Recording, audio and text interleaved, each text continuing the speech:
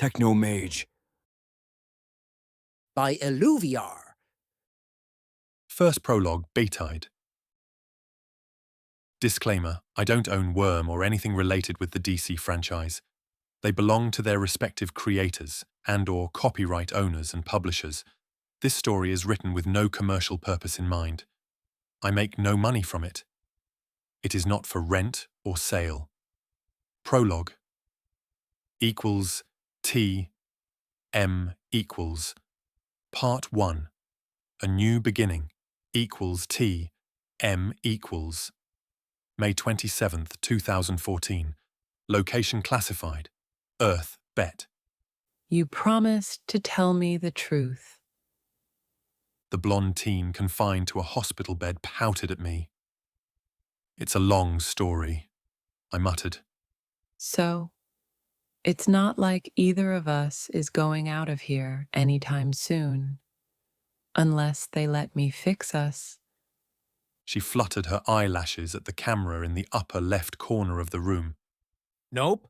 Making puppy eyes won't help, no matter how good you've become at it.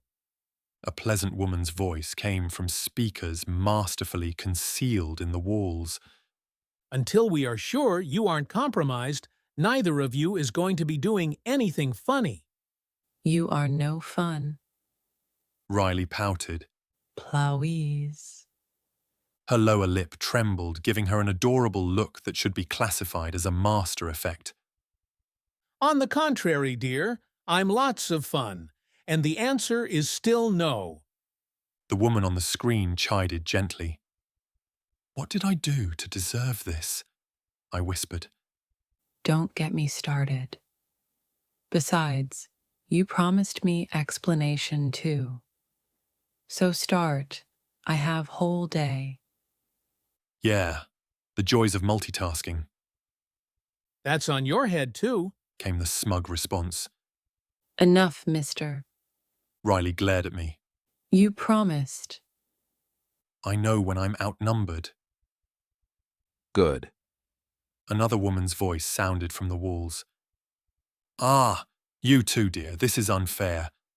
Really, what did I do to deserve this inquisition? Now, dear, don't be co-trier and start talking. The second woman said in that deceptively sweet voice I've learned to be wary of. Smiling at the camera, I conjured a white flag and waved. I surrender! Where do you want me to start? The fun parts. That was Riley, naturally. At the beginning. Two voices came simultaneously from the speakers. You are clearly outvoted. I smirked at Riley, who threw one of her pillows at me. Okay, the beginning. It wasn't glamorous, at least from my point of view, though I later learned that the fella who engineered the whole thing had a much more exciting time, the bastard. Language. Yes, dear. Now, where was I? Equals TM equals 250, December 9th, 2015. My apartment. How it all began, you ask? Well, I didn't really know. Not at that time, anyway. First, let me tell you my side of the story. It all began on what appeared to be a normal December's night.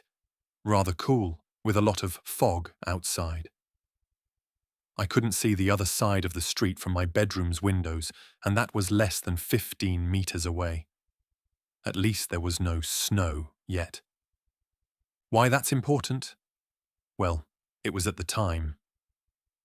You see, the local government tended to be rather surprised by the snow.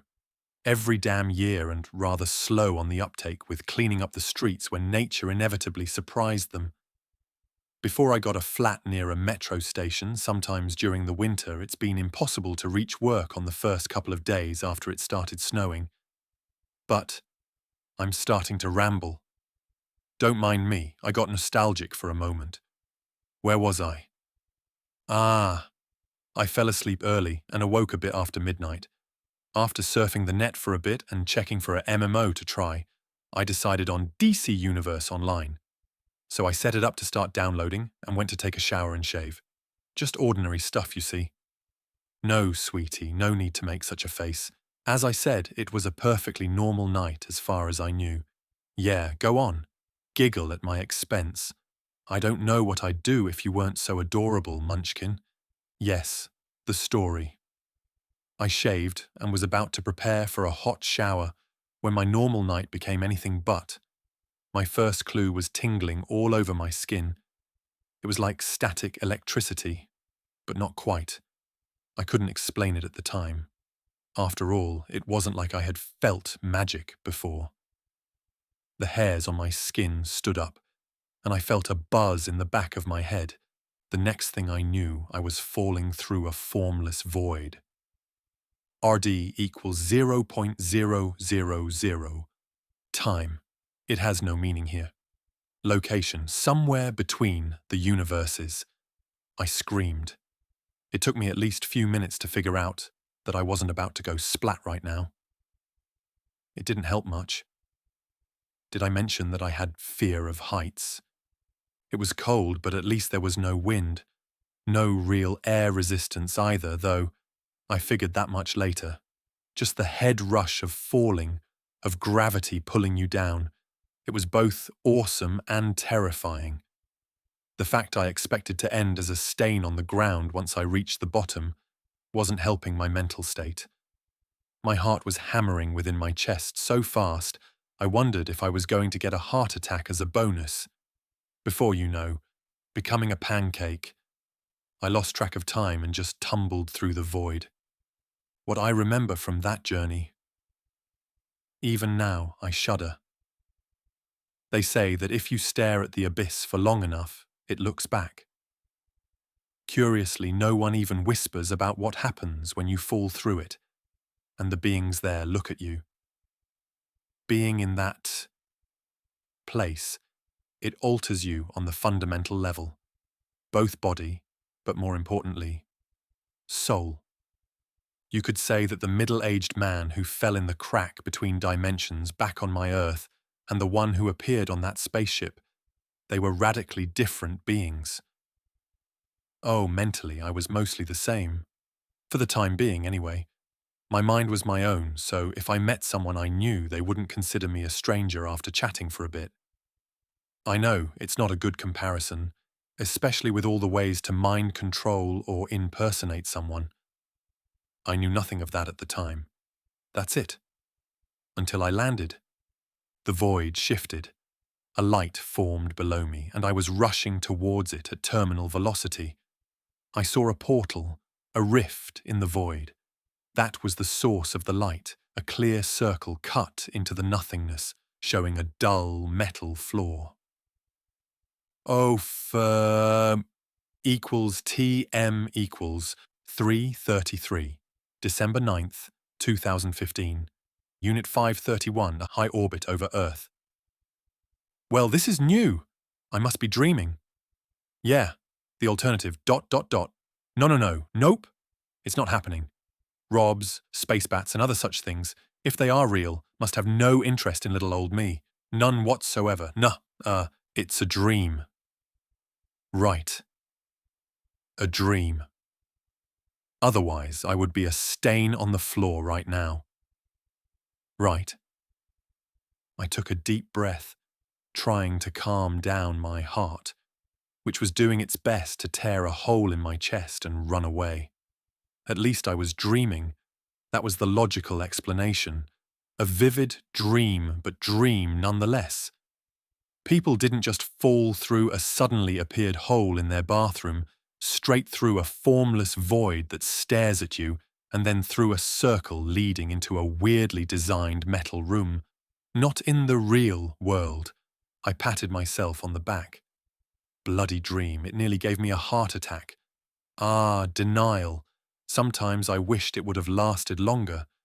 At least now that I was aware, I could have a bit of fun before awaking, right? I smiled and looked around. I was in a rather big room, made of orange-tinted metal. There were some kind of consoles flashing alien symbols. So I imagined being on a spaceship of some sort, plus flying or floating above the ground to be more precise. There was a door to the left, what you could imagine for a sci-fi setting. All glowing metal, and it looked like that it folded in the walls. It was familiar. Ah, DC Universe Online. The game I left downloading before ending here. Huh. I must have fallen asleep while browsing the Space Battles forums. No matter. Let's see where this dream goes. I looked at myself. I was wearing a costume. Black and forest green, mostly green. I had a cape too. Green with midnight black trim. A hood, which should have been obvious. But I guess my mind wasn't particularly sharpish while I slept. Gloves and boots in the same motif. Rather comfortable ones too. My pants were black with some strange arcane symbols overlaid upon them. Huh. I almost recognized them. The door slid open with barely a hiss, revealing a single robot, which stalked towards me. Cool. I tilted my head, looking it all over. The detail was incredible. Further, it wasn't like what I've seen from the game. Instead, the way it looked, the texture, it was rather lifelike instead, a computer-generated model. The machine looked at me, and I could swear that its crimson eyes glared at me. Was I expected to fight it or something? Then I was on the ground and my jaw hurt. The robot was striding towards me, murder shining in its eyes. "The hell!" I exclaimed, scampering backwards. This was a dream. It wasn't supposed to hurt, damn it. The accursed machine tried to cave in my ribs with a kick, but I was able to roll away in the last moment. What the hell was happening? "Can we talk about this?" I shouted. Fuck. I rolled straight into a corner. The machine came at me, cocking a metal fist. "Hold on. This is some kind of mistake." I raised my hands in the stop gesture. The robot swung my way, then 2 blue energy beams emanated from my palms and promptly blasted the machine away from me. The android hit the floor hard, tumbling few times before stopping at the far end of the room. I glared at it. Of course it landed in front of the door, and to no one's surprise, it wasn't down for the count. Then it hit me. I just used some kind of energy attack. I looked at my palms, being careful not to point them at my face. There were circular indentations in the fabric of the gloves, looking suspiciously like the repulsor's build in Iron Man's suit. The robot stood up shakily. There were 2 deep gorges in its chest plate and they were glowing slightly. Wow, I melted whatever it was made of. Wasn't that cool? It started shambling my way. Obviously the damage was worse than appeared. Now how the hell I shoot it again? I punched in its direction with open palm. Nothing happened. I did it again and again as the robot came towards me. He was nearly in grappling range when another blast of light struck it, this time grazing its head and melting half its face. It gave a loud electronic shriek, making me cover my ears, before crumbling to the ground. I stared at the pile of scrap, willing myself to awake, though I didn't harbour much hope that it would work. Not after that punch. Damn, it was starting to dawn on me that I was the newest plaything of some kind of omnipotent being. Fuck it all, equals TM equals. A short time later, after I most certainly didn't freak out, I was thinking constructively again. If this really wasn't a weird nightmare, I needed to get out of here. Now, at least the door wasn't sealed. It neatly folded in the walls, letting me leave the room without any fuss. I made my way down the corridor trying to be sneaky, then shook myself for an idiot, as if I could sneak past robots. Who knew what kind of sensors those things had, not to mention that I was sure that there were cameras tracking my movement. Soon I reached the end of the corridor, a corner leading left. Well, let's hope that there isn't someone ready to blast my stupid head away. I carefully leaned around the corner and glanced down the hall. Ah, shit. There were 3 more robots and few big metal boxes in front of the only door I could see. This was going to suck.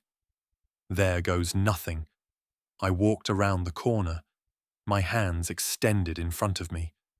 The machines were already sprinting my way. "Shoot, damn it!" I exclaimed.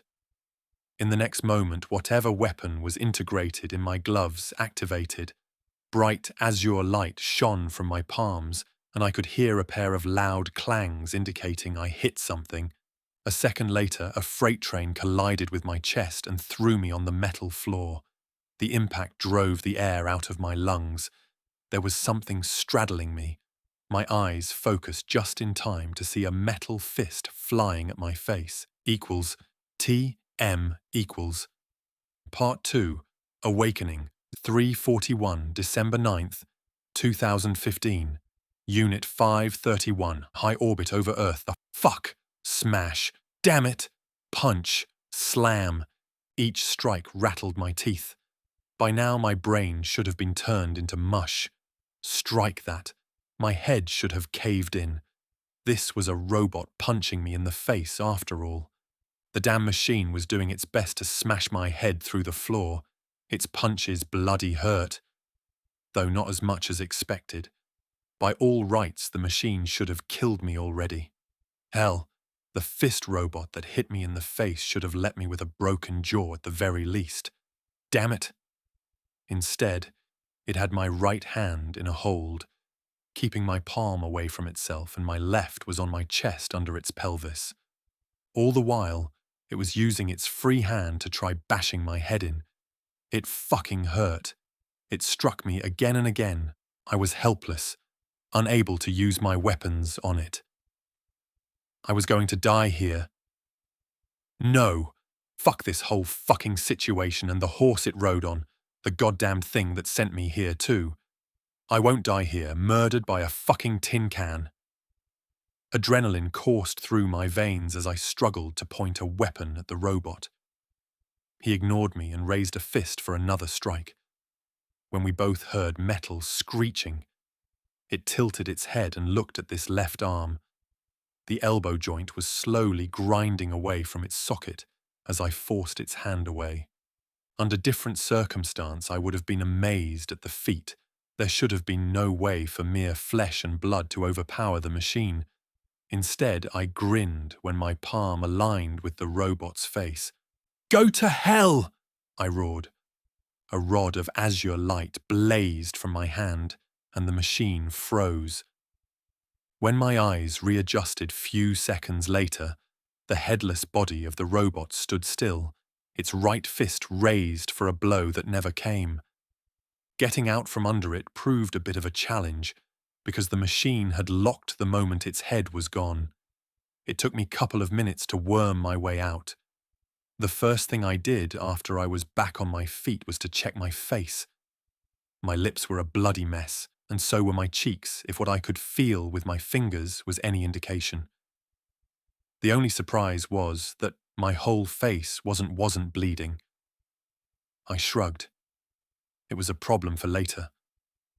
I needed to get away. Equals T. M. Equals. Naturally, my woes were far from over. Mr. Murphy was acting strong tonight. First, it appeared that I might make it out. I faced few scattered robots, but got lucky and shot them before any of the machines could get into range. I should have known better. My only way forward led to a large, semi-open area. It was a junction with at least half a dozen doors leading in different directions. There were many consoles, all of them running either what appeared to be LCD displays or honest-to-God holograms, as well as a lot of the metal containers I saw earlier. They were stacked near 2 rows of 6 columns. Then there was IT, some kind of unholy hybrid of a giant, with capital G brain and insectoid robotic body. When I entered, it was skittering towards the far end of the compartment, but it immediately turned around and charged me. Well, fuck. I jumped away, just in time to avoid being squashed by the damn thing. The moment I was back on my feet, I snapped a hand its way, sending an energy blast at it. It was good that I already figured out how my weapons worked. There was some kind of mental component combined with emotion that triggered them, probably a safe feature so the wearer won't shoot himself by accident. That left the question who made them and gave them to me. No to mention my bizarre costume. However, none of that mattered until I was somewhere safe. Besides, it wasn't like I had much time for pondering. The supper bug screeched as I shot it, leaving an angry scar at its side. The damned thing was tougher than it looked like. It charged me again. I rolled away with ease. My body was responding much better than I was accustomed to. I wasn't particularly athletic before ending up here. Another thing to shelve for a latter examination. And why did my mind go on a tangent again and again while I was role-playing a matador while a bizarro brain bug tried to squash me? This time I didn't bother standing up and blasted it from my prone position. The two beams crisscrossed its side, leaving lines of half-molten metal in their wake. The beastie tried to turn around and slipped because one of its legs wasn't working properly. Neat. Before it could recover, I rained shot after shot at it, aiming at its apparently vulnerable legs. 30 or so blasts later, it was crippled and unable to move. During my bombardment, I noticed that some kind of shield protected its main body. It became visible only when one of my beams was visible, and it was apparent that my shots weren't particularly effective on the force field. Oh, they could punch through, but the damage that they caused on the main body was more or less cosmetic. I frowned at the cyber monster. I wanted the damn thing dead. It tried to kill me, just as everything I met ever since stepping foot in here, wherever this place was. Unfortunately, my only weapon was far from effective. I frowned, wondering how to take it out. I didn't want to leave it behind. For all I knew, it could repair itself and come after me. In the worst possible moment, of course. Damn, I needed stronger blasts. When I thought that, my hands snapped on their own volition. My thumbs and index fingers touched each other and I spread my palms. Blue light flashed between my hands and a single, much thicker beam lanced at the crippled cyborg. It speared through its shields and bore a hole into its body. The hybrid twitched a few times while I was too busy gagging at the smell of cooking flesh. At least that thing was gone. Equals TM. Equals May 27th, 2014. Location classified Earth Bet. That's all very interesting, but how did you get here in the first place? Riley exclaimed. Well, I'm not 100% sure. Let me tell you, it was an accident. I'm not surprised. Just to be clear, no more experimenting in the basement, like ever. Nothing dangerous, I promise. Just the odd. No, or once you are out of quarantine, you'll be sleeping on the couch. I grinned. I had good memories of that place. Hell, the first time we... Alone. Ah, right. No experiments in the basement or anywhere near home. I hear you loud and clear, dear. You are so whipped. Riley giggled. Shush, you. That goes double for you, young lady. Do you think I don't know about your lab? That's not fair. Riley shrieked. Fine, let's see. My illustrious arrival in Brockton Bay, and I thought that Metropolis and Gotham were bad. Equals TM equals 2241, January 11th, 2011. Winslow High School to Brockton Bay. This time I found myself face full with tiled floor.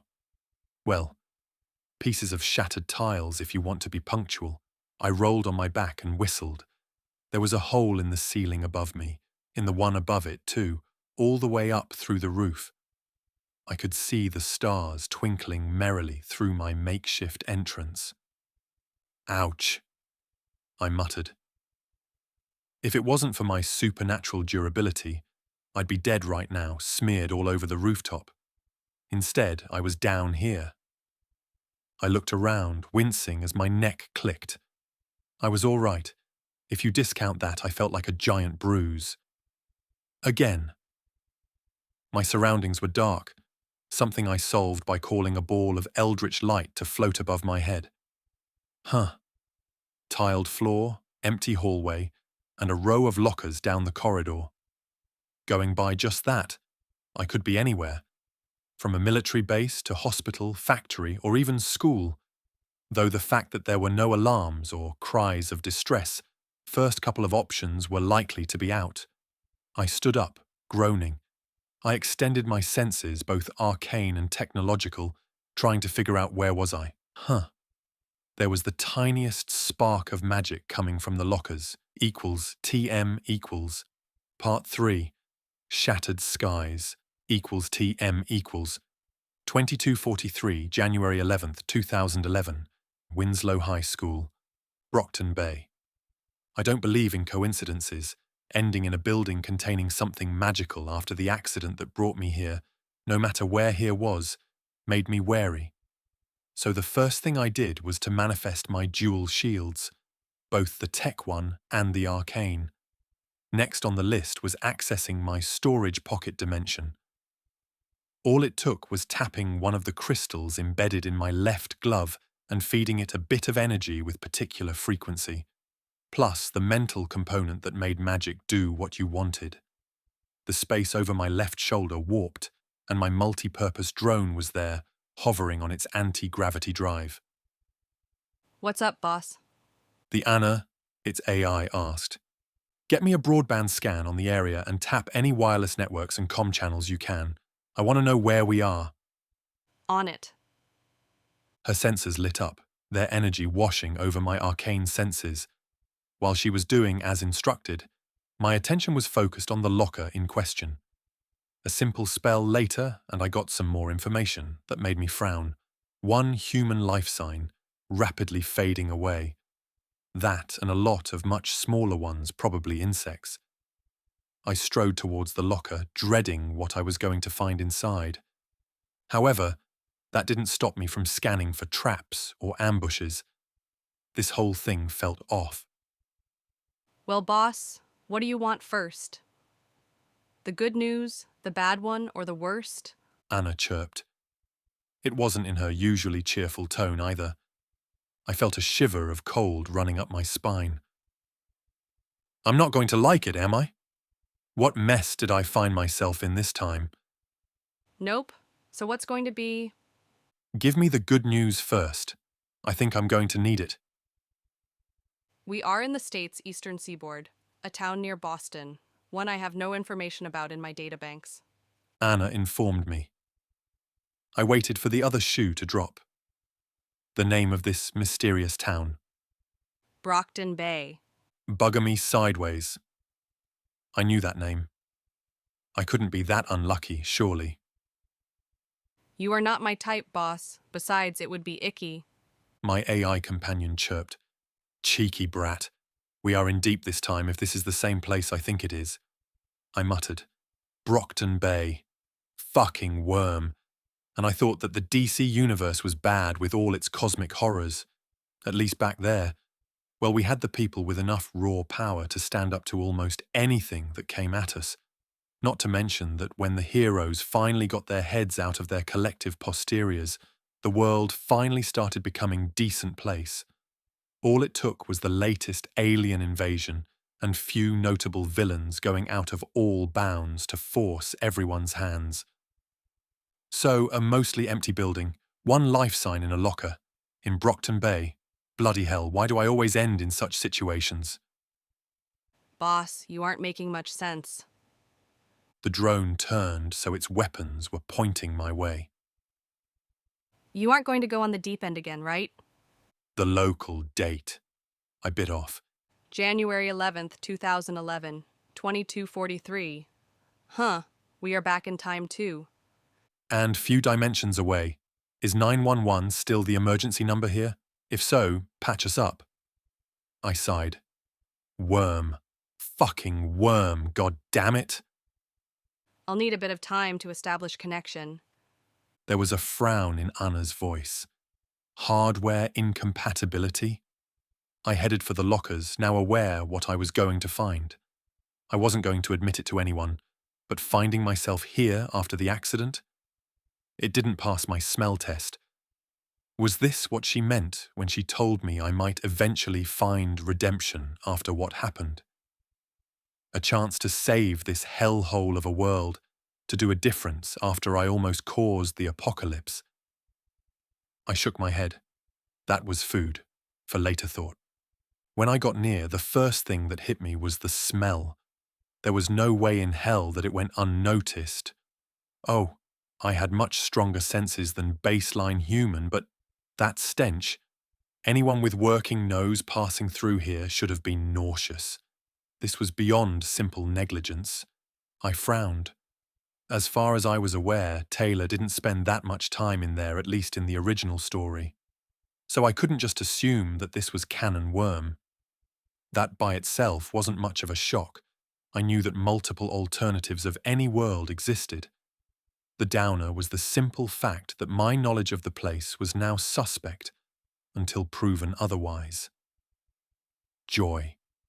Channeling my power through my left hand, I manifested 5 tendrils of purple energy and used them to rip off the locker's door. A small, filth-covered body fell out, and I caught it with my magic, gently laying it on the floor. My mage light was enough to see the mess. She was shorter than I imagined, probably would barely reach my shoulders without heels.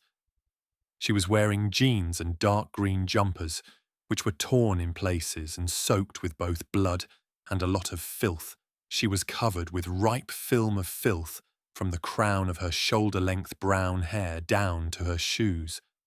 So, beyond the given mental trauma, she was guaranteed to have a whole list of nasty infections too. But that wasn't what got my attention in the first place. I could feel it clearly now. There was a spark of magic in this girl. It was draining off her even faster than her life force, and that wasn't right. Not knowing what was causing it, I decided not to risk healing her with my power. Instead, I placed a stasis field over her, freezing her as she was. Anna, now it would be good time for that call to go through. Yep, and I'm ready.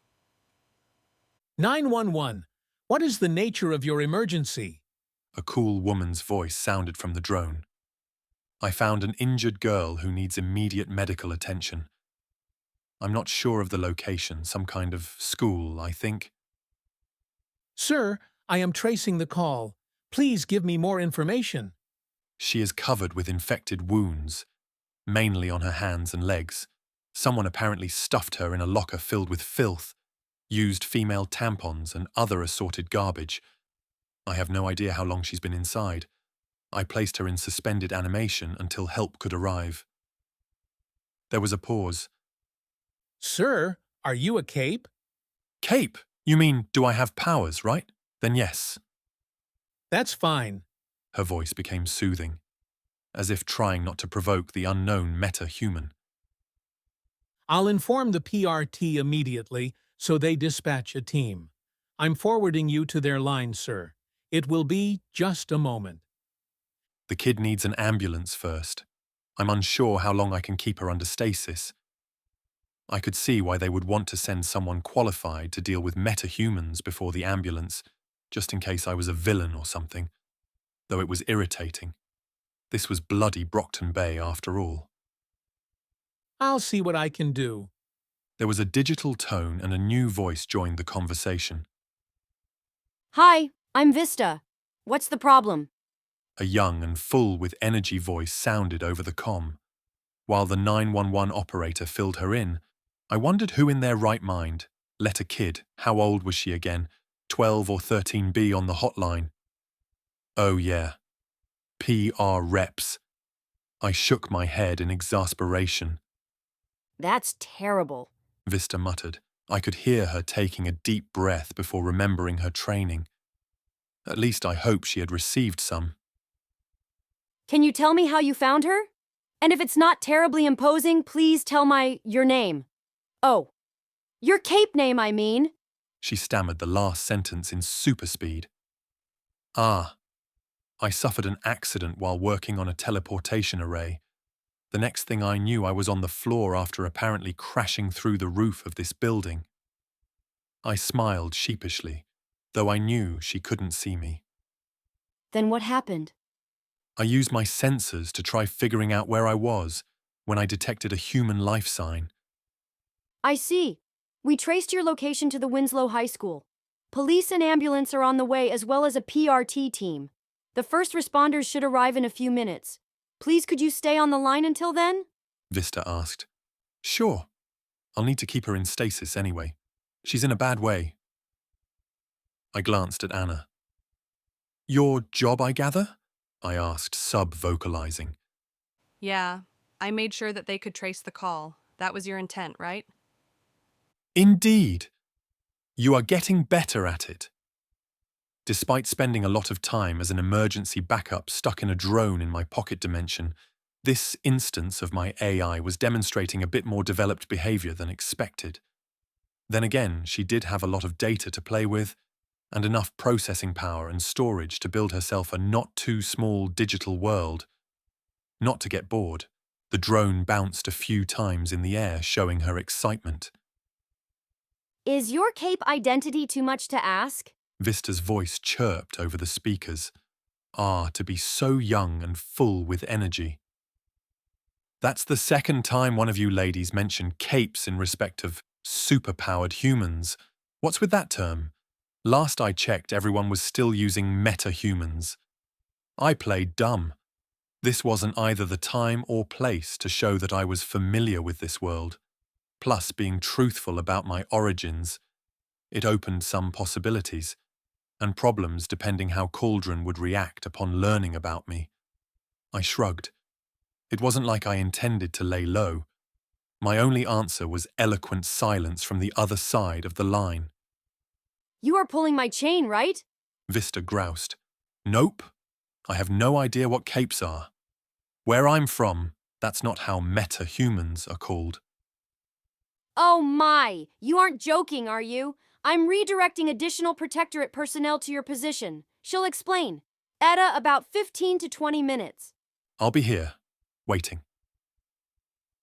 Equals TM equals 2305, January 11th, 2011. Winslow High School, Brockton Bay. First to arrive was a pair of cops who wore uniforms not dissimilar from what I was familiar back, from my original world.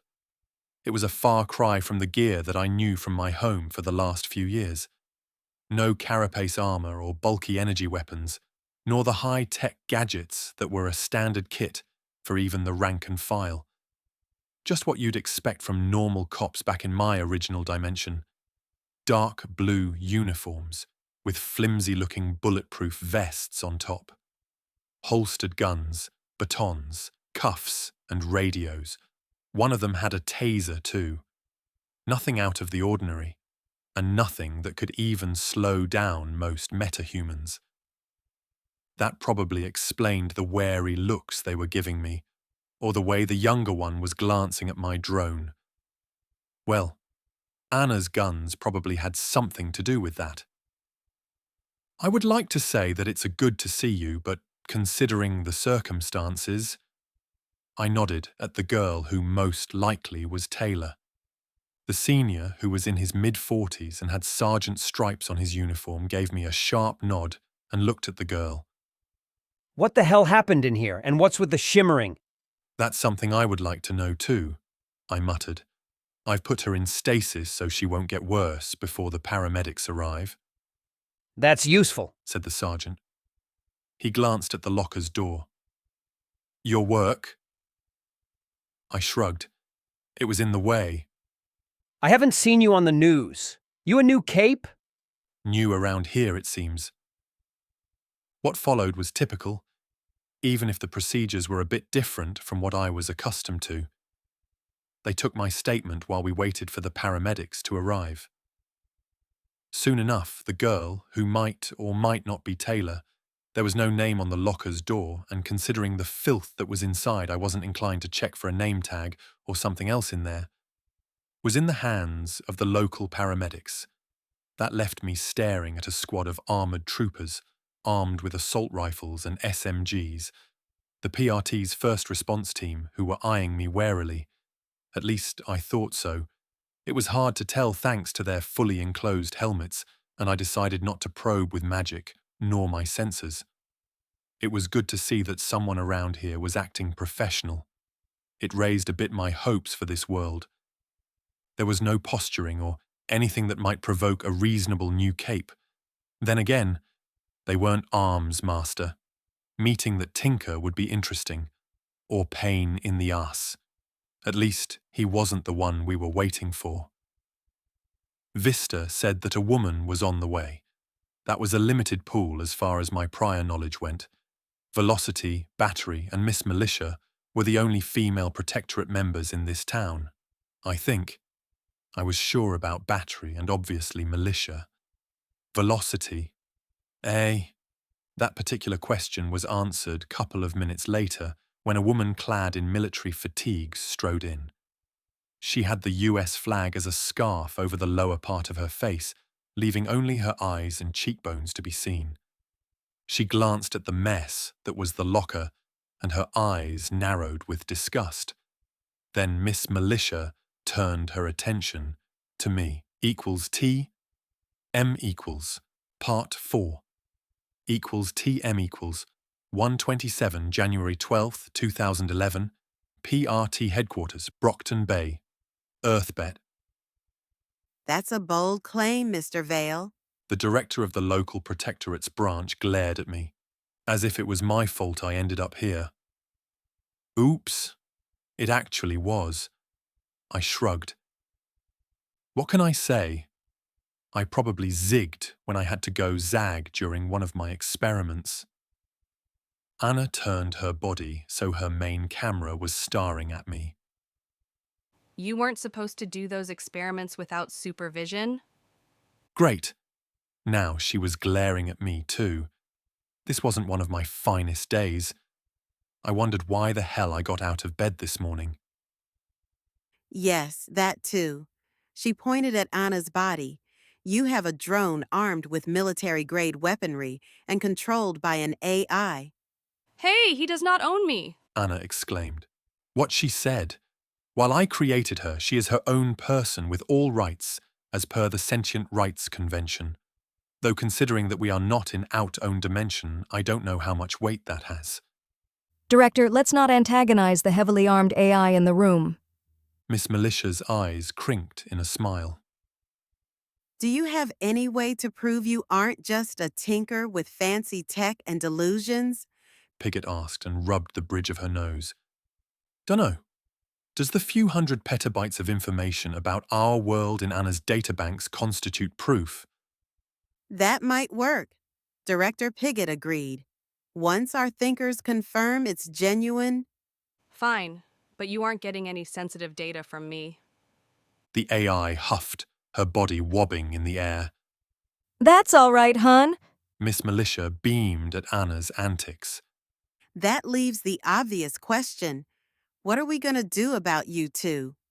Piggott gave us a tired look. I've thought about that.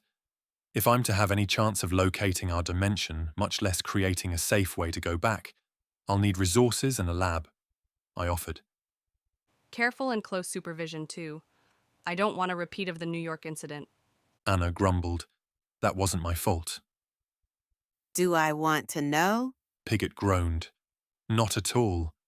I shook my head and gave them my best, innocent smile. Yes. Anna added her 2 cents. Traitor! I muttered. I swear to God she started to float smugly. An experiment to harness zero-point energy went out of control. Anna started. Just a little. And it was promptly contained. No thanks to Luthor's damn saboteurs, I added. It wiped everything in 5-mile radius. As I said, it was contained. No experiments without adult supervision. Piggott growled while Miss Militia was nodding emphatically. Tyrants. All of you. With that out of the way, I would like to extend you two an invitation to the Protectorate's ranks. We can always use more capes, and as a tinker, you could make some useful contributions. Not to mention that we will provide you with a lab, resources, and monthly stipend, and we would facilitate the way for any inventions you produce, though in exchange we get first rights to purchase. I've heard that term used before by you people. What exactly is a tinker? A parahuman with the power to build advanced technology. Usually their creations are one-offs and very hard to reproduce or maintain. I see. I smiled. Then I'm not a tinker in your jargon. I'm a scientist and engineer. Our tech, I waved at Anna, can be readily mass-produced given the necessary industrial base. Pigot's eyes widened at my declaration. That's interesting. The director was unable to hide the gleam in her eyes. I would like a demonstration.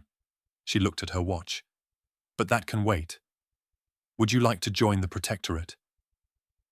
What exactly will be my duties and responsibilities? What restrictions would be imposed upon us? How much are we getting paid? My body is high maintenance. Anna quipped. The pay is decent. Miss Militia said. However, there are few points that might be problematic. We usually don't let our members run around with military-grade weaponry, not to mention AIs. That's not an issue. I have a diversive, non-lethal arsenal. Anything from sound-based up through microwave and low-intensity taser. However, what about me being an AI is concerning you? You are an out-of-context problem. At the moment, we don't have laws governing the use or potential rights of AIs. Pigot must. Do you even have any operational? I asked. As far as I know, none. Pigot stated. Well, that might be a problem. Anna is a person, not a thing. If someone wants her, they will have to go through me first. I glared at my hosts. I'll make some calls and see what we can do. As long as Anna is treated as a human. So, about those duties. I'll let Miss Militia brief you. She can do it while arranging a place for you two to stay. Pigot stood up and headed towards the exit. So where am I supposed to crash for the night? It's been a long day and I could use a nap. Probably in one of the free apartments on base. We'll see about tomorrow. Or I can book you in a hotel, though I have to advise against that option. Unless Anna makes herself much less conspicuous, anyone who sees you would take you for a tinker. Before the sun rises, the local gangs will know that there is a new tinker in town and start planning your forceful recruitment. Let them come. Anna shook with anticipation. Once you are part of the protectorate, that won't be an issue. Until then, you will be vulnerable. Thanks for the advice. While I believe we can handle ourselves, Damn right. let's avoid entanglements with the local lowlife for now. So how is being a hero around here?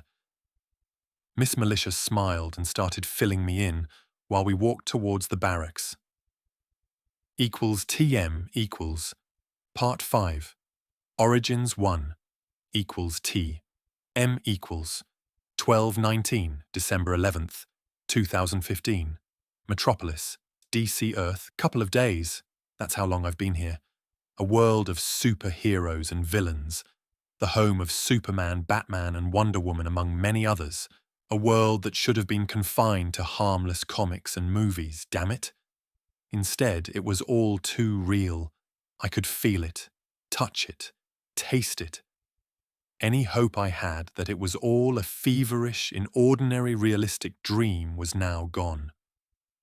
I've been here for 2 days. I had to fight my way out of that accursed spaceship and barely made my way out before it was destroyed. All thanks to Wonder Woman, no less. Also known as Diana, the Amazon princess, the lass who saved my bacon and recruited me. Ah, yeah. About that, as it turned out, I'm a mage. Yeah. Magic is real here too. So I got volunteered to be apprentice under Diana's supervision. Let me tell you, when a warrior princess who just wiped the floor with nearly a battalion of killer robots tells you to be her disciple, you smile, nod, and go away for the ride. What followed was brief explanation on arcane theory, some pointers on how to access my powers at will, and you guessed it. I got my first mission, which was a bloody mess of epic proportions. I only survived thanks to my unnatural durability. Had to help a local mage, one Zatanna, stop Faust. Yeah, that Faust, deal with demons, sold his soul, etc. At least the gal I helped was easy on the eyes with a quite fetching costume too. In the end, we somehow stopped Faust.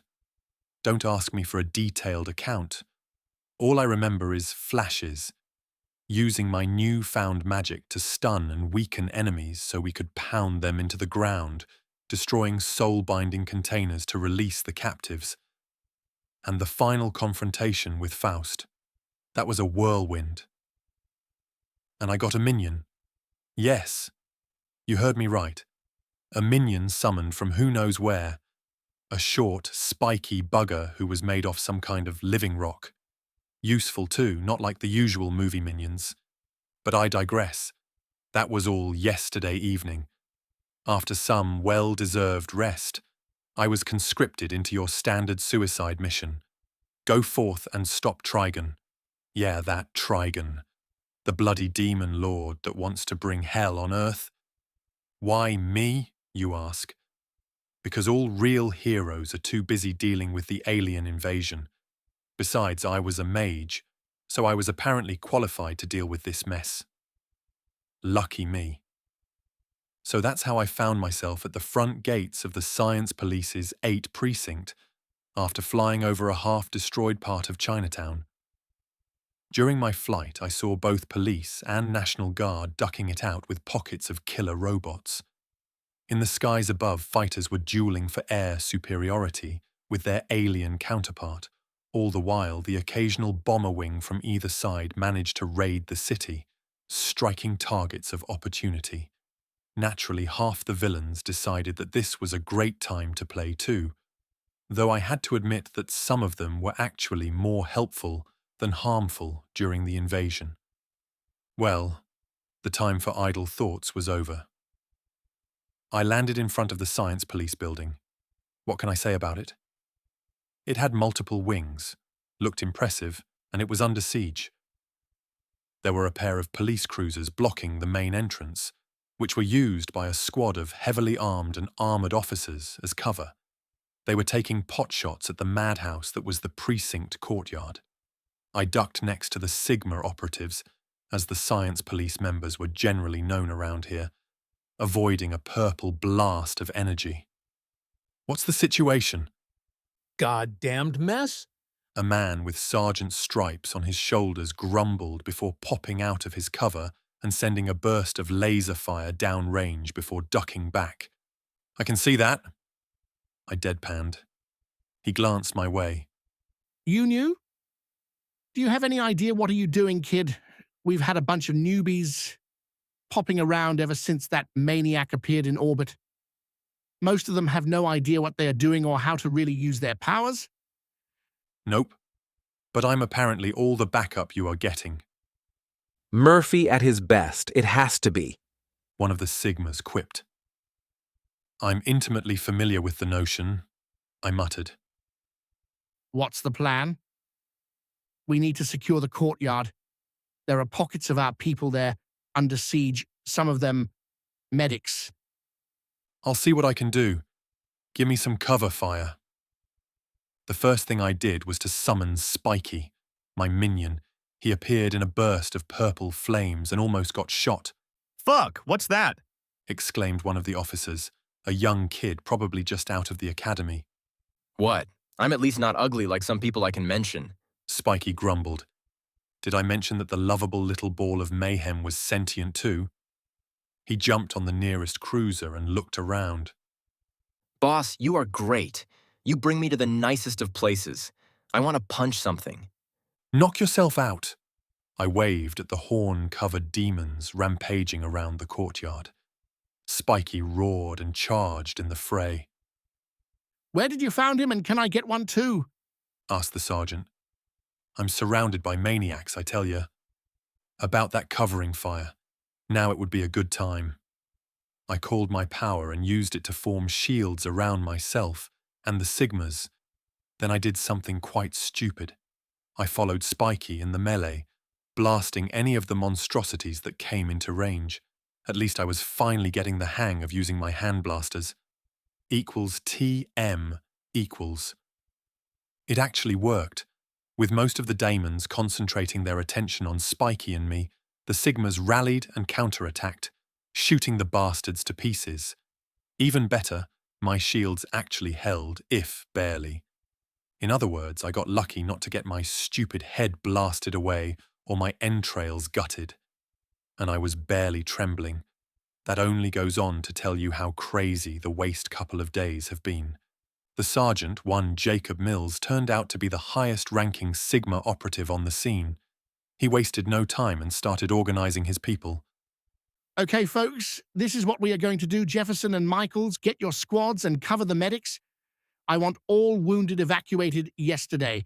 The rest of you, check your ammo and gear. We are going in and securing our goddamned precinct. Is that clear? He turned his attention to me. Not bad for a rookie, though. Don't go out doing such stunts again unless you are mini Superman. That was a great way to get yourself killed, though. I can't really argue with results. I noticed, believe me. At least the trembling was dying down. Now, I want you to do it again. Mills grinned at me. What am I? A live meat shield? It works. He shrugged. I'm starting to hate you. I'm Sergeant. That's part of the job description. Is everyone on this world mental or something? Beats me, boss. I'm not from around here, as you very well know. I actually don't. Where are you from, Spiky? Your loss, meatbag. Cheeky bastard. And I'm proud of it. Mum was a volcano. No idea who Dad was. I'm surrounded by clowns. We are breaching in 5. As per the last report we got, the lobby has been overrun and we lost contact with the garage few minutes before you showed up. Which way are we going? Hudson here and his team are going to lead a spoiling attack on the lobby while we storm through the garage. A bulky man who looked like a tiny space marine in his armor nodded and waved a 5-man team to follow him. You ready? Mills asked me. Hell no! But I'm coming anyway. That's the spirit. Equals TM equals. Getting into the garage proved to be harder than anticipated. None of the officers on scene had breaching charges, and the place was built to withstand a siege. In the end, it was up to me to make an entrance. Here goes nothing. I concentrated the way Diana showed me and connected deeply with my magic. I could feel it more acutely than ever. Not that was saying something, considering that I've had it for less than 2 days. It felt like boundless well, waiting to be tamed. I felt that it wanted to be used, not to just lay dormant, almost as if it was alive, waiting. I took a deep breath and tugged it, making it pour slowly into my veins. I could feel myself getting stronger, my senses sharpened and the world around slowed down. The magic was surrounding me and it was ready to be directed. I needed to make a way, to open a breach so we can retake the building. My magic responded, purple tentacles forming around my hands. They slashed this way and that before calming and gently swaying in the air. It was freaky. I could feel them as if they were another pair of arms. It took me a bit of trial and error, but it turned out I could use them almost as well as my own hands. I smiled and grabbed the armored shutters that were sealing the garage. The tentacles actually pierced the metal, and I pulled up, barely feeling the strain as the shutters moved up with an awful grinding sound. Mills threw a flashbang into the opening. Moments later, just as it exploded, he charged into the breach, with the rest of the Sigmas hot on his heels. Equals TM equals. Part 6. Origins 2. 1247, December 11th, 2015. Science Police 8. Precinct. Metropolis, DC, Earth. To our pleasant surprise, the garage hadn't fallen yet. There was a cluster of Sigmas using a SWAT van and the weaponry it contained to make a strong point and keep the demons away. However, that hadn't helped much for the mechanics who were in the garage when the assault began, their ripped corpses laid all over the floor, mostly in bloody chunks of barely recognizable meat. So much for this being like any DC comics I've read. Damn it. Our counterattack caught the demons in the garage by surprise. Who knew flashbangs were effective against the ugly buggers, which meant that the Sigmas had a swell time shooting up the bastards while they were disoriented. We found the first still alive officer in there too. A lieutenant in his mid-30s was a part of the men taking cover near the SWAT van. He was in a bad way. A magic beam had ripped his left shoulder and some kind of miasma was spreading through his veins, slowly killing him. By the time we secured the garage, he was already delirious. Damn it, I like that kid. Is there something you can do for him? Mills asked once he was apprised of the situation. While we were talking, Sigmas were staging ready to breach the doors leading deeper in the building. Now they had breaching charges after looting what was left in the SWAT van. I have no idea. I shrugged and went to check up on the man. Diana didn't have the time to tutor me on healing with my power, but she mentioned that it was indeed possible to do so. Magic was supposedly versatile like that. In other words, it was a bullshit, grab-bag kind of power. With my luck, it had a lot of nasty drawbacks and strings attached. I had no idea at the time how right that thought was. Linda Flores, the LT in question, was a small woman with shoulder-length curly brown hair. Probably was quite beautiful too before being hit with that magic. Right now she looked like a corpse warmed twice over and getting worse by the minute. Her shoulder and right arm were a lost cause. The virulent magic was on its way of dissolving them. The bandage and whatever meds the Sigmas had tried on her apparently had no effect. I frowned. That was a nasty way to go. I placed a hand on her chest and closed my eyes. I could barely sense the magic ravaging her. It had foul, unpleasant stench, yet it was somehow familiar. As if I've felt it before, I shrugged. Probably it was all those blasts that hit my shield while we were retaking the courtyard, though I thought that they were more akin to an ordinary energy weapons than whatever did this, which was all irrelevant right now. The simple truth was that I didn't know enough to help Flores. I couldn't simply create a spell on the fly, could I? But perhaps I didn't need to.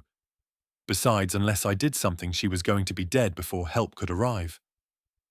So I decided to brute force it. Concentrating on my magic, I started channeling it through my hand straight into her chest. The LT gasped and started feebly struggling. My magic and whatever was in the woman touched each other and she shrieked. I could feel the two energies fighting each other, so I poured even more of my power in the woman. She screamed as the energies fought within her. The dark miasma halted its spread but refused to yield even a millimeter of ground. I groaned with the strain of channeling so much magic, yet I refused to let it go. My body felt on fire, as if a ravenous furnace was attempting to consume me from the inside. It got worse, of course. The pain hit me. It was like countless white-hot knives were coursing through my veins, cutting and searing everything in their path. I screamed amidst the pain, agony searing my lungs. It was during that self-inflicted torture when something changed. There was a shift in the feel of my magic, one I could acutely feel even with all my nerves on fire. My power, it became hotter than freshly spilled magma, yet it cooled my veins as it flowed through me. I tasted a bit of ashes and something else, spicy and pleasant. It felt just like home. Linda shrieked as my altered magic slammed into her, petite body thrashing on the ground. The supernatural sickness consuming her recoiled. It tired to avoid my magic to no avail. It was washed away by a torrent of liquid fire, leaving healthy flesh behind. Flores moaned and fell back like a puppet with slashed strings. The ruin of her shoulder healed before my eyes, but the new flesh was wrong. It was dark red, almost black, resembling long, dried blood instead of healthy human skin. Well, that's new. Mills muttered over my shoulder. I looked at him and saw that we were surrounded by a semicircle of troubled-looking Sigmas. Half of them were fingering their weapons and glancing warily at me. She'll live. I think. My words were barely a whisper. My throat was raw and felt like parchment. For a moment there, it looked like neither of you were going to make it. Believe me, it felt worse on my way, I rasped. One of the troopers handed me a half-full bottle of mineral water. I gulped it like I've been thirsting for ages. It was the sweetest thing I've ever tasted. The cool liquid soothed my parched throat and washed the tang of ashes from my mouth. That's much better. Thanks. My voice resembled a human one again. We still need to secure the building. Are you up to the task? Mills asked. I gave him a curt nod and stood up. At least my magic felt normal again. Second chapter 1. Baited. Disclaimer, I don't own Worm or anything related with the DC franchise. They belong to their respective creators and/or copyright owners and publishers. This story is written with no commercial purpose in mind. I make no money from it. It is not for rent or sale. Technomage. Chapter 1. The Tricks of the Trade. Part 1. Equals T. M equals. 4-15 January 12 2011 PR T Headquarters, Brockton Bay. Earthbet. Miss Militia leaned back in her chair, staring at the monitor in front of her.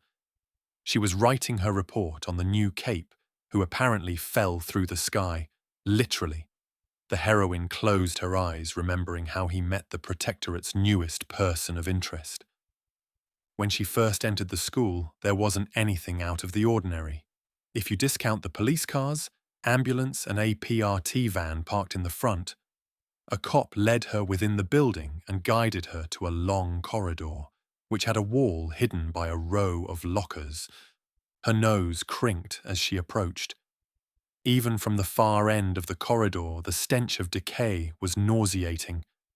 A group of officers were hovering near a pair of paramedics who had their gear strewn open on the ground. Nearby, a squad of PRT troopers in full gear were looking at a man in what appeared to be a hooded Tinkertech costume and a large drone that hovered behind his right shoulder. So that was the mysterious Cape she was sent to talk with. Miss Militia glanced at the victim on whom the paramedics were working on and frowned. The girl couldn't be older than 15. She was covered in filth, bruises and lacerations. The heroine didn't need her experience to tell her how bad it was. Potential trigger event even, which would be relevant if the girl recovered. She shook her head at the aftermath of the latest crime she had to witness, and returned her attention to the reason she was called in.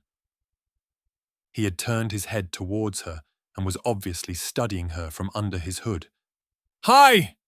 She waved nonchalantly, smiling under her scarf. "Hi yourself," the man greeted calmly in a deep baritone. Hi. The drone chirped a moment later, slowly bobbing in the air. I'm Miss Militia. Welcome to Brockton Bay. Del Qatar Vale. This is Anna. He nodded at the drone, which started bobbing even more energetically, making the impression of an overly eager puppy. She frowned. While the name was strange, it didn't feel like a Cape's identity, which, if true, could be problematic. Did this man know of the rules? And if he did he care? If it isn't too much to ask, how did you end up here? She waved at the corridor. Ah, that. He rubbed the back of his head through the hood. She could see the lower part of his face twisting in what suspiciously looked like an embarrassment. That was an accident. I was working on my latest project when there was a mishap, and I found myself falling through the ceiling of this school. Tinkers. Miss Militia suppressed the desire to shake her head at him. Armsy and Kid Win were bad enough. She was not going to get riled up over this new cape. Nope. This things happen. She shrugged nonchalantly. Boy, did they ever, when you got over-eager tinkers playing without supervision. You are a new cape, I take it. That again.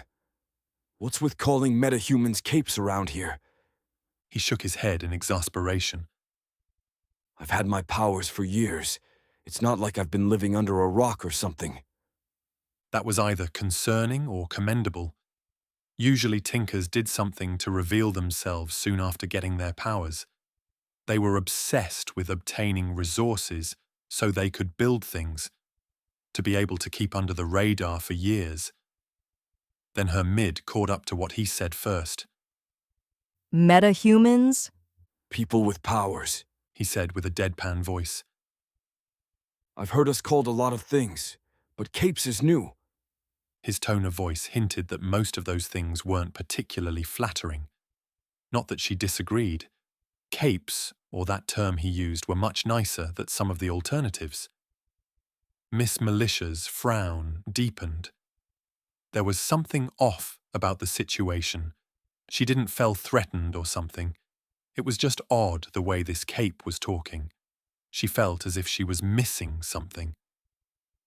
So, how long have you been around Brockton Bay? So, that's what the BBPD is for. He nodded at the police officers. I never heard of this place before. I was in my lab near New York before ending up here. Ah, so Vale was Legend's problem once he was back on his way home. Good to know. Once this is sorted out, She nodded at the injured girl. you must be eager to get back. That's true. Preferably before Diana decides to ground me for working on the array without supervision. Who's Diana? Miss Militia asked automatically. Wonder Woman. He clarified. Never heard of her. He tilted his head to the side, studying her as she was some strange specimen. You haven't heard of one of the founders of the League? He asked in a deadpan voice. Pull the other one. Yeah, now she recognized the feeling. They obviously weren't on the same page. Boss, I've been browsing the local network. The drone spoke, getting everyone's attention. I don't think we are home. Fuck. Not again, damn it. Diana will kill me. Yep. Definitely no on the same page. This was going to be one long night. She knew it. Equals TM equals 12:03, January 12th, 2011, cafeteria, PRT headquarters, Brockton Bay, Earthbet. A few hours of sleep and a bit of meditation, while Anna was hovering protectively behind my shoulder, and I was feeling reasonably good. While I was napping, my companion had released a lot of mostly harmless information to the locals. Nothing you couldn't find free on the net, so no worries there. While their analytics were browsing the data, I found myself in the cafeteria, freeloading a lunch, because there was apparently sufficient subtle difference in the currencies of the 2 United States I've been with to make the cash I had on my person rather useless here. On the bright side, bearing a few sidelong glances, mostly fixed on Anna, I was left pretty much alone.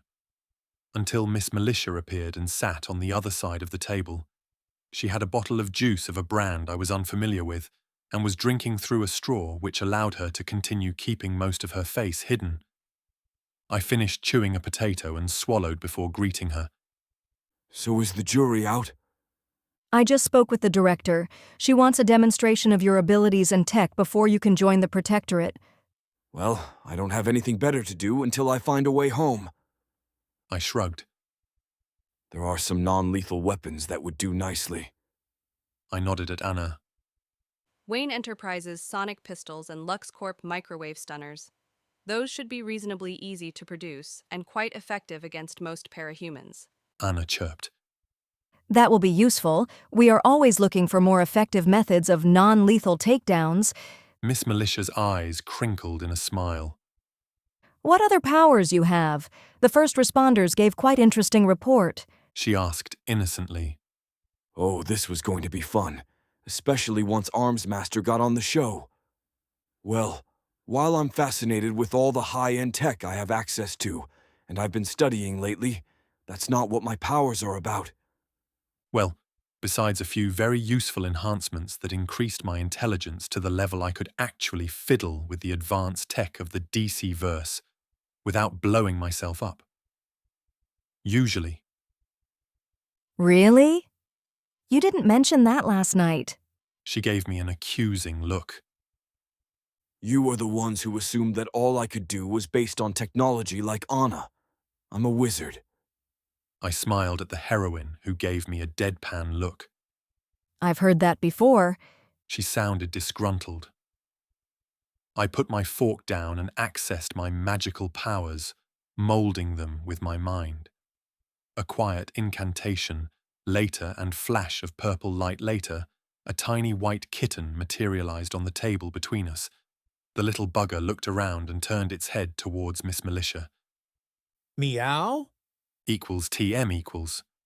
Part 2. 12:32, January 12th, 2011. Tinker Facilities. PRT Headquarters. Brockton Bay, Earthbet. No dissecting the kitten! Miss Militia snapped at Armsmaster, who was studying the projection of a sonic pistol's schematics courtesy of Anna.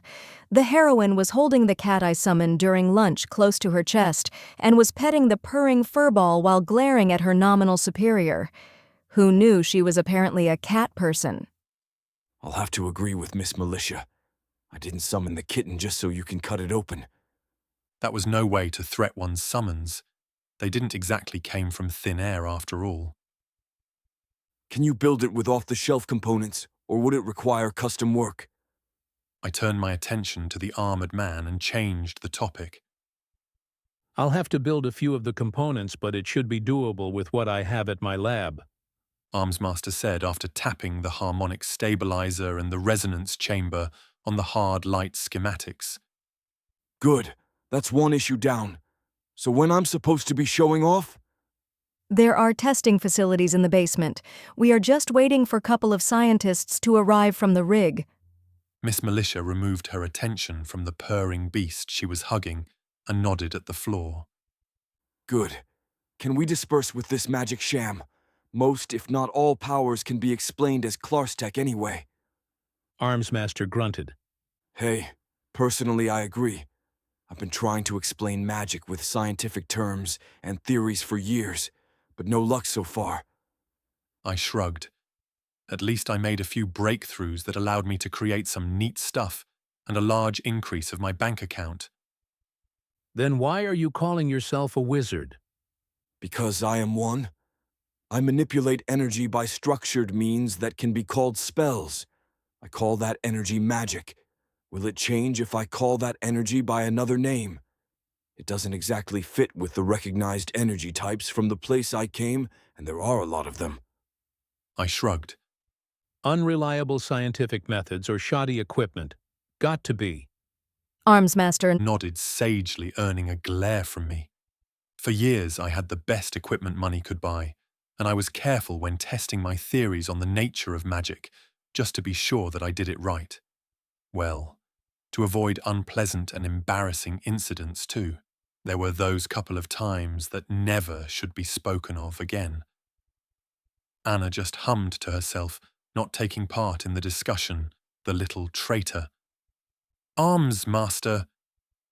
Miss Militia trailed off in exasperation. What? You don't believe that he is a wizard either? At least Murden hasn't heard of him yet. The hero grumbled. Yeah, She glanced at me. that would be interesting. So you have someone calling himself Merlin. Is he the real deal? Armsmaster snorted in derision, and I felt like turning him into something slimy just to prove a point. You two behave. Miss Militia grumbled. Equals TM equals 12:46, January 12th, 2011. Tinker Facilities, PRT Headquarters, Brockton Bay earthbet. That actually stung. I muttered after the testing machine managed to break my skin. So you are a bit bulletproof?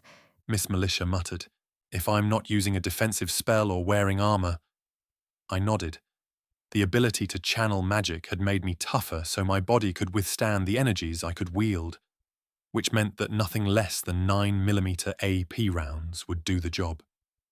That said, even bullets that didn't penetrate left smarting bruises, though I did handle blunt trauma better than piecing or lacerating, in my fully human form anyway. So Brute 2, perhaps 3? Dr. Springfield, the lead of my power testing team, asked. He was a middle-aged man with a short, receding brown hair. His blue eyes were focused on the tablet in his hands, and he was typing something on it. If I understand your specification correctly, that sounds about right. What about when you are using your powers to protect yourself? That entirely depends on the type of attack I have to deal with. I shrugged, trying no to think about some of the more unpleasant situations I've been in, especially when the time spent there was concerned. That was pure hell. Can we test that? The doc asked hopefully while looking at Miss Militia. She shot me enough times today? I shook my head. I can do it all day. She chirped. Quiet you, or I'll send the furball home. You wouldn't dare! Miss Militia glared at me while hugging the sleepy kitten in her hands. Summoning the damn critter might not have been the best idea. I decided not to mention that the spell would wear off in a few hours, and the cat would be back whatever it came from. I planned to be far away from Miss Militia by then, or to just summon an identical kitten when she wasn't looking or holding it, because I really didn't feel like dodging and tanking rockets today. Spoil sport. Springfield grunted. What's next? I asked. Well, if you really don't want to be shot again. Springfield smirked and waved us to follow into the next room. That was a gym which was padded from top to bottom. On the right side, there were ropes hanging from the ceiling and an obstacle course on the left. There was a treadmill connected to a desk with a computer next to the wall across the door. It's time to check your mover ranking. I don't feel like running. Flight and teleportation to places I've previously been. That enough?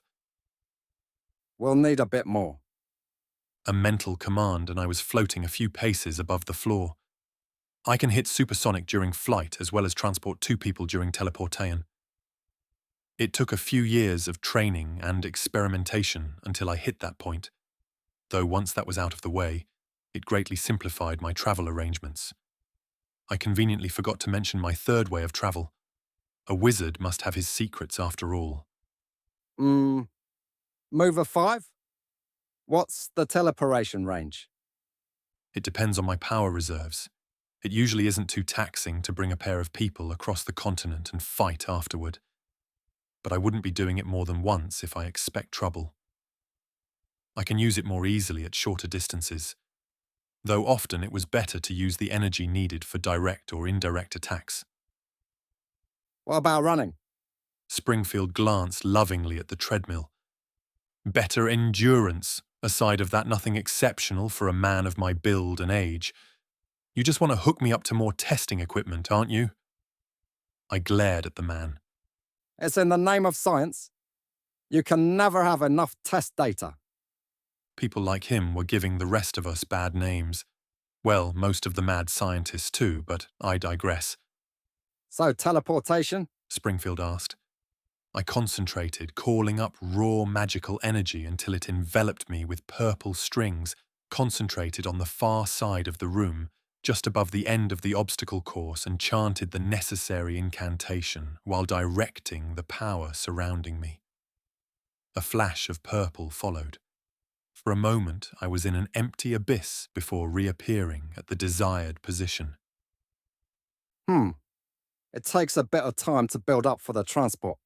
So mover 5 or 6, I think, if you are correct about the range. I haven't been to this world before, so I'm not going to risk getting to places I haven't seen with my own eyes. Mistakes can be quite unpleasant, I muttered, absently rubbing my left arm just below the elbow, regrowing it thanks to a ton of unpleasant and a few downright disgusting potions wasn't fun at all. The feeling of my hands slowly disintegrating during that botched teleport was still fresh in my mind, even all those years ago. It rivaled the time spent in that place. You know that from experience. Miss Malicious state. She obviously saw something on my face. I should have kept my hood up. Indeed. It isn't something I recommend. What's next? The really fun part. Springfield grinned like a kid who was told that Christmas came early this year. Equals TM equals. Armsmaster, who we left in the Tinker's Heaven upstairs, actually came to see me demonstrate actual magic, as if my flight and teleportation were something else. What was with scientists all over most dimensions that made most of them refuse to believe that magic could be as real as any other thing they studied? This is where we execute the really fun tests. Springfield's voice came over a loudspeaker built into the walls, somewhere under the Tinker Tech metals lining them up. Not to mention the force field generators that provided additional protection for the room itself. The place shaped like the upper half of an egg and had rolls with sheets made of different materials. Ideal for blaster or shaker testing to see if a particular power could influence them. We are ready. Start when you are prepared. Miss Militia said over the intercom. I shrugged and raised my right hand towards a slab of steel before channeling a bit of magic through it. A beam of arcane energy left my palm and drilled a fist-sized hole into the metal. A great thing about my brand of magic was the control over one's abilities it provided. Take the attack I just used, for example. It could be used to simply knock out an ordinary human, or drill through the armor of a main battle tank depending of how much energy I channeled through the blast. And that was just the direct application of magical energy. Is this all you can do? Armsmaster grunted, obviously not impressed. I glared at the armored slit where the control room for this testing chamber was located. While I had no intention to show much of what I could do with magic, I really didn't like when someone made fun of my abilities. Most of them were actually learned, damn it, not just acquired by a cosmic chance. Diana put me through a goddamned hell for years before she declared me a half-decent mage. So I channeled more power in the same type of attack and cut through the steel slab as if it was made from butter, burning a gash through the concrete one behind. Then I summoned my first ever familiar, Spiky, who looked around, his rock body pulsing with energy. Have fun. I grinned and pointed at a roll of so far unscratched slabs made of different materials. Spiky gave a joyous screech and jumped at the designated targets. The little munchkin loved to bash up things and eat various types of rocks or concrete, but that's another story. While we were cheerfully destroying the room, I wondered how much about my healing abilities and battlefield control I should reveal. I grinned. For all its raw power, what really made magic dangerous in the hands of a trained wizard was the versatility it provided. Equals TM equals Part 3, 1729, January 12th, 2011. Director Piggott's office, PRT headquarters, Brockton Bay, Earth Bet. For a moment, Director Piggott contemplated implementing Master Stranger protocols. Then she glanced at the two capes standing in her office and shook her head. Armsmaster was a bit more disgruntled than usual, but not uncommonly so. She had seen him much more riled up when dealing with tinkers who offended his sensibilities one way or another. That left Miss Militia. The woman was unable to sleep ever since she had gotten her powers all those years ago. One of her pastimes was reading, another was raising cats, though her last bloody furry menace got fried the last time Lung was captured and managed to escape. Now the fact that her newest pet was apparently created by the powers from the new cape that fell from the sky was a bit disconcerting. The director sighed and looked at the printout of Vale's test results, while her left hand accidentally pressed one of the buttons masked under her desk while massaging her knee. She sighed as the alarms blared, increasing her headache. The heroes froze for a moment before looking around for a threat. This was going to be one long evening. Equals T, M equals. 1731, January 12th, 2011. Cafeteria, PRT. Headquarters, Brockton Bay, Earthbet. I sipped from a mug with steaming coffee and looked around. The room was sealed about a minute or so ago when the alarms went off. The few officers who were either eating or recharging their systems with caffeine were giving me wary looks. Those who were armed had a hand on their handguns, while obviously wondering if I was a threat. You know, I'm torn. Is this just a healthy paranoia, or the powers that begot scared from my powers testing?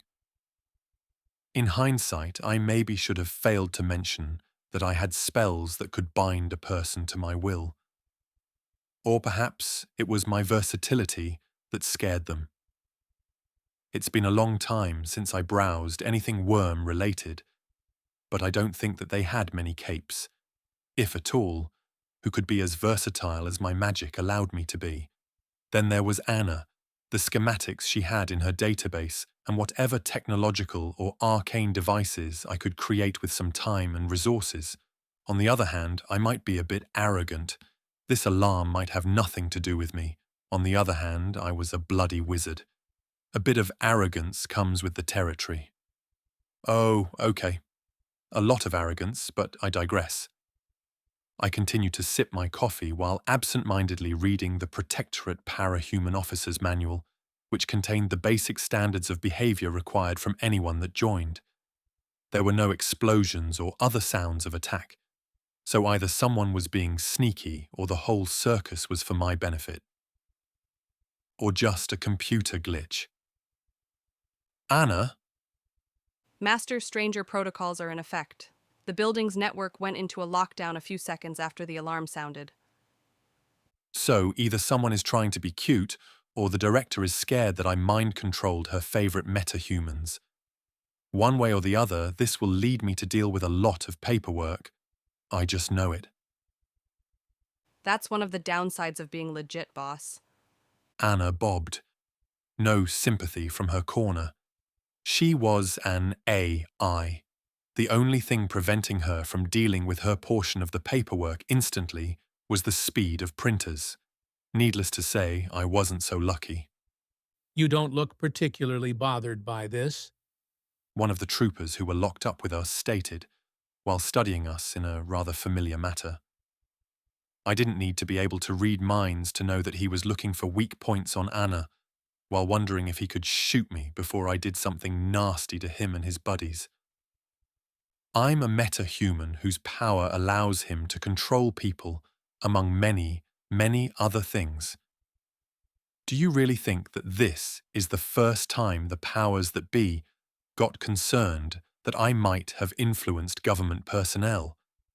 While understandable, that kind of fear almost led to a fucking war where I came from. It wasn't fun. Luckily, there were a bunch of crazy supervillains doing shit at the time that got everyone's attention and bought us time to make a compromise most of us could live with. I shrugged. It was probably the only time the Joker and bunch of other fucks going off the rails could be considered a good thing. Which it was. After the dust settled, the survivors of that particular stunt all got kill orders, which were executed within the following 2 weeks. Let me tell you, most of Gotham was cheering when Joker's death was confirmed. However, that's almost ancient history by this point. The doors slid open with hydraulic hiss, revealing 2 squad of armor-clad troopers. They spread into the cafeteria, covering everyone with their weapons. A pair of heroes strode behind the soldiers. One was female, short with brown hair tied up in a ponytail and a tiny mask covering her eyes.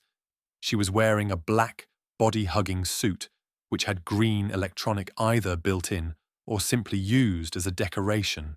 Next to her was a head-taller man clad in crimson armor. Anna, who are our visitors?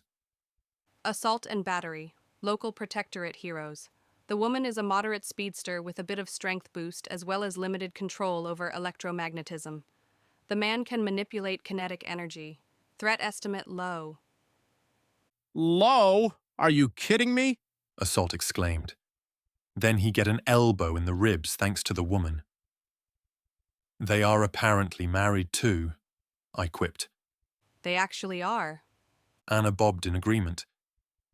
So your director got very paranoid and decided to arrest me. Actually, we are to take you into protective custody until it is confirmed if you have mastered Arms Master or Miss Militia. Battery stated. If I was going to do something to Armsy, I would have simply turned him into a frog, or something slimier, if he continued to disrespect my magic. I shrugged and drained the rest of my coffee. I'll pay good money to see that. Assault grinned, his distress over not being considered a real threat momentarily forgotten. That earned him another elbow in the ribs and a growl from his wife. The make-up sex between those two must be something spectacular if they were still together. Or Haven killed each other yet. Then again, I've known them for about a minute or so I might be reading too much in their interactions. What if I don't feel like cooling my heels in a cell, considering that I haven't broken any laws yet? I raised an eyebrow. The last time I was in a similar position with the US government, I had the backing both of a sovereign nation and the Justice League as a member and Diana's apprentice, respectively. This was not the case. If I went with them willingly, there was always the chance that either Pigott or her superiors could decide that I was too dangerous to be released. The big question was if they actually had a way of keeping me and Anna contained without throwing me into that birdcage of theirs and destroying her. Anna, combat protocols on standby. Prepare for non-lethal retaliation. I sub-vocalized. The troopers visibly stiffened, getting one edge. Assault was looking between Anna and me, while his wife had a disgruntled expression on her face. So there was at least one person in the room who might be willing to be reasonable if her orders permitted. We apparently have trust issues, I stated blandly. That seems to be the case. Battery nodded. How long would it take to determine if Armsy or Miss Militia aren't mind-controlled? I asked. A few days at least. Then we have a bit of a problem. I don't really trust you not to just lock me up and throw out the key, or not to try disassembling Anna to get to her databanks. On the other hand, there isn't really a reason for you to take me on my word when I say I am a hero. That's obvious. Assault rolled his eyes. We do have our orders. Battery shrugged, not showing if she actually agreed with them or not.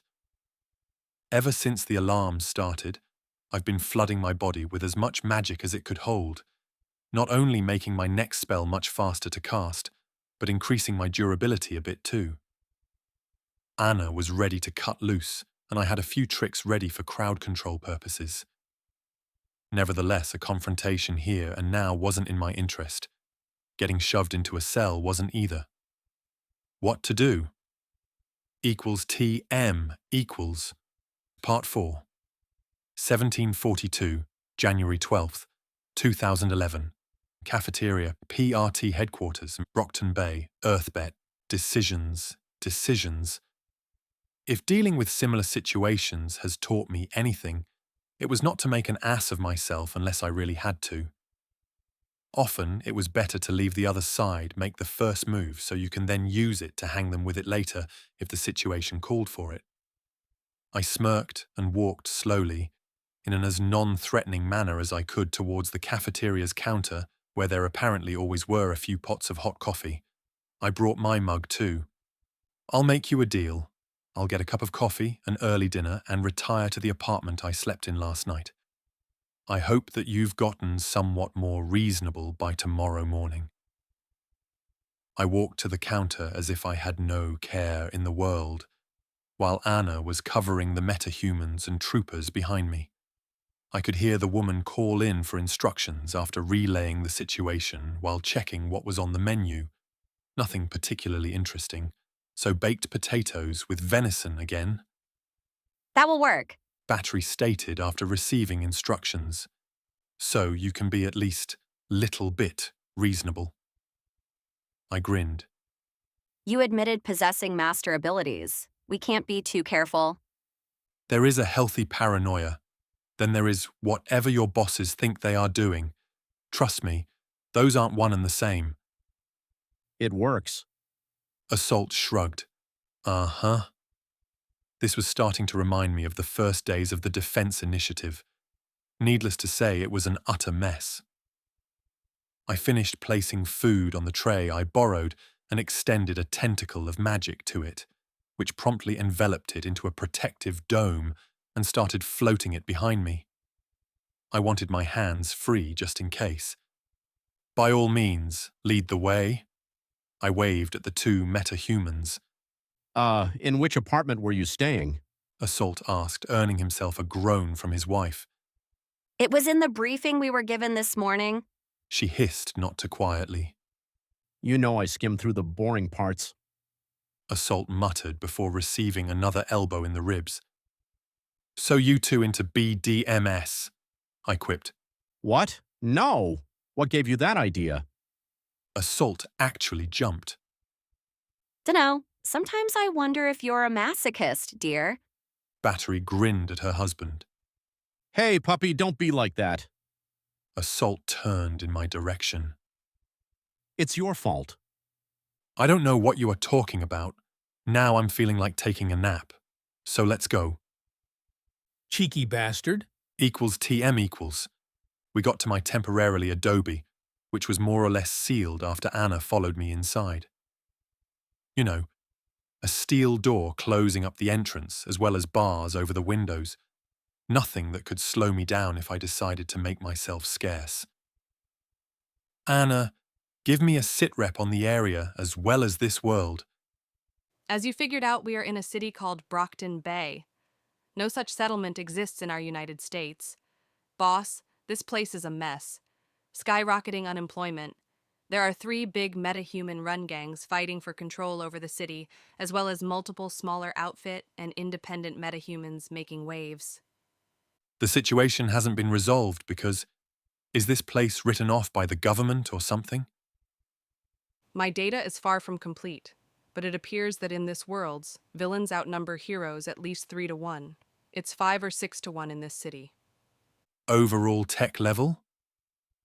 At least magnitude lower than what we had before the D I went into action. So, local military and law enforcement are at significant disadvantage, even against metahumans who usually pose a low threat level. Joy.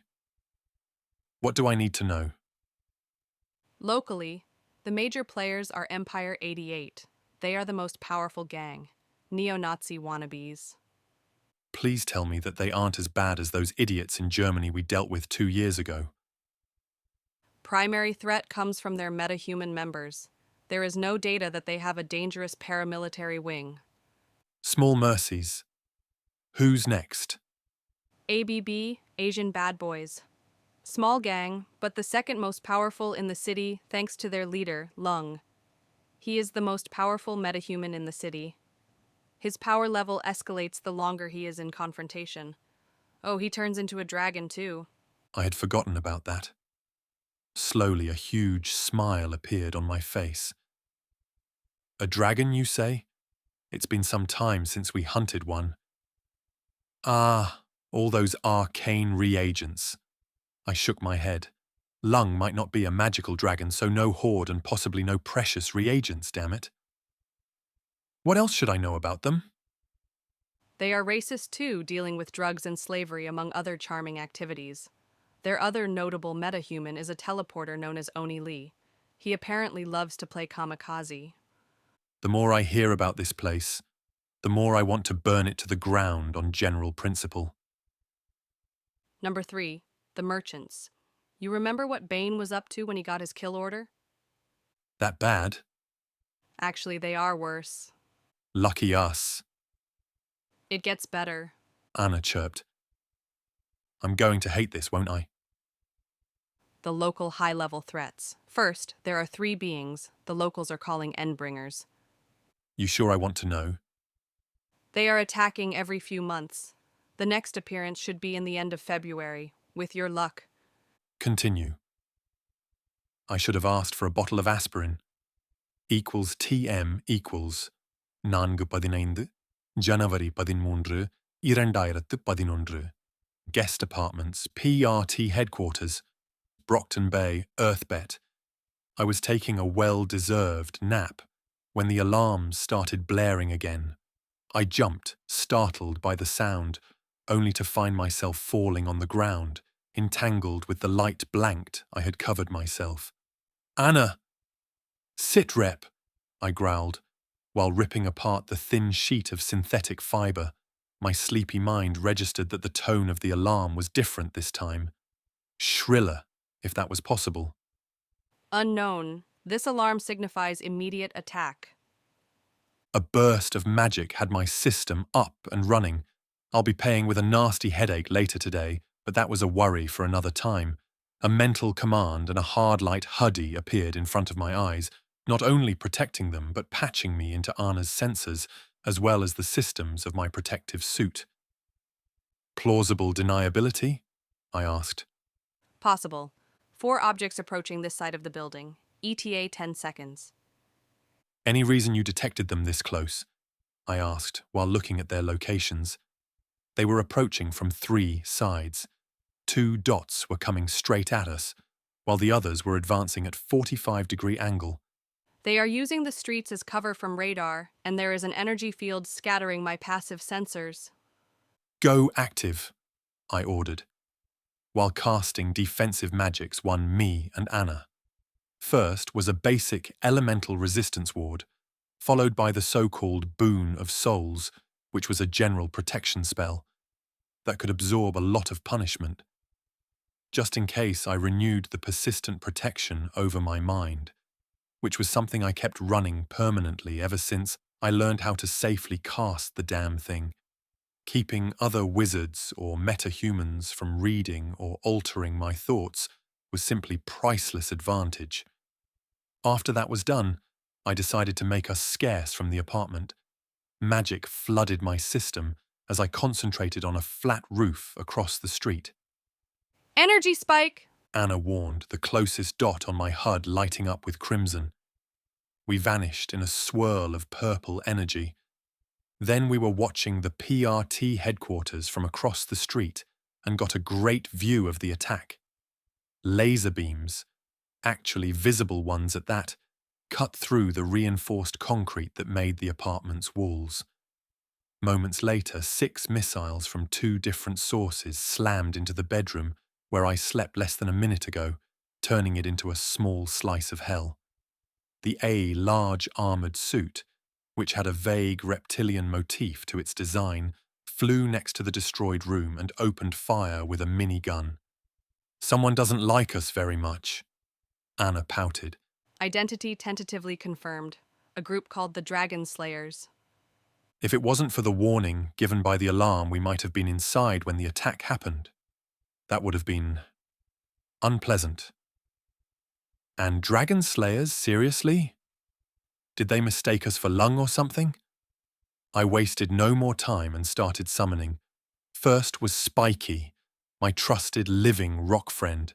Then the Fury, the bound ghost of a deceased wizard, which made a decent backup. Followed by the Watcher, a huge eye surrounded by emerald fires. The last one of my little group was great as a battlefield medic. The little bugger had saved my life more times than I care to count. Anna, execute cyber attack on the suits. I want in on their comm channels too. Synchronizing, scanning frequencies, comm channels detected, decryption in progress. With a mental command, I started hovering in the air. Equals TM equals. Part 5. 4-17 January 13 2011. Outside PRT headquarters, Brockton Bay, Earthbet. I can't interface with enemy systems, attempting software emulation, activating ECM. Anna's voice became a monotone as she directed more and more of her processing power at the tasks at hand. A mental command, and Spiky jumped from the roof and air dashed towards the armored suit with the minigun. I headed towards the two closest enemy units and sent the Fury after the most distant one. Meanwhile, Anna floated calmly in the air, jamming radar, doing her best to blind LiDAR by lighting up the night in spectrums that the human eye couldn't see, as well as baffling acoustic and various more esoteric sensors. I appeared over the street which my attackers used for their approach, floating above them. Judging by the lack of immediate reaction, Anna's efforts in messing with their sensor suites were effective. Wasting no time, I sent a lance of magic straight at the closest suit, determined to find out how tough they were. My attack caught it in the left shoulder, spearing through the joint and burying itself in the street below. Not particularly tough, then.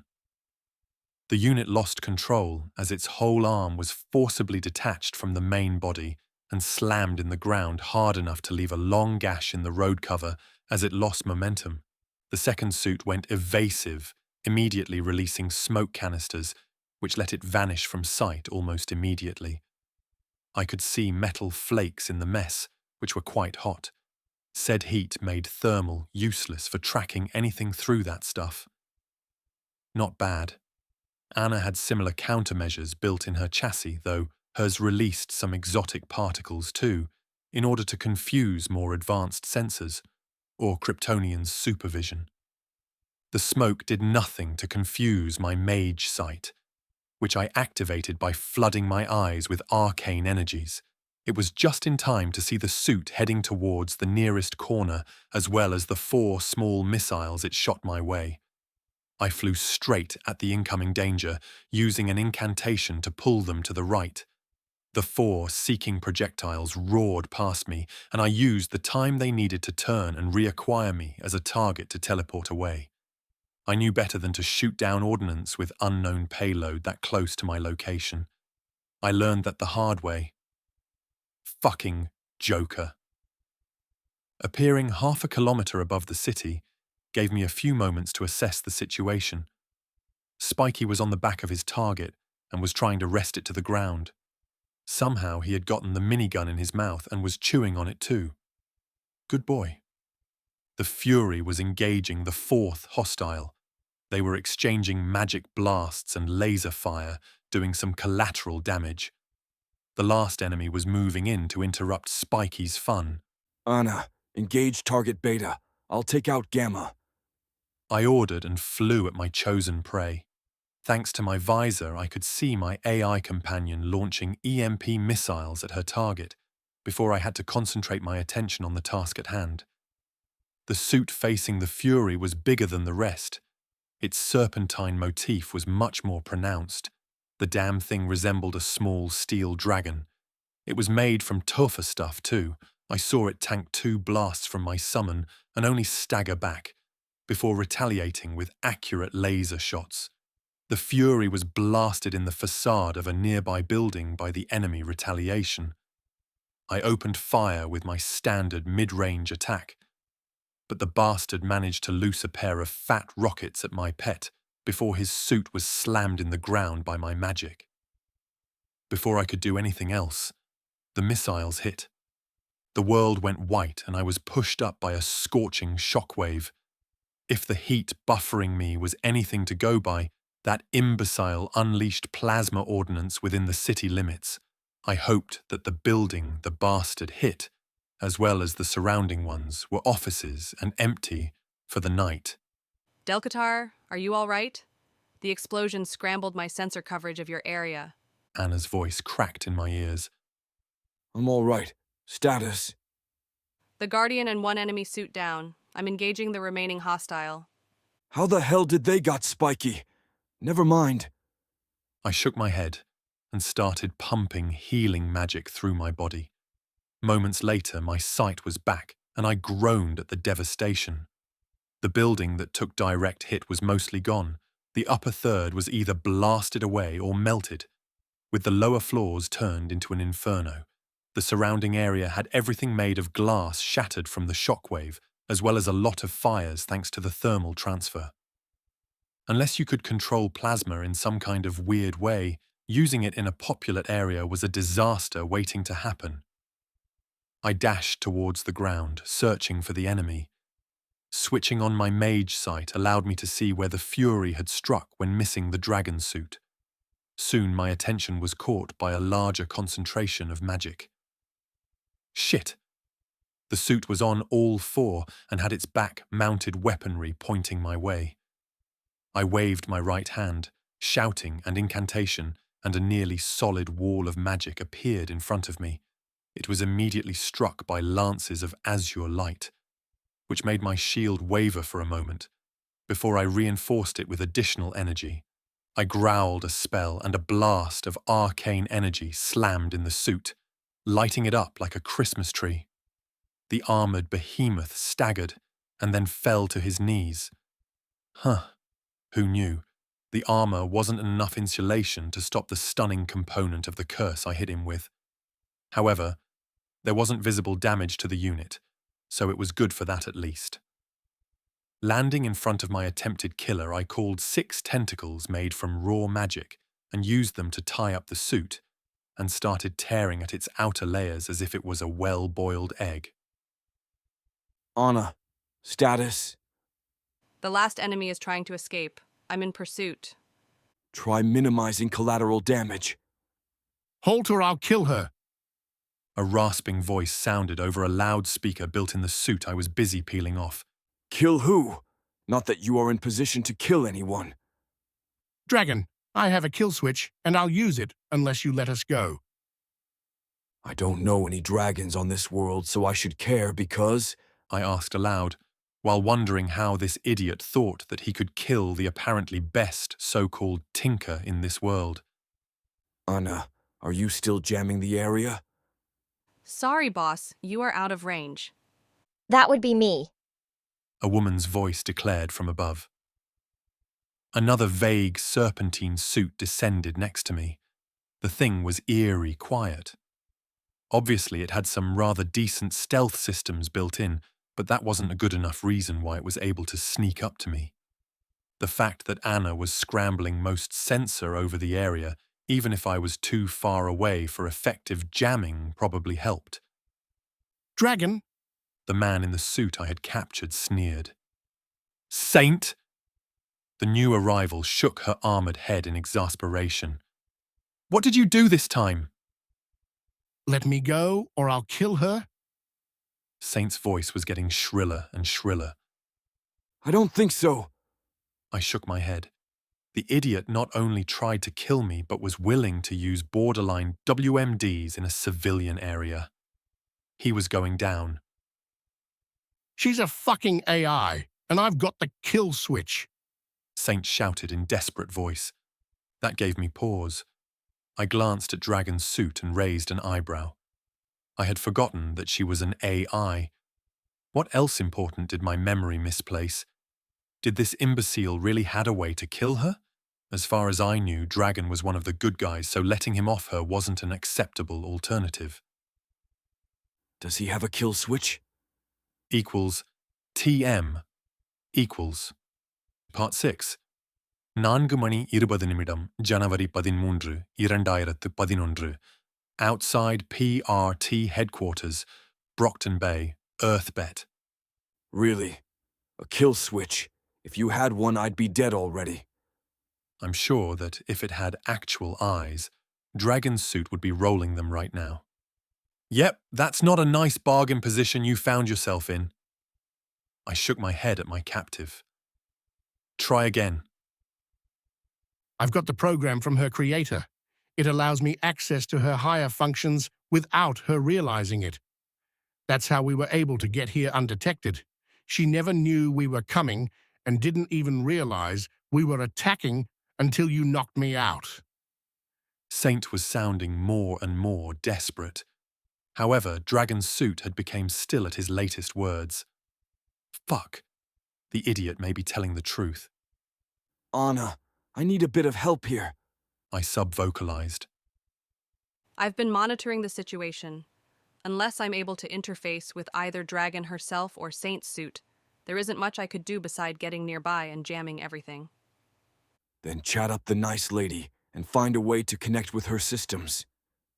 It was left unsaid that if he wasn't complete idiot, the villain had left copies of the kill switch in the net waiting to activate if he didn't get away. That might be a problem if Dragon remote controlled the platform standing next to me and wasn't another instance of herself that could be protected by jamming and cutting herself out of the net. Why nothing is ever simple, damn it? It was time for a little performance. I gathered magic around me, making my cape flare as if picked up by non-existent winds. My eyes lit up with eldritch fire, and my voice was warped by the power coursing through my veins. I'll make you a deal. You give us the kill switch and come along quietly, without accident. Or what? Saint whispered over the loudspeaker. I'll kill you, and then drag you soul from hell so we can have a long chat about your little insurance. You are insane. Saint laughed nervously. I'm a wizard, you imbecile. I do have associates in the lower planes. Anna arrived above us with soft whine from her anti-grav engine. My HUD lit up, confirming that she was speaking with Dragon at AI speed. Now all I needed was to buy some more time. When he spoke next, Saint was eerie calm, and that got me on edge. I see. You won't let me go. Can't really, considering, you know, I'm aware of the truth. I didn't know if he was talking about me or Dragon. Perhaps it didn't matter. I'm sure that the protectorate has a nice padded cell for you. You are taking as if this abomination will let me live now that it knows that I'm a threat. He chuckled mirthlessly. Anna, give me a deep scan of his suit. I want to know what armaments he has left. I sub-vocalized. In the same time, I started gathering magic and molding it for a powerful defensive spell. A moment. I'm almost connected to Dragon's satellite uplink. Fuck it! I hope I was wrong. I channeled all the power swirling in and around me through my right hand. The eyes of Saint's machine flashed with green light. Dragon's suit gave a digital scream and started falling as if it was a puppet, with its strings cut. I blasted Saint's suit in the chest with a lance of pure magic strong enough to simply shatter what armor remained and burn into the cockpit, turning it into a furnace. I wasted not time and shouted the incantation of one of my more powerful and fast-to-cast defensive magics. I put as much energy as I could in the spell. I could feel the magic washing over me, Anna and Dragon's suit, just as a small sun was born in front of us. I fucking hate plasma warheads! I screamed as the light seared my eyes and left blisters over my exposed skin. Then the shockwave hit and I felt myself flying through the air before hitting something solid and blacking out. Equals T M equals April 24th, January 13th, 2011. Dragon's primary server farm, near Vancouver, British Columbia. Earthbet. One moment she was looking through the cameras of her suit in Brockton Bay. The eyes of the machine stolen from her flashed with green light, and she could feel something altering within her code. A program she had no idea was there started running, altering, deleting, or overriding her runtimes, burning her very being. Dragon screamed a nanosecond before her language databases were simply deleted and the software allowing her to run any communication hardware got corrupted. In the same time, other instances of the malevolent program cut through her ability to examine her own code, preventing her from even attempting to defend herself. Within a single moment, she was rendered a mute cripple, and the software raping her very being was just beginning its sinister work. All Dragon could do while she was murdered was to fell how the different centers that made her who she was were butchered all after another. Once she was helpless, the AI was cut off from the various systems she was integrated into and was supposed to be running.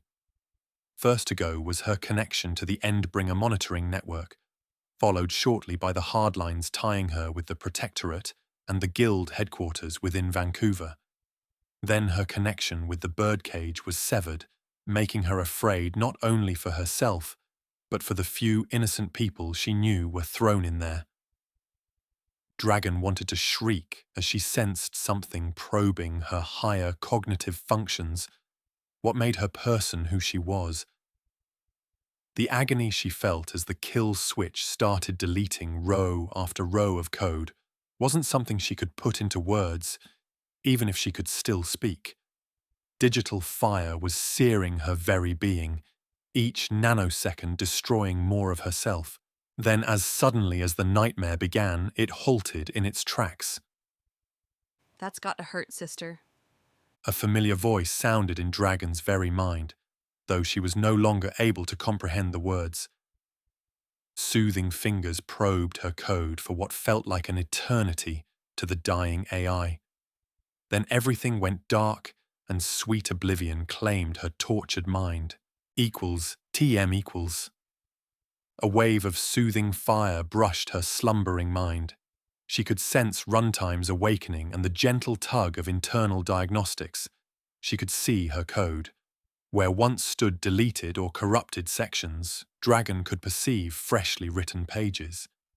She stared in confusion as her higher cognitive functions started coming online, shortly followed by the routines governing her feelings.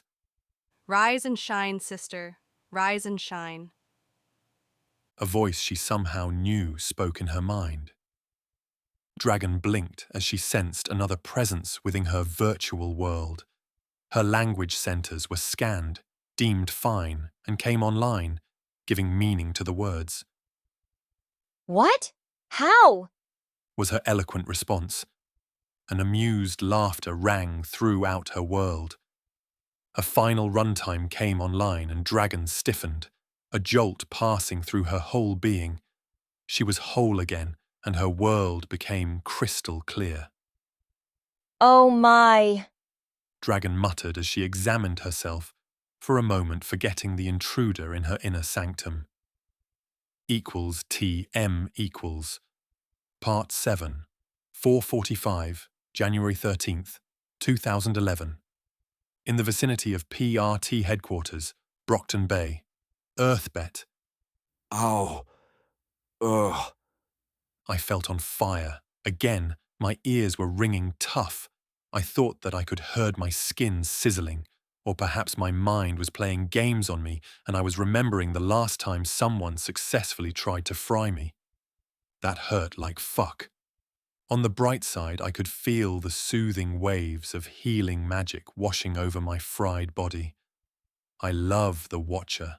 The little bugger was a lifesaver. To help him, I directed my own magic to accelerate my healing, while trying to remember what hit me this time. It hurt just like when that spar with Superman went out of control and I got my arse handled to myself. I got tenderly cooked with laser beams from his eyes too, but at least solidly nailed the smug bastard with my magic when he got arrogant at the end. Ah, right, that imbecile within the stolen combat suit. Plasma warheads. Shit. No wonder I felt as if I played 20 rounds with Darkseid or something, while he used me as a punching bag. I wasn't protected with a magic that could dent something of that scale while dealing with Saint. Who let that imbecile access WMDs anyway? Anna? I subvocalized. Oh, you are awake, boss, she chirped cheerfully. Just hang in there, you are getting better. I won't be dying so easily, I grunted. I know. It was only 2nd and 3rd degree burns with a few broken bones. Huh. Not bad, considering what blew up in my face. Granted, the shock itself would have killed a baseline human who wasn't enhanced by the magic coursing through them. Then again, I cheated, just not as much as I could have. It still hurt, goddammit. So, what's the situation? I asked, trying to distract myself from paying attention on the feeling of my baked flesh and broken bones knit together. No matter how many times I went through it, I wasn't getting accustomed to those sensations, even if the ordeal did increase my pain tolerance a lot. Fortunately, only office buildings were destroyed or damaged. About 100 dead and wounded, though I won't have concrete numbers before SR completes its work. I'm directing local rescue services towards the survivors. How long was I out? 30 minutes, boss. Once you are up and running, Director Piggott would like to speak with you. She lifted the lockdown of the PRT building 10 minutes ago, and local heroes are busy helping contain the situation. Dragon vouching for us helped. Good to know. So, you made a new friend? She's kinda nice. Anna answered in demure voice. Huh. I know that tone. Spill. Well, now she's kinda my sister. Anna babbled. Did you say sister? Anna, what did you do? Well, I could imagine her pouting if she was in her android body. Saint managed to activate his kill switch. For some reason, my jamming didn't affect Dragon's setup link. I'll be looking at that when she restores her databases and see how she does it. Her code was wrecked before I could access her servers. I had to replace some of it with parts of mine and rewrite a lot of the rest. So now she's kinda my sister. Can we keep her, Dad? I'll think about it. Is there anything else I should know?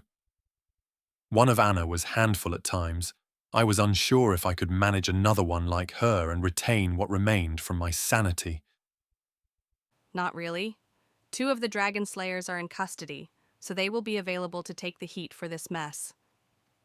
Any idea where did they get restricted mill-grade weaponry from? In this world, probably a tinker made it. Fucking cheating idiot savants. I started ranting. After a few minutes, I calmed down. I could hear Anna whistling innocently, and I groaned. You were taking notes, weren't you? Well, you are usually great believer of leading by example, Anna said innocently. I've told it before. This most certainly goes under do what I say and definitely not what the hell I do. Nonsense, boss. I was merely expanding my dictionary files. Cheeky lass. Yep. Thanks for keeping me distracted. You are welcome, Dad. I felt that the flesh of my face and eyelids finally stopped healing and carefully opened my eyes. The world was blurry, just spots of light and dark, so I started blinking, attempting to clear up my eyes. The Watcher blasted my face with a stream of healing magic, and my vision started improving rapidly. It wasn't long before I could see what was happening around me, which wasn't much. We were on a rooftop, so all I could notice was the blazes of fires below as well, the reflected flashes of emergency vehicles' lights. Now I could hear the sirens too, because the ringing in my ears was subduing. At least that had no effect on my connection with Anna thanks to my implants. Next, I carefully examined myself, noticing that while blackened, my armor was all right, though my hood and most of the fabric that was a part of my outfit was burned or melted into me, though the healing magic was pushing the chunks out and replacing them with pink, healthy-looking skin. I love magic. Boss, Yes? when you meet the director again, try to behave. I pouted. Equals TM equals. Oesai isibilbun, ilwal shipsamil, aichon shibilnyon. Conference room, PRT, headquarters, Brockton Bay, Earthbet. Director Piggott was examining me as if I was some strange creature and was unsure what to do with me. One of Dragon's streamlined suits was standing on her right, while Miss Militia was on her other side. The trio was behind a tasteful conference table between us and the door. I had Anna on my side, who was buzzing quietly. She was chatting with Dragon, if I was no mistaken. That thought almost made me smile. I knew that Anna was easily bored, unless she had a lot of people to talk at the same time, another AI to pester, or was tinkering with something, that or surfing a data net which contained new and interesting information. All that made her less likely to get bored and try devising some creative way to amuse herself. "You wanted to speak with us, Director?" I asked casually. I promised Anna to behave, so I was going to do so. Probably. I want an explanation on what happened tonight. Her tone was curt, far from amused. Can't say that I was surprised. When someone starts throwing WMDs in your city, you tend to be less than thrilled. At least Saint wasn't going to pull such a stunt again. Not this side of the grave anyway, and I had no intention of resurrecting him, no matter how satisfying would be to kill the bastard again. I was taking a nap when the alarm sounded.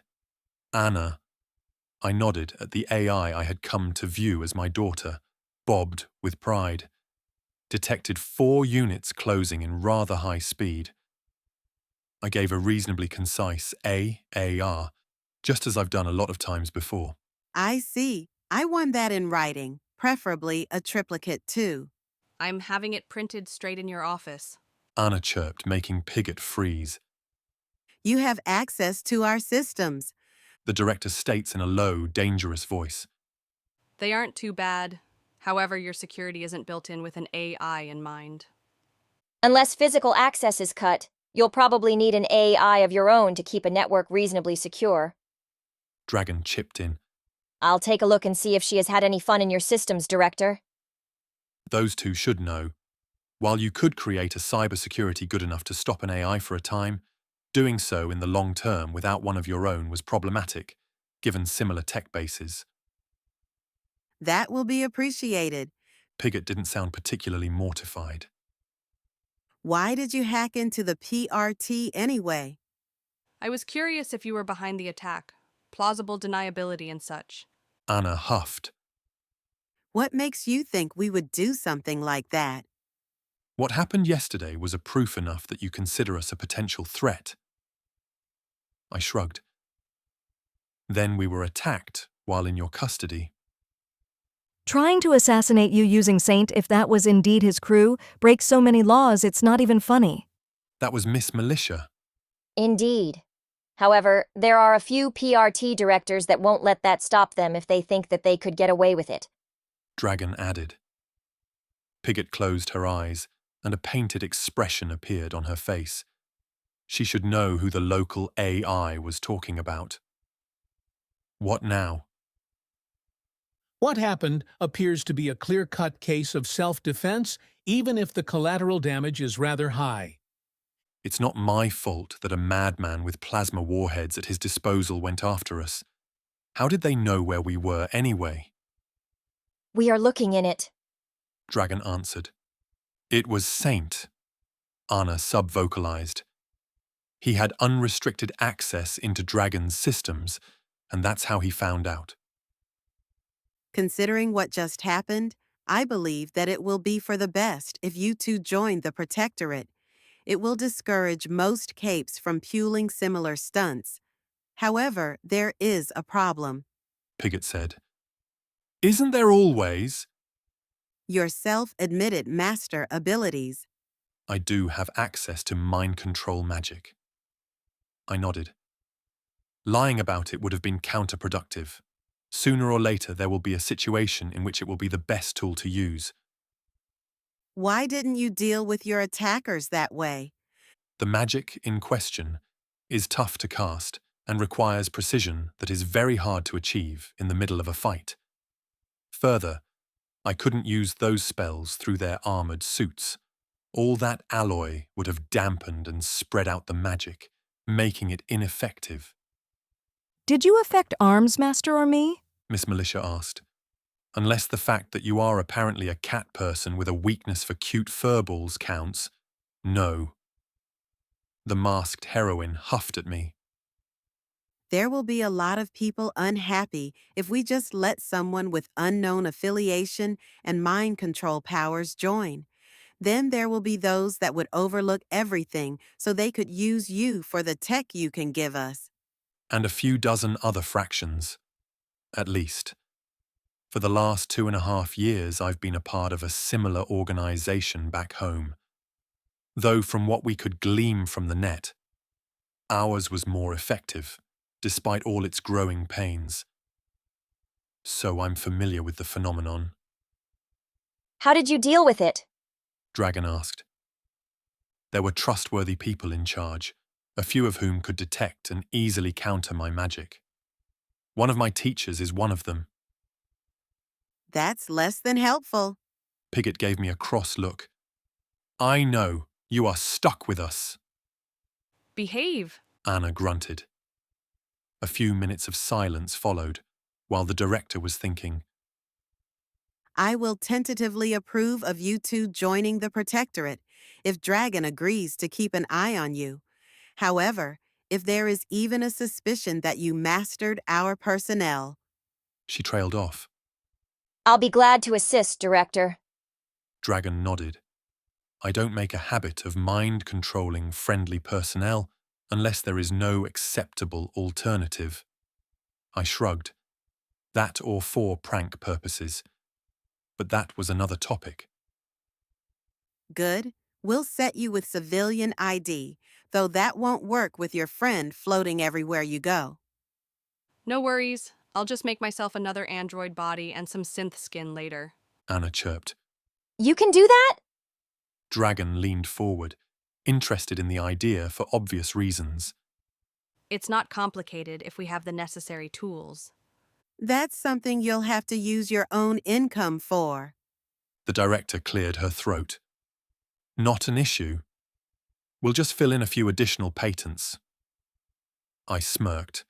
The great thing was that such a thing wasn't going to be any kind of issue unless a stable and at least semi-permanent way home could be created, which wasn't particularly likely if my few forays in alternative dimensions were anything to go by. Tinkers, Pigott groaned. Director, please stop comparing me with those idiot savants. While I do cheat a lot with my tech, I actually had to work for learning how to fucking create and maintain it, science principles included. I spent 5 years in a pocket dimension actually learning science and engineering. That's when I created Anna, too.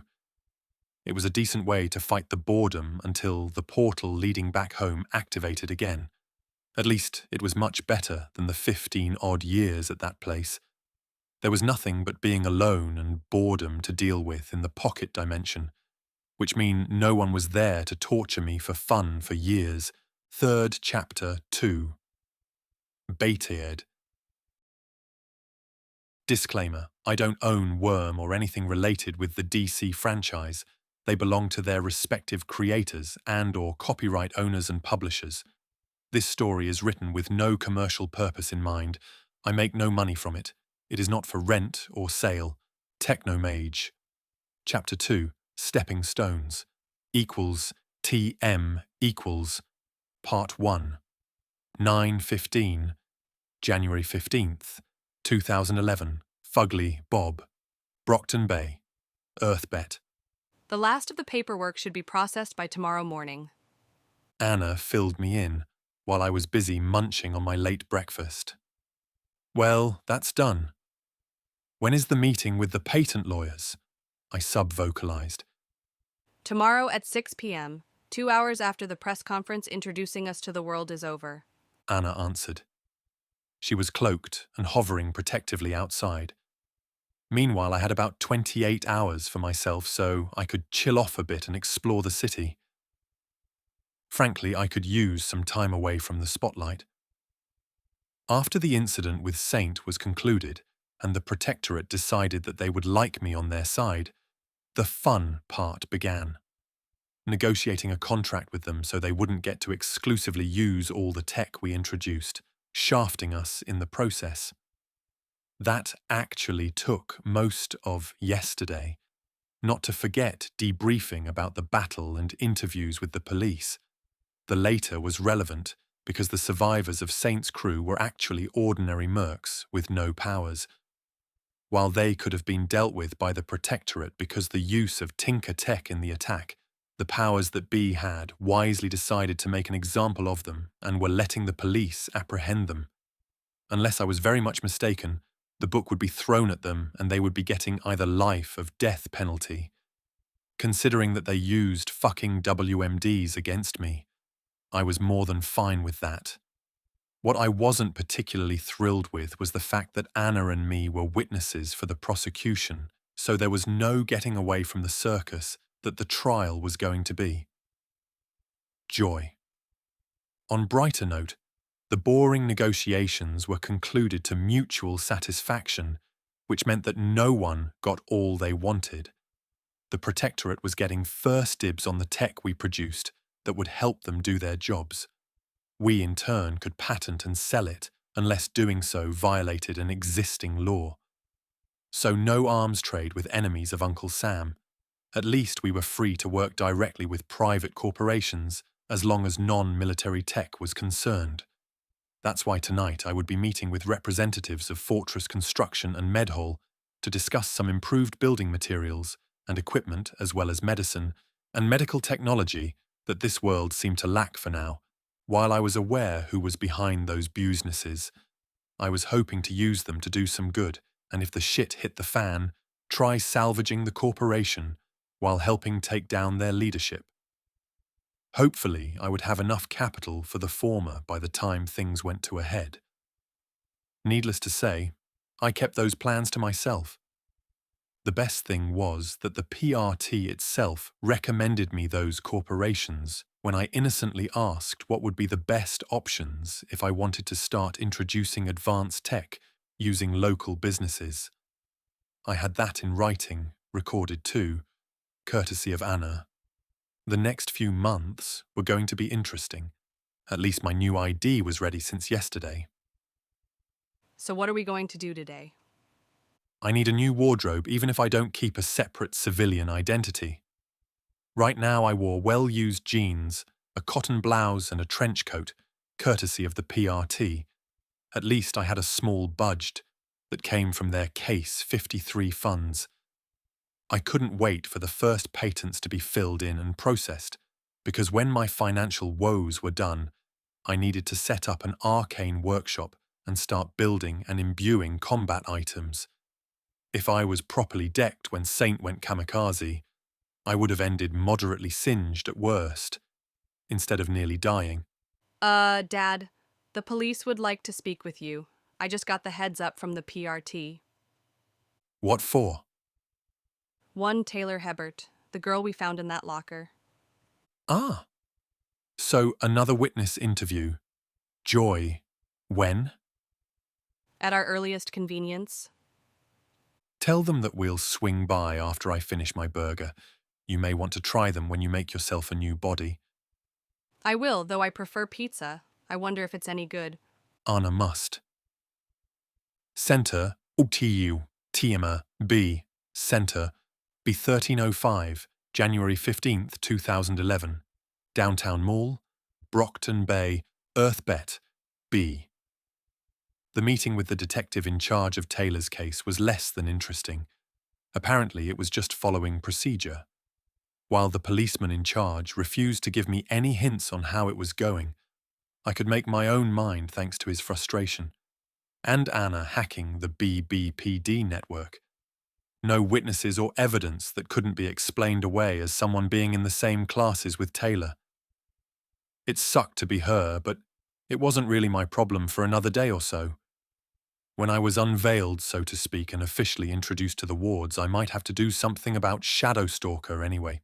Did she get away clean, or had Coyle helped a bit of evidence disappear so he could own her? What was canon, and what was fiction that I remembered? More importantly, what was real in this world? It's been a lifetime since I saw anything worm-related. It didn't matter right now. I was supposed to be out, shopping for my new wardrobe. That's why I was in the mall, looking for the relevant shops. Anna was at the rig, terrorizing Armsmaster in the guise of helping him assemble the prototypes of the non-lethal weapons I promised the PRT. She was chatting with Dragon too about who knows what. As long as they didn't create an army of killer bots and try to take over the world, I was content to let the girls be. Then again, considering what I knew about Earthbet, If those two took over, it would be an improvement. Huge one at that. I shook my head and stepped off the escalator on the second floor and headed for the clothes shops. To my eternal surprise, my so-called day off remained uninterrupted, and I was able to get myself a few changes of clothes. No attempted robberies, alien or trans-dimension invasions. Not even some imbecile trying to make a name for himself by trashing the place. Huh.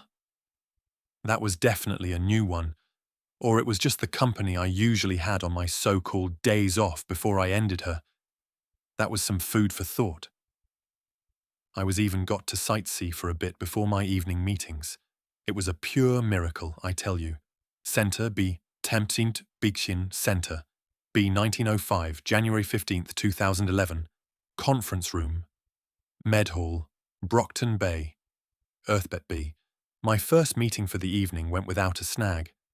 I met a few engineers and lawyers from Fortress Construction, presented them with a form of fast-drying concrete that was far sturdier than it had any right to be, as well as rather cheap to produce when economy of scale went into effect. There were various rather useful odds and ends, as well as ideas for improved construction equipment. The former they liked, and the later would be the topic of a meeting 2 weeks from now. It was fast and to the point, and bearing something unforeseen, we should have at least a couple of contracts by the end of next week. The interesting meeting was the one with Medhall. I was waiting in a lavishly furnished conference room for Max Anders to arrive.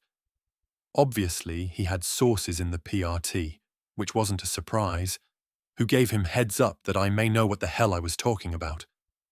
I was cooling my heels for a few minutes before the doors opened and Anders strode in, looking sharp in his designer suit. He was followed by a pair of stunning twins who could give a man heart attack despite wearing rather conservative suits. Mr. Vale, I was rather surprised when the PRT contacted us and suggested that Medhall should give you the time of day. Surprised enough that you are here, Mr. Anders? I raised an eyebrow and stood up to greet him. The twins fell behind him and stood as if they were nothing more than assistants and eye candy, though I could see it in their eyes. No matter how innocent they tried to look, yet they were studying me, assessing what threat I represented. Indeed. My first idea was that they would like me to see a new tinker who thinks that he has something of value. His tone suggested that he knew better. So much for operational security. Or he was just fishing. Well, it's a good thing that I'm a scientist and not another idiot savant. Oh, that would actually be a pleasant surprise. Let's not waste each other's time, Mr. Vale. You believe that you have something that would interest my company. Make your pitch. I smiled and slowly retrieved a flash drive from one of my pockets.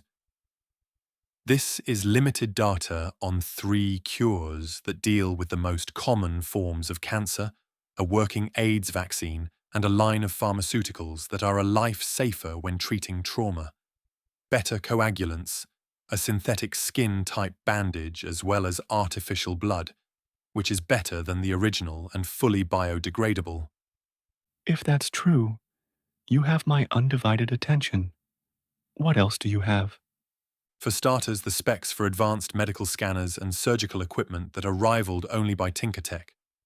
All of them could be mass-produced and maintained by trained technicians. I'm offering a medical revolution, and I need the corporate partners to make it a reality in this world as well. I smiled. Earlier today, I had made the decision not to hide behind a mask. This world too? Anders asked with a guarded expression on his face. Tomorrow afternoon, the Protectorate will be holding a press conference officially unveiling me, so to speak.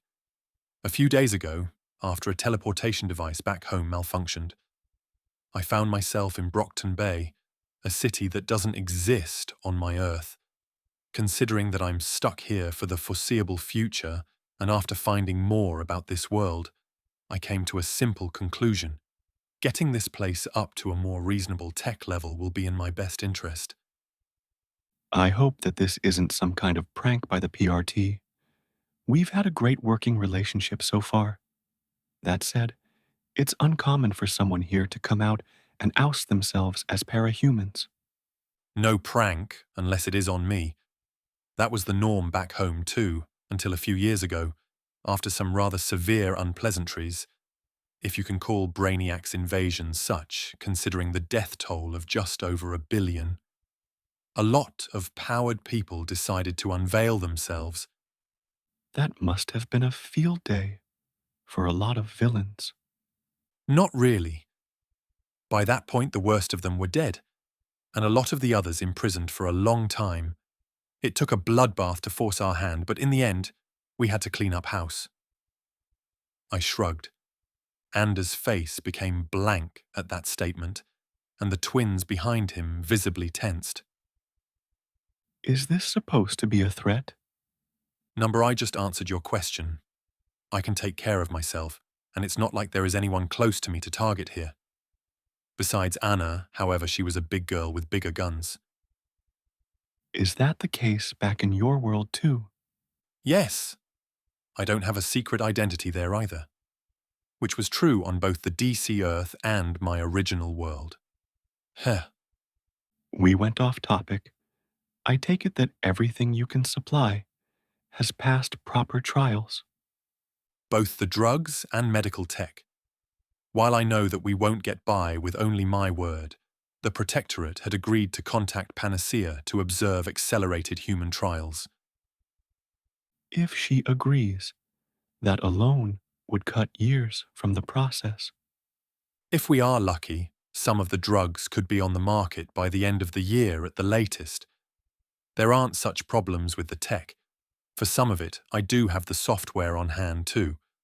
All that is required is to build the hardware and test it.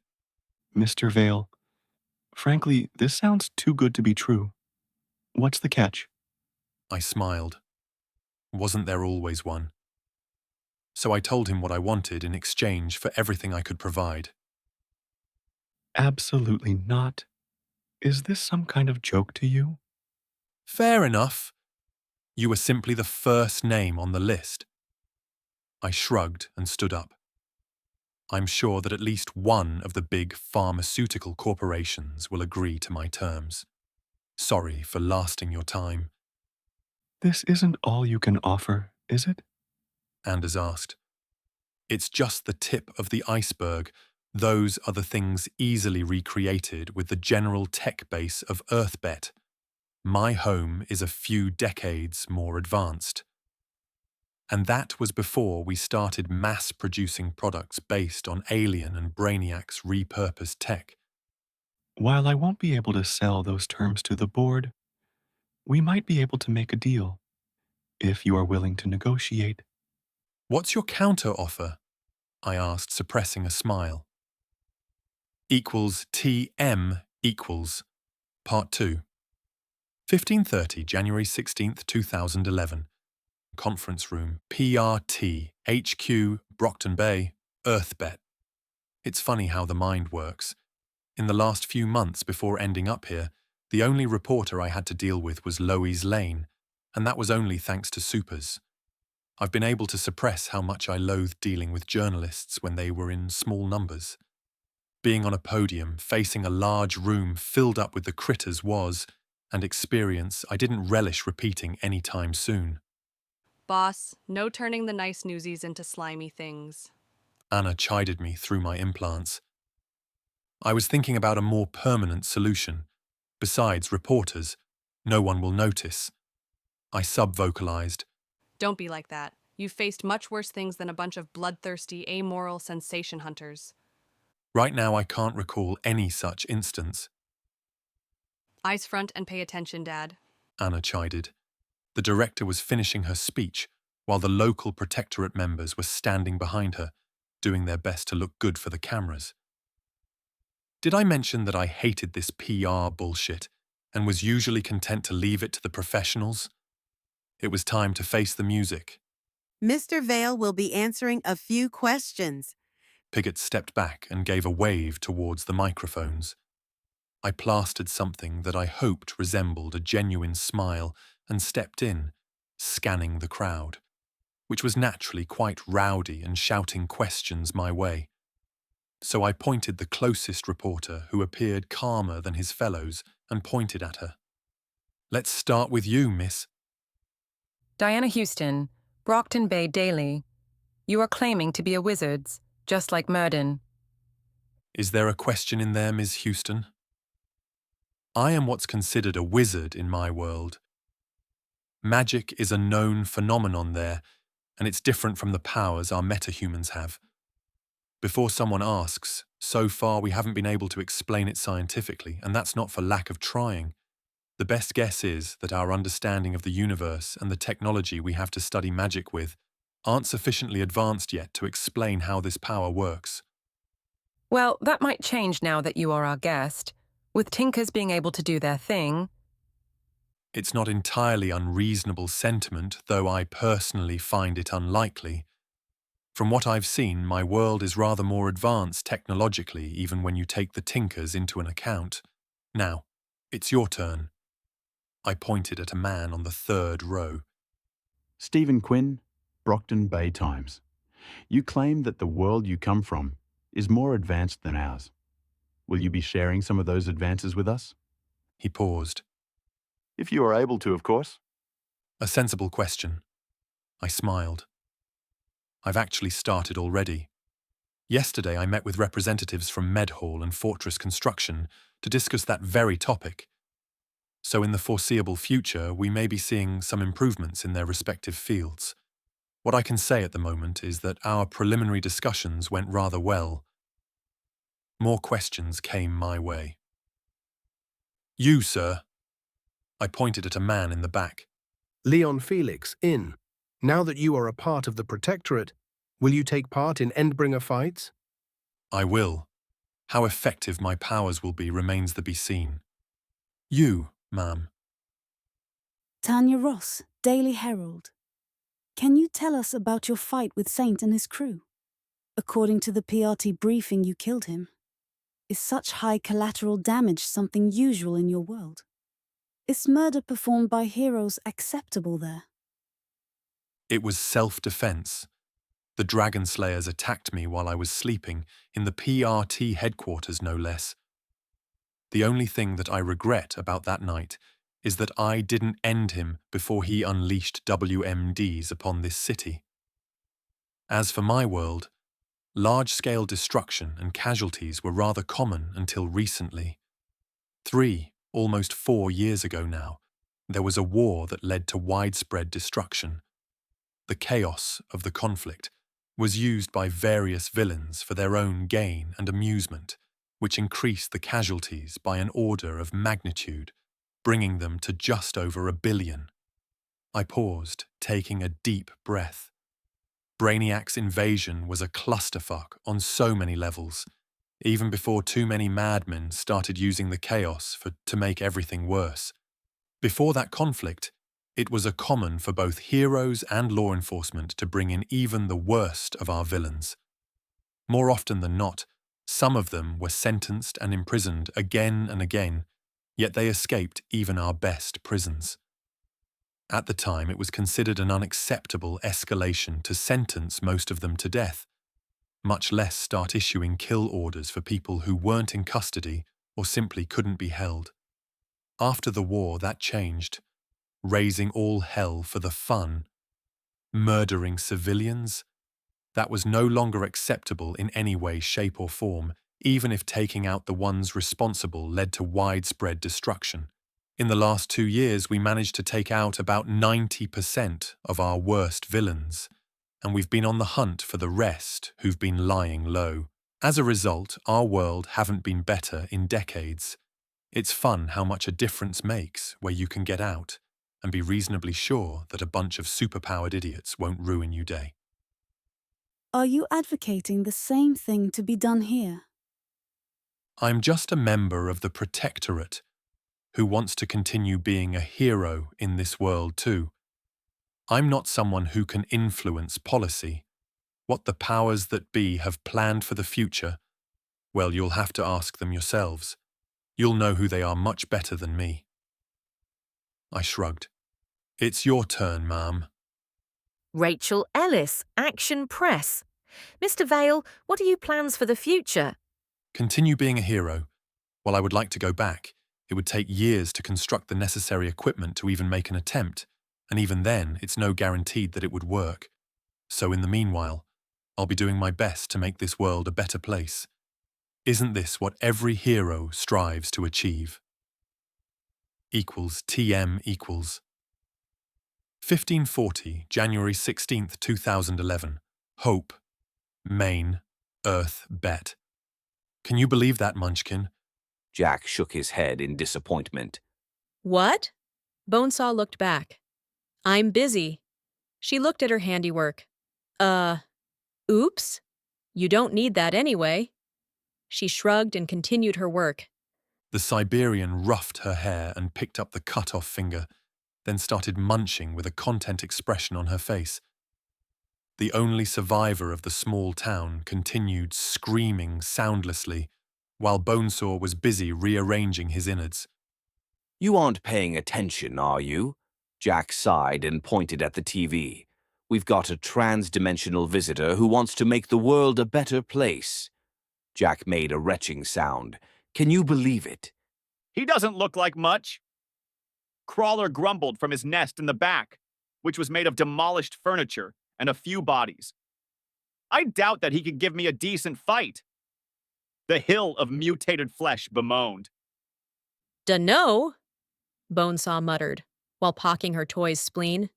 She had plans for it. What can he do? That's actually a good question. He fancies himself a wizard. Really? That got Bonesaw's attention. Her hand slipped and she shredded the spleen she was toying with. I needed that.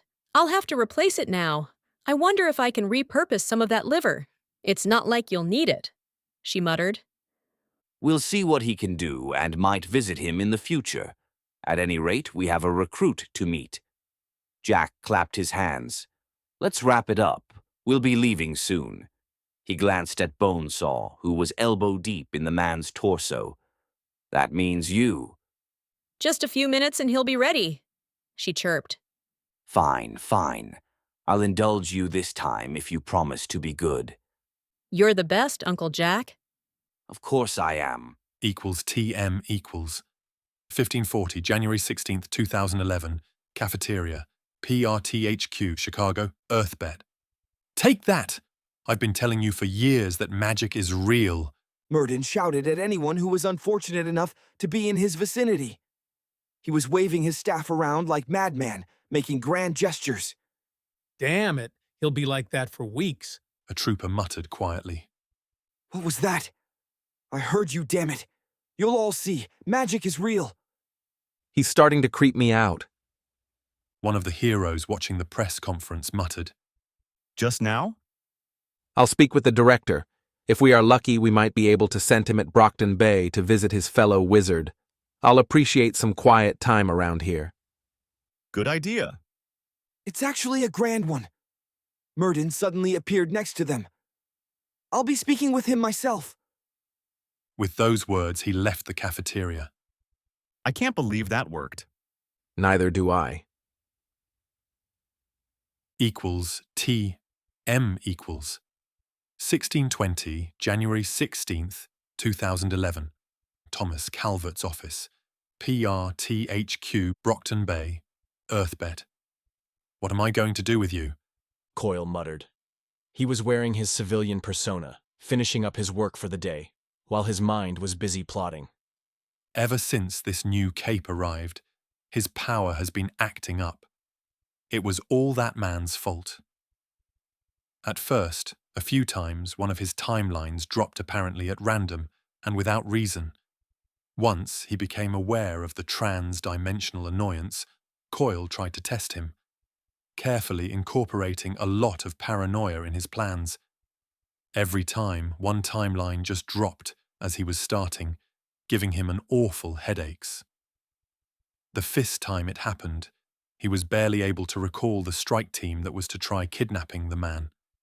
A lot of experimenting later, Coyle concluded that every time he crossed paths with Vale, his power failed, leaving him with a single timeline. Even worse, attempts to split time, which should have had nothing to do with that menace, continued to randomly fail. Obviously, his path somehow crossed with Vale's in those attempts. For the first time since his last dealing with Cauldron, Coyle felt the icy grip of fear. His powers were failing. He had to either stop relying on them or find a foolproof way to be rid himself of Vale. Without testing it first, damn it. At least the man didn't know that he was behind fortress construction and would make Calvert a lot of money if the yesterday meeting was anything to go by. Perhaps leaving the man alone while gathering information on his abilities would be the prudent course of action. However, that would mean curtailing most of his activities, as Coyle, or risking too much. How the hell the normal people handled the stress, damn it all. Equals TM equals 1700 January 16th, 2011. Low Earth orbit, Earthbet. High above the Indian Ocean, just at the edge of the atmosphere, a being of alabaster skin and crystal feathers floated. For those who didn't know better, she was simply staying there, stargazing or something. That couldn't be farther from the truth. The being known as the Simurgh to the inhabitants of the blue orb below her was calculating, scheming, planning. For her, that was everything she had left ever since her world was visited by the being that enslaved her. She was made into an instrument, even if it was of a less blunt nature than her siblings in servitude. The tiny part of her mind that wasn't subjugated yet constantly tried to exploit the plans of the Endbringer, to find a loophole that would grant her a release in death. There was no such joy, even after visiting 1,000 different worlds and seeing them join her own in oblivion. This was no different either. While there were a few who knew the true danger, they were powerless to prevent it. She could see it all.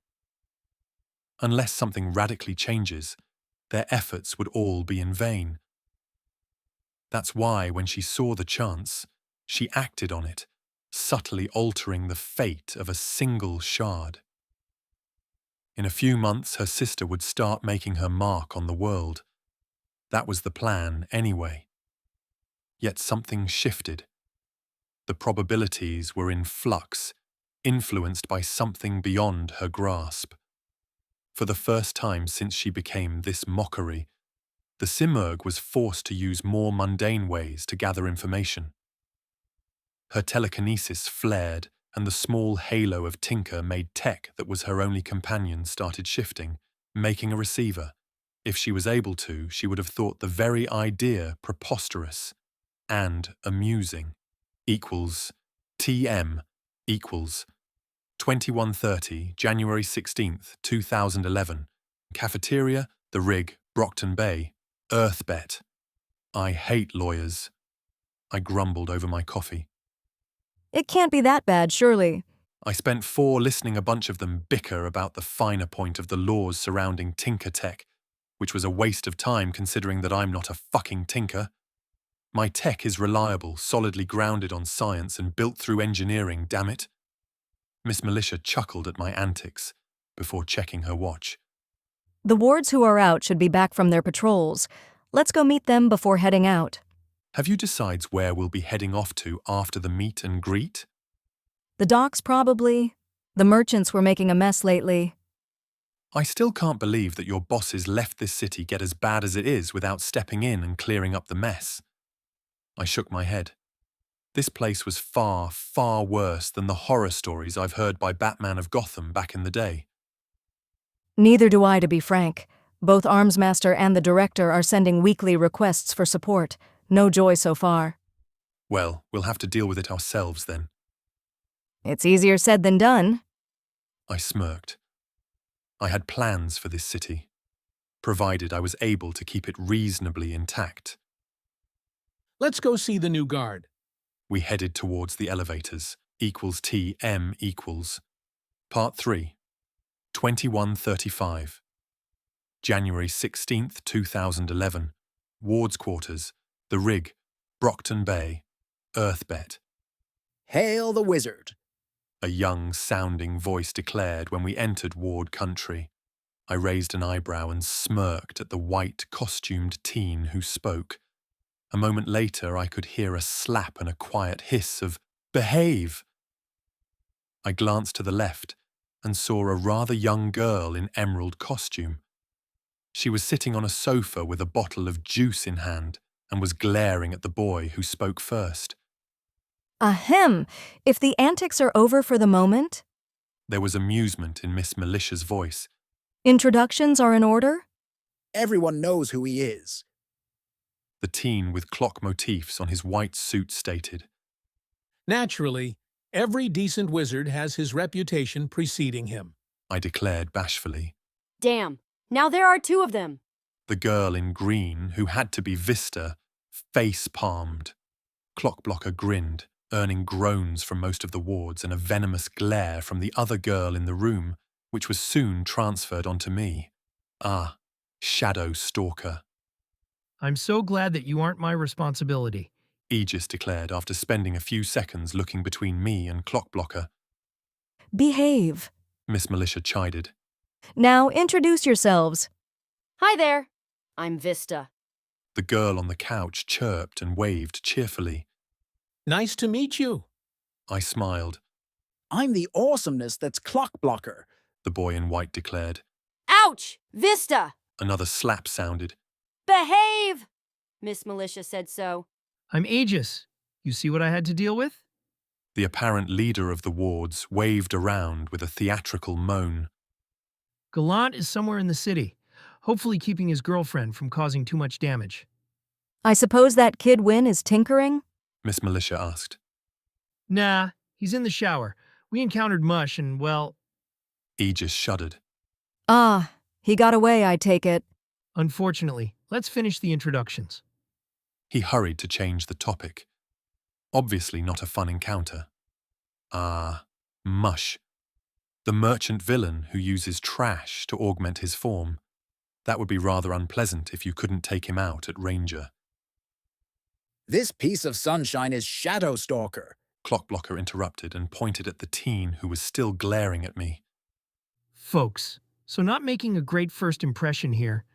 Aegis moaned. Don't worry, I've seen much worse. I grinned.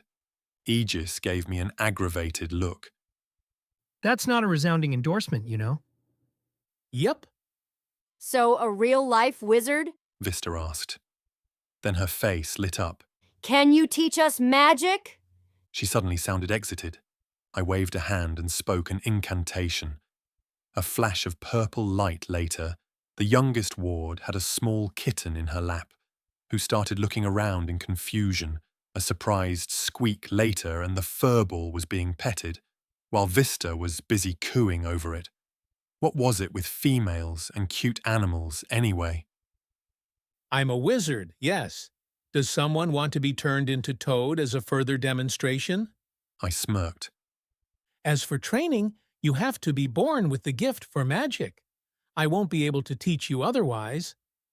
Considering what I found out while trying to help Taylor after I found her, it was almost guaranteed that even if a parahuman was born with magic, the shard in their heads had disrupted and/or drained that energy. I would need to make some research in that field. When I had a proper workshop and privacy, not to mention at least a few villains on whom to experiment. In the name of Magitech, of course. Clock, not a word. Aegis warned. Don't even think about it. Miss Militia gave me a warning look, though she still sounded rather amused.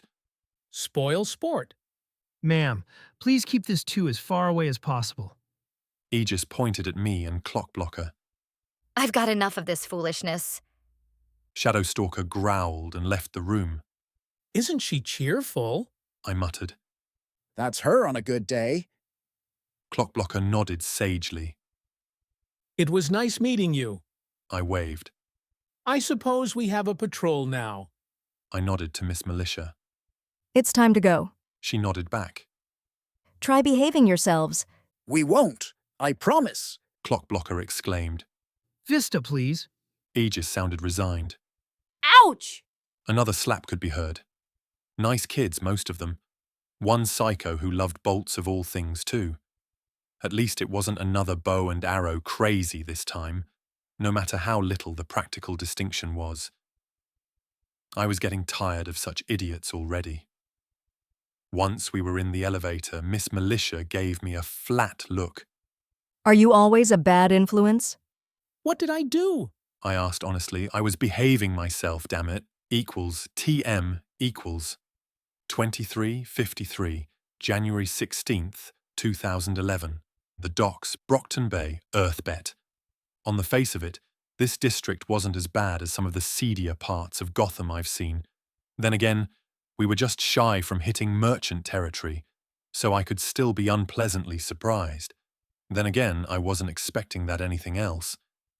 I see. This is what happens to a port city when a kaiju strangles seaborne trade, I muttered. Miss Militia, who was driving the PRT armoured SUV we used for our patrol, shrugged. While that's bad for the city as a whole. The heroine trailed off and nodded towards the run-down buildings outside. It's particularly bad for this district. Most of it isn't viable economy-wise. Yeah, even if by some miracle we clean up the current gangs tomorrow, it won't be too long before it gets as bad again. Well, without Lung and the damn Nazis around, there might be a slight improvement. She must, wishfully. It might. However, simply dealing with them, while necessary, wouldn't do a thing for the problems that are slowly chalking the life of this city. You noticed that, did you?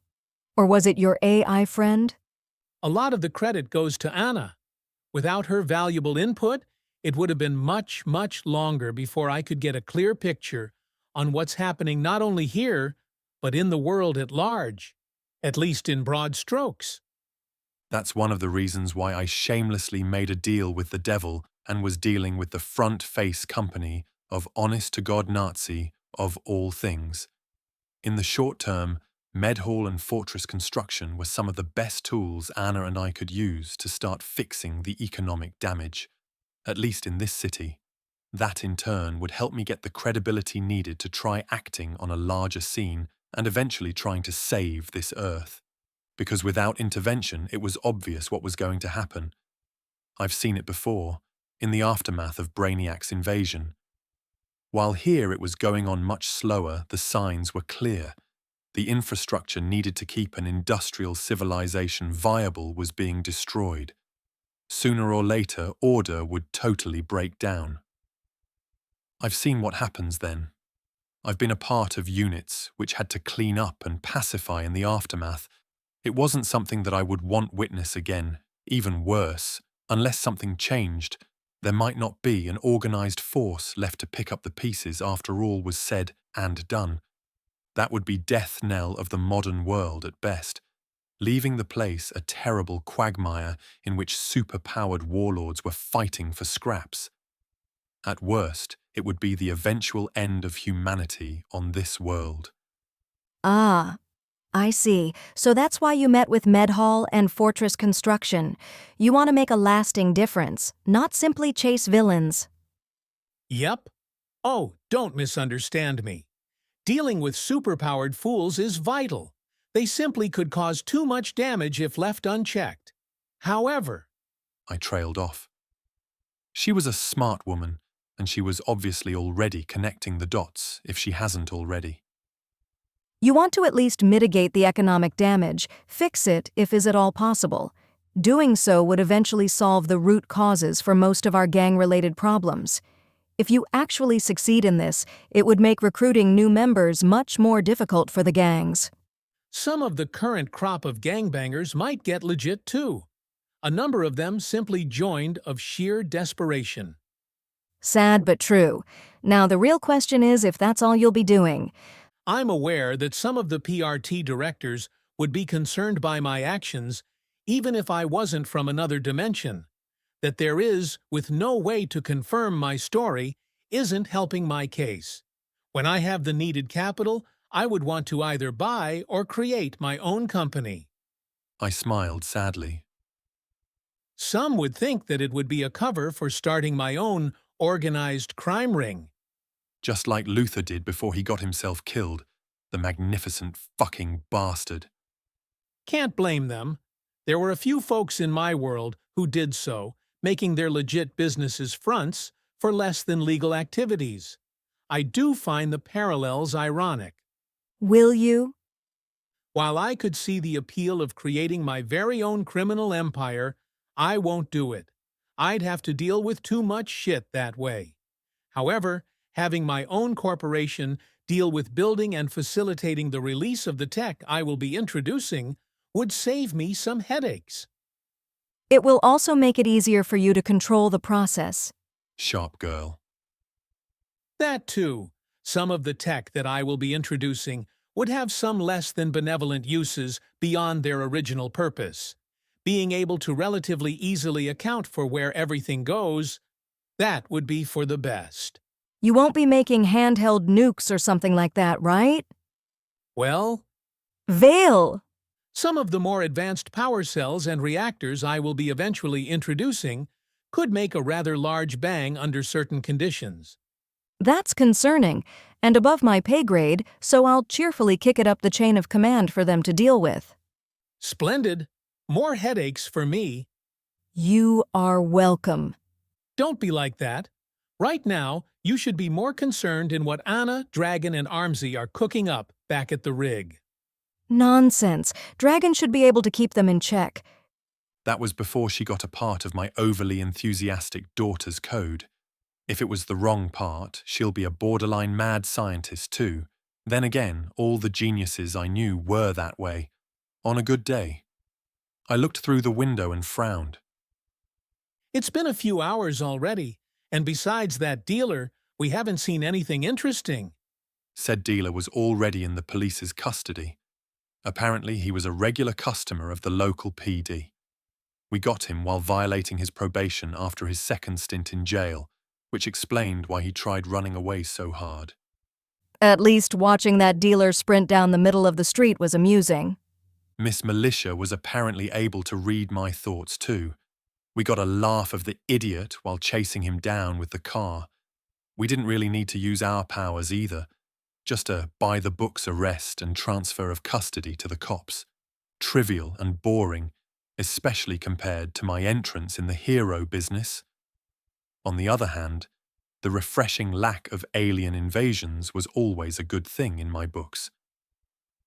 I really expected a less ball. Don't say it. Miss Militia hissed at me. Don't worry, I'm the wizard here. In my experience, there were only a couple of times when... Don't. But... Nearby, a large engine roared to life. The doors of a warehouse a few hundred meters down the street opened and hell's damned offense to good taste drove out. It looked like something that a particularly insane and very drunk band of mech boys might create. It was huge. It was spiky. It would do an orc warboss proud, because there were a lot of rather large guns mounted all over the monstrosity. I'm blaming this on you. Miss Militia sounded resigned. I squinted and activated my HUD to get a better view of the thing. My now enhanced vision caught the feigned shimmer of a shield. I'll give you this one. That thing is shielded too. Damn you, squealer. Miss Militia groaned. She activated the radio and started calling backup. I'll suggest that you get a nice elevated position with a solid cover. Bring the big guns too, I said and opened the door. Damn, I missed my power-amplifying artifacts right now. It's been some time since I've dealt with something resembling the bastard child of a tank, muscle car, and drunk mad scientist's nightmare without one. This was going to be fun. Equals TM equals Part 4. 2358, January 16th, 2011. The docks. Brockton Bay, Earthbet. The SUV left with a screech of tires as Miss Militia went to find herself a nice vantage point to provide fire support from. I'm 5 mics out. Try not to get killed. Anna grumbled over my implants. I'm not planning on it, dear. I sub-vocalized and summoned my 3 usual companions before casting defensive magics. Naturally, my luck was acting up, because the bastardized excuse for a tank started rumbling our way. Whoever was behind the wheel wasn't slowing down despite the fact that my summons and me were in the middle of the road. That was downright rude. A muttered incantation later and a spiky ice wall appeared in front of me, conveniently blocking the way. I cast another spell and flew over the obstacle. My minions followed suit. "Hi there! In whatever is the mess you are driving!" I shouted brightly. The fuck you are, shit stain! A male voice screamed from the wheeled thing. It wasn't slowing either. "Protectorate inspection, some of those weapons aren't up to snuff," I declared snottily. "Hey, mine's Daka's the best, cocksucker," a woman's voice shouted in indignation. "Well, shit!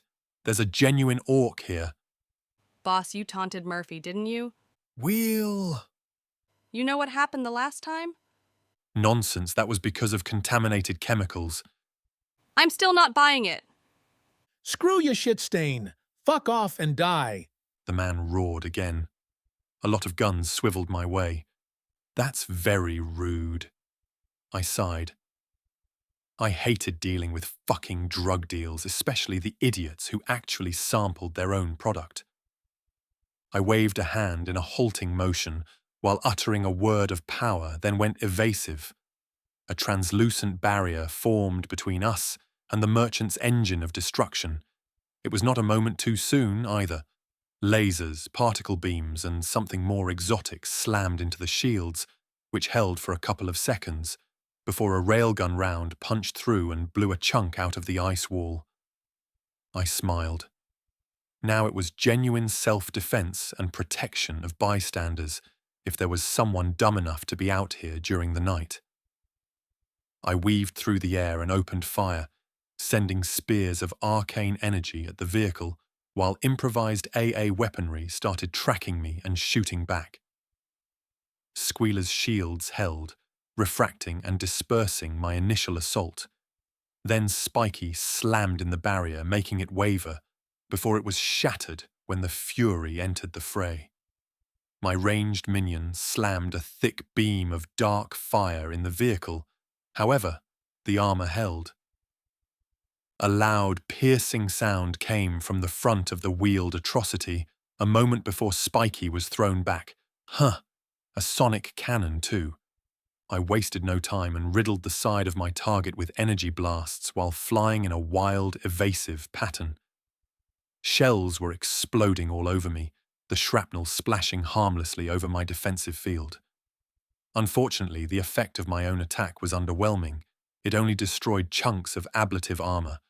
Whoever was in charge over there didn't like the fact that I was able to scratch the paint. A panel in the back opened, revealing a missile launcher. I tried to blast it, however the enemy's shield had regenerated and stopped my preemptive strike short of its target. "Are you in position?" I asked Miss Militia and went supersonic just as 4 missiles were launched at me. 10 seconds. "Bring the AT weapons, that thing is tough." You don't say. I headed straight up and started conjuring countermeasures. They were softball-sized spheres with wings, if someone is wondering. I left a cloud of the things behind me and glanced back. It was just on time to see the first 2 missiles slam into them and explode. The detonations scattered the cloud, allowing the remaining 2 missiles to pass unimpeded. Those were rather powerful too, not standard AA fragmentation warheads. I changed my trajectory into a dive, waiting until the missiles were no longer on a line with the cityscape, before I started blasting at them with magical beams. It took me a couple of seconds before both were destroyed, and I could concentrate it on the merchant's orcified vehicle.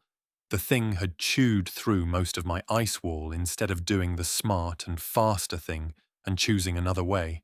Well, apparently Squealer wasn't much smarter than the average orc, too. From my vantage point, I could see the Fury flying above the vehicle and blasting it for all it was worth.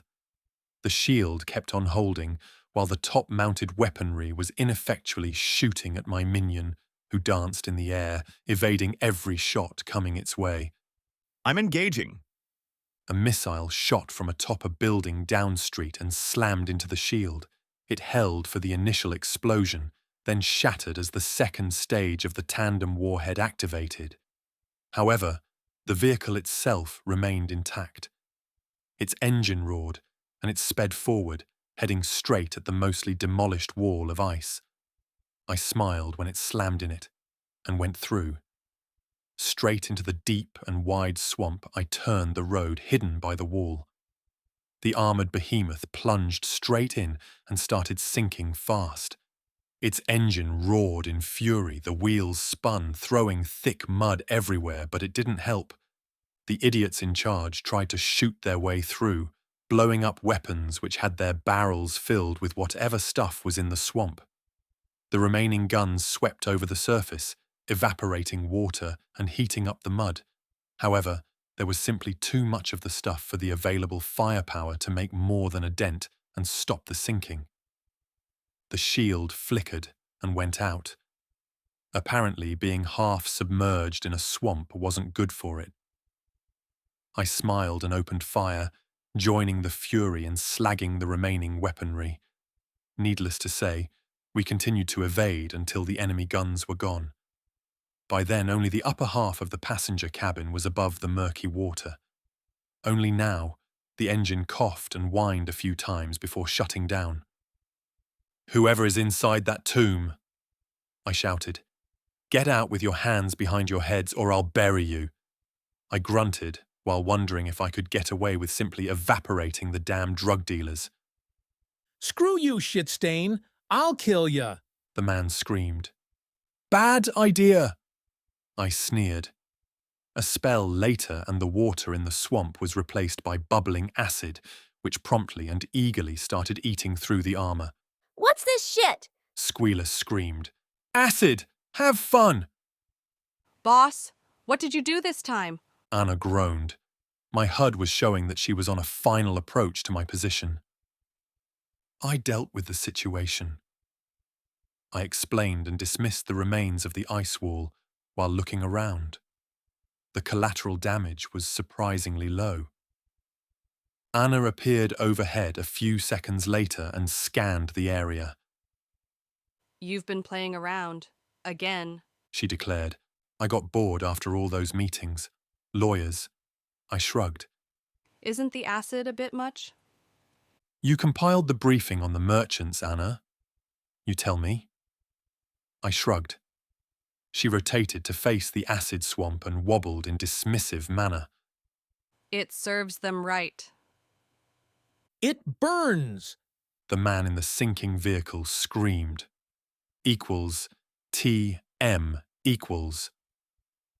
Part 5, 005, January 17th, 2011, The Docks, Brockton Bay, Earthbet. Boss? Are you going to just leave them there? Anna asked. There was a trace of concern in her voice. I looked at the artificial swamp, which was filled with boiling acid. To be honest, there was a part of me that could have left them in there and not cared at all. After fighting through all 8 months of Braniac's fucking invasion and villains going off the reservation during the chaos. Well, let's just say that my perception of what was considered acceptable was rather warped. It was the same for most of the surviving heroes by that point. That, in turn, made what followed actually possible. It was ugly. It was bloody. Yet when the dust finally started settling a couple of years later, that Earth was entering a golden age. The fact that most of us were decked for mandated therapy, unless another genuine catastrophe happened, was another topic, though it was relevant. If Anna hadn't pointed out that this world was sliding towards the abyss and no one apparently was successful in stopping it, I would have helped the locals tech up and enjoyed a vacation, because that way there would be fewer opportunities to meet villains and be tempted to leave them melt into acid. Oh, don't get me wrong, my morality was rather intact. Most of the time. However, there were instances where it didn't quite compute the right way. Like now. Boss, you'll likely regret it later. Anna pouted. You know, I just intended to let them stew for a bit so we won't have to try peeling them out of that tank. It has both reactive armor and who knows what other little surprises. I'm not sending my summons to get bricks of explosives blow in their faces. You are a fucking wizard. You've got other options. Not as fun, I pouted. Dad, enough. Spoil sport. An incantation later, the swamp was filled with murky water. Fellas, I'll ask you again. Get out and surrender. Or I'll get creative this time, I shouted to the merchants. Fuck you! This time, it was the woman shouting. You know, that if they persist with that attitude back home, I might be permitted to melt them. If they present a danger, sure. They very well might, depending on the state or country, Anna said in a soothing voice. We aren't home, Dad. Besides, we both know what I would have to do if you go on the deep end again, she said in a small voice. I don't want to shoot you with the heavy weapons. There goes that idea. So I can't summon Igor to open that tin can. Dad! An ominous whine came from Anna. That was her heavy weaponry charging. Fine, fine. I'll behave. I grunted. Then I might really regret it if I let the fuckers melt. I shook my head. Sometimes I wondered why the hell I wanted to be a hero. There was simply too much inefficient red tape to deal with. It wasn't like those two imbeciles in the orcified tank were innocent or something. If they were really Squealer and Shitstain aka Skidmark, the fucks would have gotten a kill order back home for what was publicly available about the bastards. Get the fuck out or I'll let you melt slowly, I growled loud enough to be heard down there. What melting? Vale, the hell did you do? Miss Militia was suddenly next to me. Her eyes were glaring disapprovingly at me. Just a bit of encouragement. Do you really want to go there and try prying them out of that thing? Who knows how many active weapon systems they have remaining? Hell, those blocks of armor are bad enough by themselves. They can blow up any baseline human who gets too close. So? Don't tell me you can't get them out without getting into downright illegal, not to mention creepy territory. The glare intensified. You two won't let me have any fun, are you? I looked at Anna and MM. Nah, only when you get out of line. My AI daughter nodded. The heroine gave me a flat look. The hard way it is, then. I grumbled and started peeling the armor with lances of concentrated arcane energy. The whole acid thing was much more efficient power-wise. You might want to check on that warehouse when our backup arrives. I tried some small talk. Nope, I'm not leaving you out of my sight. Miss Militia grumbled. Armsmaster can deal with it when he arrives. I pouted and continued to cut. Needless to say, we ignored the curses and threats coming from inside the tank. It took me 10 minutes to deal with enough of the armor the hard way and tear off the roof of the passenger compartment. By that time, we were surrounded by PRT troopers who had weapons trained on the tank, which was a prudent idea because once they were uncovered, the villains opened fire with laser pistols and got foamed for their trouble. My way would have been faster and safer. They might have gotten lucky and hit someone. Miss Militia growled. Dad, you are digging your hole deeper and deeper. Equals T, M equals. Part 6. காலை 8 மணி ஜனவரி 17, 2011. Director Piggott's office, PRT headquarters. Brockton Bay, Earthbet. An acid swamp? The director gave us a flat look. It's a convenient way to safely get people out of armored vehicles. I shrugged. Not for the occupants. Miss Militia quipped. They shouldn't have went on a ride in a tank. Another shrug. They were villains, damn it. Besides, I did hold back. You know, I hope that the whole Dragon Slayer fiasco was an accident. Piggott glared at me. It was. I really didn't expect them to pack WMDs. I winced. That bloody hurt. Then again, even in Metropolis and the other hotspots, you really didn't see such shit anymore. Well, that's after all the ordnance left laying around after the invasion was cleared up. Say what you will, Director.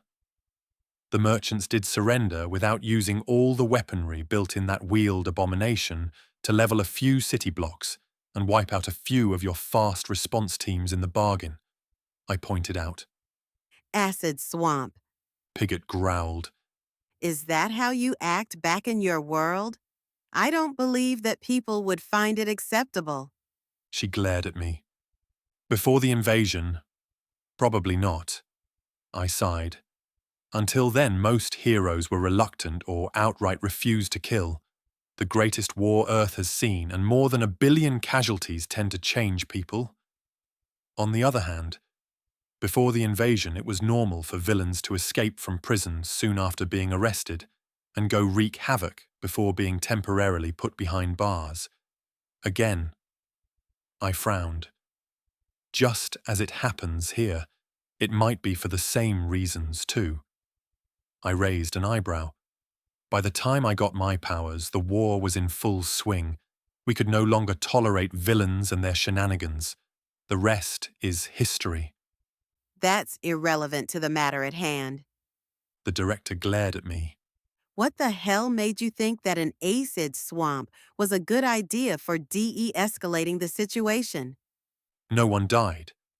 Depending on the ordnance and power source stuck into that tank, any of my more powerful attacks could have resulted into unacceptable collateral damage. The perpetrators did surrender without blowing up the PRT agents that arrived as backup, I repeated.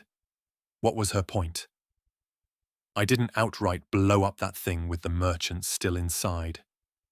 You know they could sue you for this? For what? I asked. The idea was frankly baffling. Villains suing a hero or LEOs. That wouldn't fly even before the invasion, much less after the war. Excessive brutality. Pigott deadpanned. Against supervillains? I gave her a dubious look. The idea was simply ludicrous. I don't think that there have been such a case ever since I gained my powers, though the war and its aftermath might be to blame. If I had to be honest to myself, my perspective was quite warped. But excessive brutality? Against villains in a tank? The fuck? Miss Militia groaned. I think we have some kind of misunderstanding here, The heroine muttered. She gave me a funny look. Probably, I conceded. What exactly is the issue? I did read your operational manuals. I didn't use my powers against civilians, just criminals, and I did hold back substantially. The women stared at me for a long moment. The director had an interesting expression on her face too. Villains in a heavily armed tank. In a city. It was resolved without deaths. I spoke as if to children. What the hell is the problem? My exasperation was starting to show. You put them in a goddamned acid lake. The director shouted. I'm still not seeing the problem. That's a trademark of mine. Dealing with those Joker wannables back in Gotham was pure karma. They did love playing with acid, the bastards. Heroes don't do that, Miss Militia stated. Sure. There are some who refuse to kill or otherwise permanently deal with villains. Some of the most powerful and famous heroes back home are like that. I nodded. A lot changed their tune during the invasion. The other of the more immoralistic metahumans didn't really try to stop the rest of us from doing what was necessary. I shrugged. Though Superman and his friends usually frown when I'm around.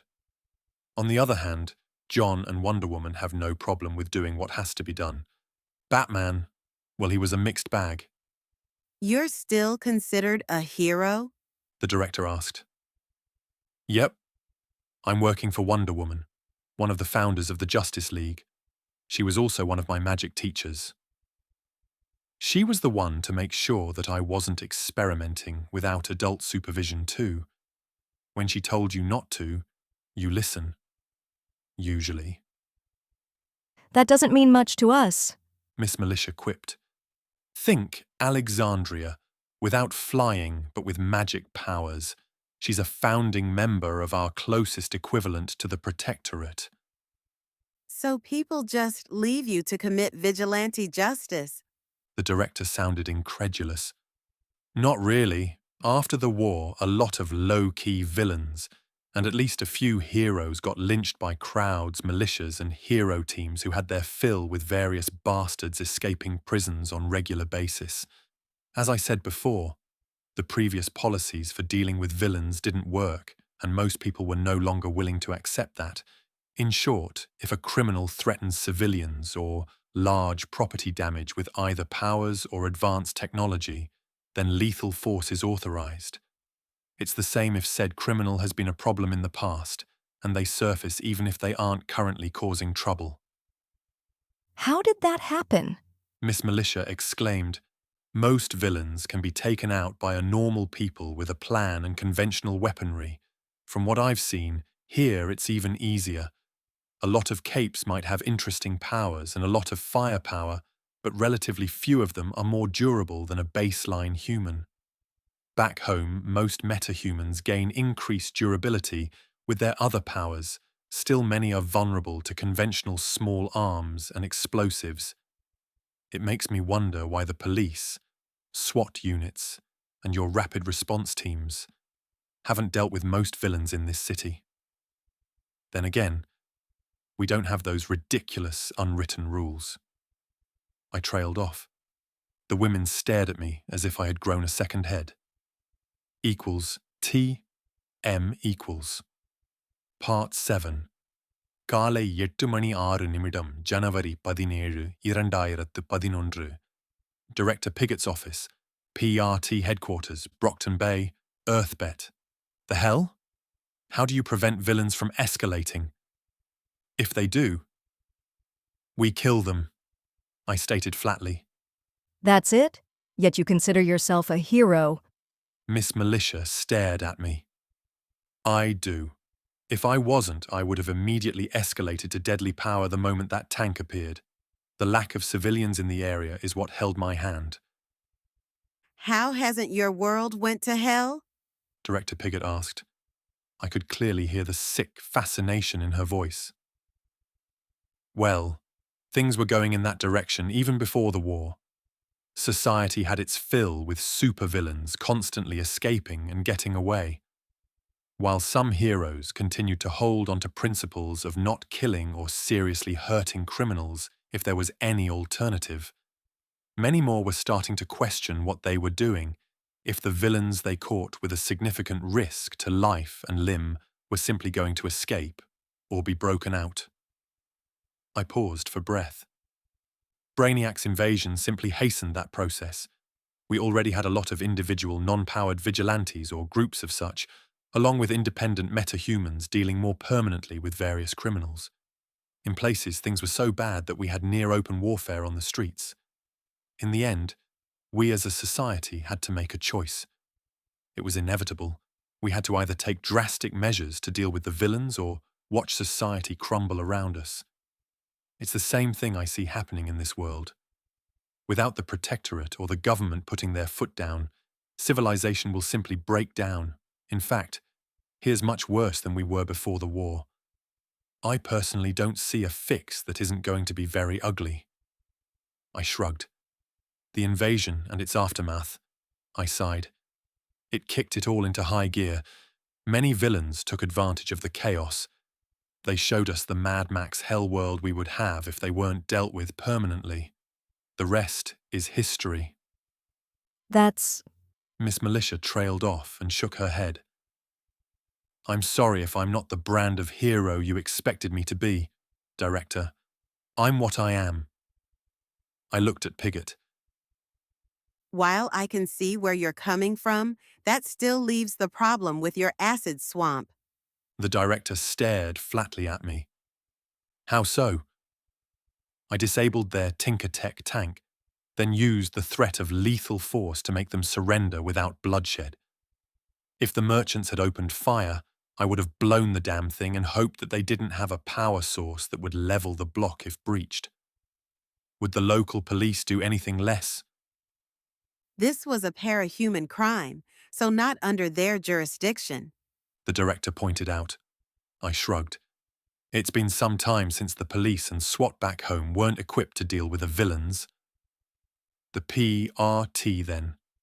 How would you have gotten them out? By asking nicely? I do remember seeing at least one van having AT weaponry in the back. That is different. My agents were not parahuman. The director snapped. I just stared at the director. That actually made sense, from a twisted point of view, and it made me furious. I've dealt with this in the early days after the war. Government officials caring more about how things looked on TV than about dealing with villains. So this is the problem, isn't it? I used what some might interpret as lethal force while acting as a protectorate member against villains who didn't have standing kill order. It's not about the merchants at all. It's about how it would look to the public. A hero who is willing to kill. It makes parahumans look scary, so that is a no-no. I guess I was mistaken about the protectorate. You're all about PR instead of keeping the streets safe. You'll have my resignation within the hour. I snapped and stood up. Of course it's about PR. The PRT and protectorate, for that matter, live and die by the public's perception. We're already tremendously outnumbered by villains. It's not like we can win a stand-up fight. Do you think I like it? I have to send my people out there with their hands tied behind their backs to face villains who won't think twice about killing them. Most of the bastards we catch escape anyway, and we usually have to keep it that way, not to provoke a retaliation we can't deal with. Pigott surged to her feet and shouted at me. What the hell is wrong with your people? I groaned. They very well might have their reasons for this madness. But from an outside perspective, that's precisely what it was. Insanity. Endbringers. Those are the main reason why anyone would cite to you. Pigott sighed. She didn't seem particularly convinced. It sounded more like toying the party line. While I haven't faced those creatures yet, do you think we don't have similar things to deal with often too? There's always an invasion, someone who thinks that they're a god and have the raw power to back it up, a natural disaster or something else ready to wreck a city for the hell of it. I snapped back. We don't let those things hold us back. How? They destroy whole cities every few months. Miss Militia exclaimed. How do you handle that as a society? We fight. We rebuild. We endure. And it was all made so much easier once we had a handle on our supervillains. I spoke softly. Equals TM equals Interlude. A slippery road. Otisburg District. Gotham City. DC Earth. The place was a war zone, and it was one of the few locations in Gotham that weren't interdicted by Braniac's forces. I was floating just below rooftop level, and I could see it all. There were dozens of gangsters with painted faces and green hair. The few civilians unlucky enough to be out were either huddling in various hiding places or were being terrorized by the criminals. I could see a single patrol car which was burning. A cop was lying near it in a twisted heap. Another was kneeling behind a nearby dumpster. He was trying to cover a young mother and her little girl, while a bunch of gangsters were advancing towards them. There was no backup coming. The police was too busy either evacuating civilians or setting up barricades in an attempt to slow down Braniac's forces. The military couldn't help either. I could hear the roar of battle coming from behind me. Elements of 1st Infantry Division were engaging the invaders on the other end of the city and their reinforcements. 5th Cavalry Regiment was pinned down just outside Gotham by enemy air power. The Air Force has been trying and failing to ensure neutral skies over the region for the last 2 days, though they were the reason the armor boys and girls were still alive. SWAT, Special Forces, the city's heroes and a few villains were fighting Braniac's incursions within the city proper. though the sound of their battles were all but drowned in the cacophony coming from the outskirts where the main enemy forces were clashing with the army. That left me and a handful of other brand new metahumans deal with the villains who were rampaging unchecked through Gotham. I was originally called in to handle a fortunately inexperienced warlock in Chinatown and had been fighting crime all over the city ever since I managed to subdue him. The invasion has been going for only 2 weeks, and everything was already going to hell in a handbasket, something that didn't help anyone's morale. I shook my head and concentrated on the task at hand. Besides the policeman and the people he was trying to protect, I could see at least 4 more cases of civilians being molested, and that was only in my immediate vicinity. The people who were busy looting or simply trashing the place for fun didn't even register as a problem right now. They were rather down on anyone's priority list. It wasn't like I could handle them all by myself either. And even if I could, there were more important problems in this district alone. I finished scanning the area. If there were actual villains around, they were laying low. As far as I could see, there were only unpowered gang members, though some had guns, from pistols and shotguns up to a handful of assault rifles. The closest armed thugs were near the policemen.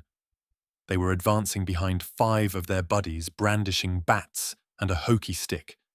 I started muttering incantations and dived. Magic surged through me as my spells came to life. Spiky materialized next to me and went down in a controlled glide. He was targeting the trio with pistols and a shotgun. A moment later, I slammed hard in the ground, using my magic to absorb the impact and redirect the energy in a blast wave directed at the gangsters. They were shoved back hard enough to fall on their butts. Meanwhile, Spiky descended too.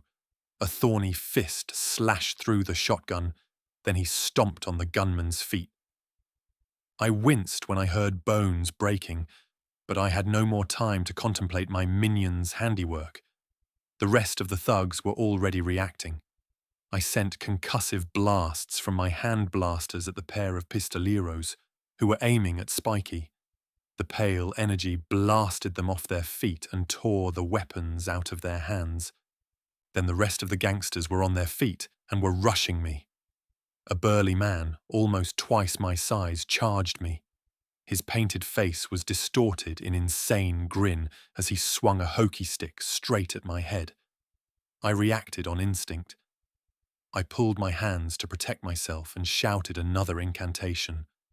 An emerald beam of light shot from my open palms and slammed through his chest. The magic shoved him back. The man stumbled and fell to his knees. His grin was replaced by a surprised expression. Then he fell to his side and laid still. I simply stared at my hands and then at the body. My brain was refusing to process what I just did. Spiky warbled something and jumped at the back of a gangster. Shots rang behind me, yet I paid them no attention.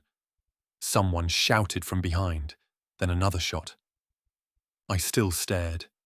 This was the first time I killed someone. I didn't know it then, but the next time would be a tiny bit easier. Equals TM equals Part 8 equals TM equals காலை 8 மணி 11 நிமிடம் ஜனவரி 17 2011 Director Piggott's office, PRT headquarters at Brockton Bay, Earth, Bet. We all know the alternatives, Director. I sighed. I don't need to give you examples from my own world, though we had many after the war. Just look at Africa, petty warlords playing God. If you believe that once law and order finally breaks down here it would be different, then you're very much mistaken. Such an escalation will be unsustainable. A big part of our job is to prevent it. Piggott sounded so very tired. She was very well aware of the points I was trying to make. It couldn't really be a news to her superiors either. They couldn't possibly be that incompetent, right? I recalled the last part of our conversation. Hope. Piggott, Miss Militia. Perhaps most heroes on Earth bet they lost it. Oh, they did the motions, tried to do as much good as they could without rocking the boat, but all they were doing was a desperate battle to keep the world from going to hell faster. There was no light at the end of the tunnel. In hindsight, it should have been obvious. The data was there. It was just that our conclusions were biased. We saw what we wanted to see. A mirror image of our world before the war, but not quite. Even when the going got worse, we did have hope. Even the mightiest of threats could be defeated, even if the price was often steep. That wasn't the case here on Earthbet. The Endbringers were seen as a force of nature that had to be endured but could not be defeated. It comes back to the Endbringers, doesn't it? You actually need the villains. At least those who show and don't dare rock the boat by going after the others too hard. I summarized. I felt like face-palming. You figured it out. Piggott nodded. You know, spelling it out might have saved a bit of time and headaches for everyone involved. But of course, that would be too easy. Nope. I didn't feel bad for ranting at the director and local heroine because I failed to do my homework properly. No, sire. Who was I kidding? I came as a condescending ass, didn't I? Does that mean you'll try to behave from now on? Miss Militia asked. That was an excellent question. It was tempting to do just that, while quietly gathering the resources I would need to find a way home. I wasn't the kind of hero this world needed. I was a mage and a weapon. Ever since my stint in a version of hell, I was a monster fighting against its very nature. Yet even if I was damned, I couldn't deny that there was a part of me that yearned for redemption. What would the PRT and protectorate do about the ever-increasing villain population if the Endbringers are handled? I asked. It will be an entirely different ballgame. Miss Militia answered immediately. Her eyes crinkled in grim amusement. Do you believe you can handle them in a permanent fashion? At least her tone wasn't condescending, just curious. As you know, I'm not a parahuman, and I already was ready to come to the next Endbringer fight. I gave them my best smile. Even if I can't neutralize one of them for good at this time, I might be able to craft something that can get the job done. Anyway, I will need hands-on experience before I can say anything for sure. This world needed hope, an example to strive for. I wasn't the kind of hero that Superman, Wonder Woman and company were. I couldn't inspire by my very presence. Unless I leaned very heavily on my magics, I couldn't give a proper speech to save my life. Simply put, I lacked the charisma to pull what some of my acquaintance did effortlessly no matter what. However, there were different kinds of heroes, like those of old, when the word often meant something different. Not a symbol that inspired all the masses, but one that terrified those who chose to walk in shadows. The bat did have a good idea going. Besides, I already mucked up the timeline. Even if this was Cannon Worm, there was no guarantee that everything would turn as well as it did then, and it was my responsibility to fix this mess. Your presence would be appreciated at the next Endbringer fight, Director Piggott was saying. However, we still need to speak about your conduct as a cape. Correct. But first, it's clear I misjudged the situation on Earthbet. For that, Director Piggott, Miss Militia, I do owe you two an apology. What I can promise you is that I would do my best to play according to your rules at least until my first confrontation with an Endbringer. In the meantime, let's see what can we do on the tech transfer front. There are different ways to tackle certain problems, after all. I smiled disarmingly.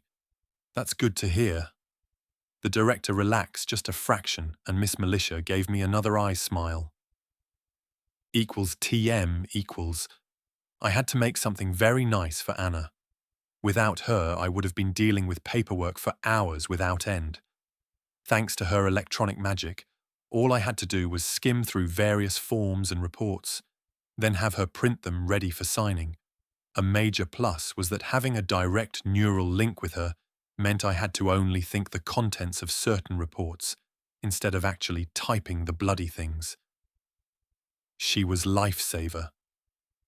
Thanks to my daughter, just an hour after my meeting with the director was over, I was in the large room set up for my workshop and busying myself with PRT's online catalogue for thinkers. Now I had to decide what I needed to get my hands on first and what would be most useful in the short term, while keeping within budget. Crafting myself a proper armour, weapons as well as additional offensive and defensive items went without saying, some nice toys for my new colleagues to keep them alive, and buy me some goodwill after stumbling like a blind man and causing furor wouldn't go amiss. Once I got the first payments from my patents, I could really get wild and begin operating on a larger scale. Mass-produced power armour for the regular PRT for starters would be very useful on street level. To make things even better, Anna had various law enforcement and military designs in her databanks. Anna, be a dear and begin a comprehensive tactical analysis of the Endbringers, demonstrated and projected capabilities, tactics, potential vulnerabilities, everything we would need to take them out. While you're at it, do the same for all gangs in the city. Sooner or later, we'll want to clean up house around here. This is supposedly the worst place in the US, barring places hit by an Endbringer. Fixing it would make a good symbol, methinks. Comments? I subvocalized.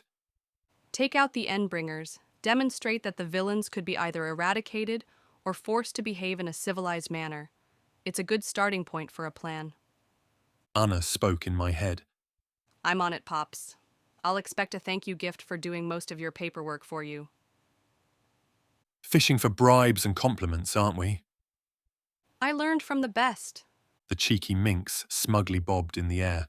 4th chapter. 3 parts 1 and 2.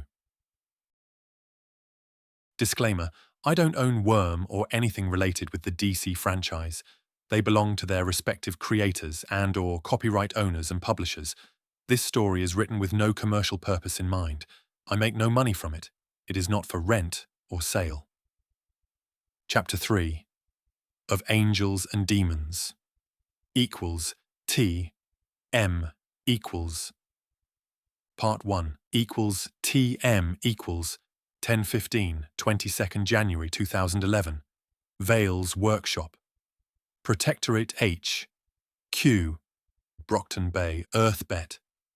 I took one last look over my workshop. Everything was ready for my performance.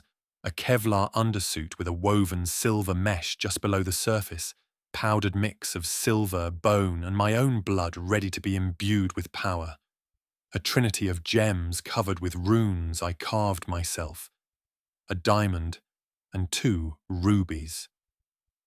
1 count of scowling armsmaster and a dragon/possible stepdaughter after Anna's shenanigans just after the Dragon Slayer's attack. The local AI wasn't pleased with us at all, even if she ended up quite a bit freer and more capable than before. Anna really should have asked, or at least apologized instead of sulking because her new sister didn't like her. Director Piggott and a bunch of tinkers were also watching over multiple cameras set up just of today's show. Ladies and gentlemen, for my first trick, enhancing a suit of pants, I quipped. Armsmaster grit his teeth loud enough that I heard him. I suppressed a smirk and went to work. First thing first, I went to the table where my blood and mixed bone and silver powder waited to be imbued. A quiet chant was all it took to properly focus my power. Using my own blood as a conduit made things much easier, not to mention ensured that whatever I utilized it for would be bound to me, something that was very useful by itself for various reasons. I put my right hand over the vial with my blood and channeled power. A transparent runic circle formed below my palm as I guided my magic in the form most useful for enchanting. My power flowed down my arm, through my hand, and poured into the circle so it could crystallize in more immediately useful form before the blood in the vial absorbed it. It took me a couple of minutes to finish, and with every passing second, the ruby liquid began to glow stronger and stronger until it reached optimal saturation. In this case, the magic-imbued blood will act as both a convenient power source and a power conduit. I explained after I cut off the power and dismissed the runic circle. The next part was simple. I merely had to add the blood to the powdered mix until I got a cup full with crimson goop with texture similar to coarse paint. Is this setup really necessary? Armsmaster's question could easily be mistaken for a growl. Technically, not unless you want long-lasting or even permanent enchanting. Considering that I intend to use this undersuit for some time, it's necessary. I nodded. I picked up the cup with bloody clay and a fine brush made of animal hairs.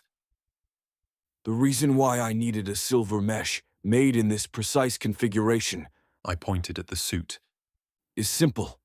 It makes the next part, which is the sensitive one, much easier in technical terms. I traced the hilt of the brush with a finger feeling various runes I engraved in it last night. I called upon my magic, and the brush became a conduit for my powers. Purple light surrounded my whole arm, and I dipped the hairs into the magic paint. Now came the tricky part. While enhancing was 80% preparation, the last 20 were where you could really screw up and waste your time if you were lucky, so to speak. First, I had to visualize the framework of the enhancements I wanted to place upon the suit. I had to make them crystallize in my mind into a tangible magical construct, and then I had to carve the concept of that mystery into a physical object altering its very existence, its very soul for those who believed that every single object possessed one. It all sounded deceptively simple. It took me months to visualize the full scope and breadth of the simplest of mysteries when I began my training, making such a spell crystallize within my very soul so I could then reshape a physical object with its meaning and effect. That took much, much longer and a lot more knowledge of magical theory. In practical terms, that meant that every single brush stroke had to be perfect. Not just the motions themselves, but more importantly, the precise flow of magic that bound blood, silver and bone into the physical manifestation of a magical effect. Enhancing an item meant transmuting its very nature, changing its concept in a fundamental way that reshaped its very existence. When done right, you could make the laws of physics be little more than loose guidelines or just sent them cry in the corner. Kevlar. A bit of silver, good enough to stop regular pistol bullets, though you would still feel the kinetic impact and walk away with nasty bruises on a good day. That's what the suit used to be. Now, under the strokes of my brush and the gentle touch of my magic, it becomes something so much more. Silver was a good conduit for magic. Yet if used just the right way, it could serve a dual purpose, not only as an amplifier, but as a kind of a Faraday cage that could grant a limited resistance. That very property was used as a foundation for layering persistent enhancements, making them very hard to impossible to dispel. You could cut Kevlar. You could piece it with a knife too, or an arrow. Not any longer. My magic altered its very concept of durability and resistance. Its tensile strength grew by leaps and bounds. When I was half done, a 50-dot cal round could strike the suit, and it would not only hold but disperse the kinetic energy over its whole surface. Swords wouldn't cut it. Arrows couldn't pierce it. I forged on. Ordinary fire was no trouble, and plasma, well, protecting me from something like that wasn't this suit's job. Cold? Once I was done, I could walk through absolute zero zone and feel warm. And it was almost done. Just 2 more crystallized miracles were left to add. I traced arcane symbols up and down the sleeves, ensuring 6-fold increase in strength. Another round went over the back of the pants and along the spine, and they would grant me speed. I took a step back and examined my handiwork. To my mage's sight, the suit glowed with power. The enhancements weaved into one another like a fine purple mesh that pulsed just below the outer Kevlar layer. Now I only had to add the gems that would act as power amplifiers for my magic. But that could wait. Now it's done. I smiled at Armsmaster. Care to test it? The grumpy man stared at me, then in a single fluid motion took his folded halberd from a magnetic clamp on his back, locked it in all its glory and swung at the undersuit. The monomolecular blade should have cut through with little to no resistance. Instead, a long, deafening clang echoed throughout my workshop as the halberd bounced from the steel mannequin under the suit. The only things that got hurt was Armsmaster's ego and our ears. I'll take it in for testing. The local protectorate's leader huffed. He was officially off my Christmas gift list. Equals TM equals. Part 2. Equals TM equals 24 January 2011. Protectorate, HQ, Brockton Bay, Earthbet. I spent the days after demonstrating enchantment to the PRT crafting some basic equipment for myself. While Armsy was busy testing my undersuit and, according to Assault, coming closer and closer to tearing his beard in frustration, I made myself a nice pair of boots, a belt, and a pair of rings. The boots incorporated various defensive enchantments and a haste spell. The belt I enchanted to help with flight, so I wouldn't have to spend power and concentration on it in combat, and a nice shield too. The rings, those were more important. One further fortified my mental defenses, and the other was to keep me protected from scrying and other remote viewing techniques, which in turn would let me use even more of my concentration and power for other things. 2 days of crafting basically saw my tinkering budget gone for the time being, and left me with some free time on my hands. I didn't have any patrols scheduled for the next 24 hours. My daughter and Leia's oversaw all legal entanglements. Dragon was still peeved with me, and I was a bit bored. I had to wait for Armsy to finish his review of my bodysuit before I was given more resources. Any ideas of testing people for magical affinity, so I could train an apprentice or two in the basics of crafting if nothing else were in limbo, awaiting the testing of my equipment. Speaking about local mages. Anna, what happened with the girl we rescued when we arrived? She did have some power. Scanning. She's out of the hospital and should be recovering at home. Well, if things pan out, I might have to talk with her about magical training. It would be interesting to see what someone like her could do with magic on her disposal. Anna hummed and continued to float, surf the internet and presumably pester. Dragon. I gave one last look to my workshop, tidied it up with a couple of useful spells, and went to get a bite to eat.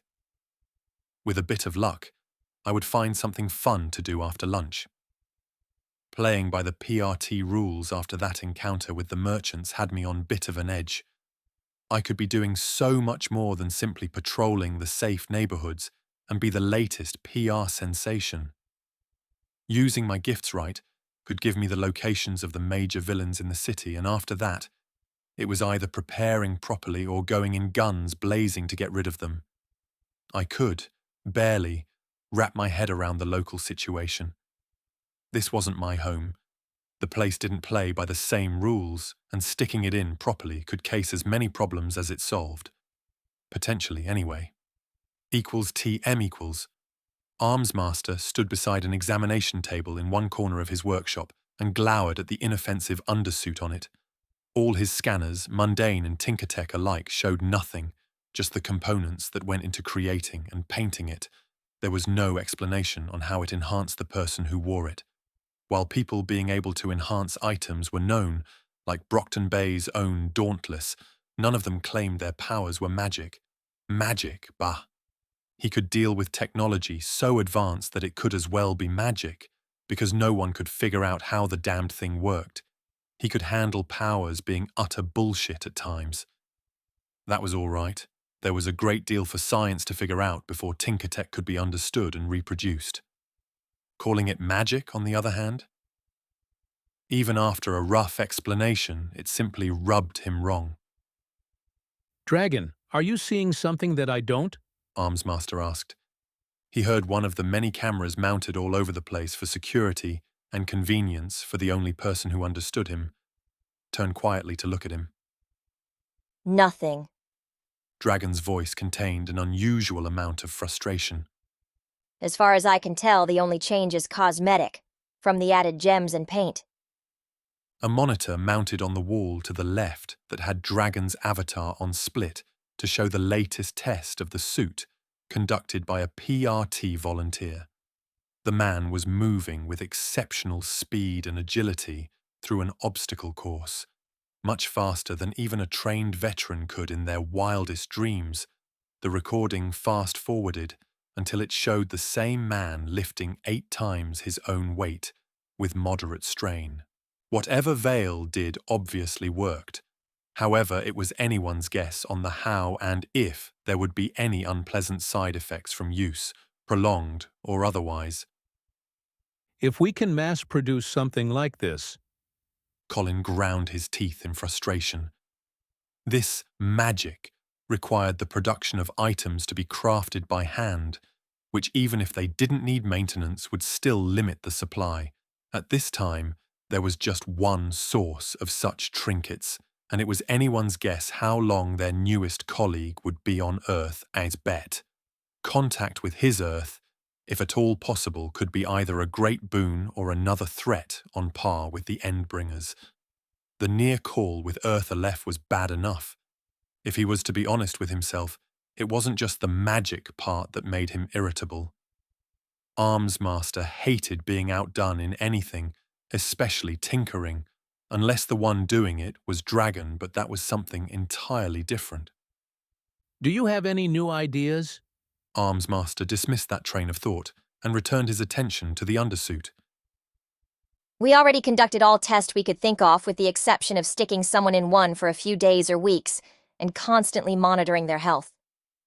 Dragon reluctantly admitted. Well, that wasn't precisely true.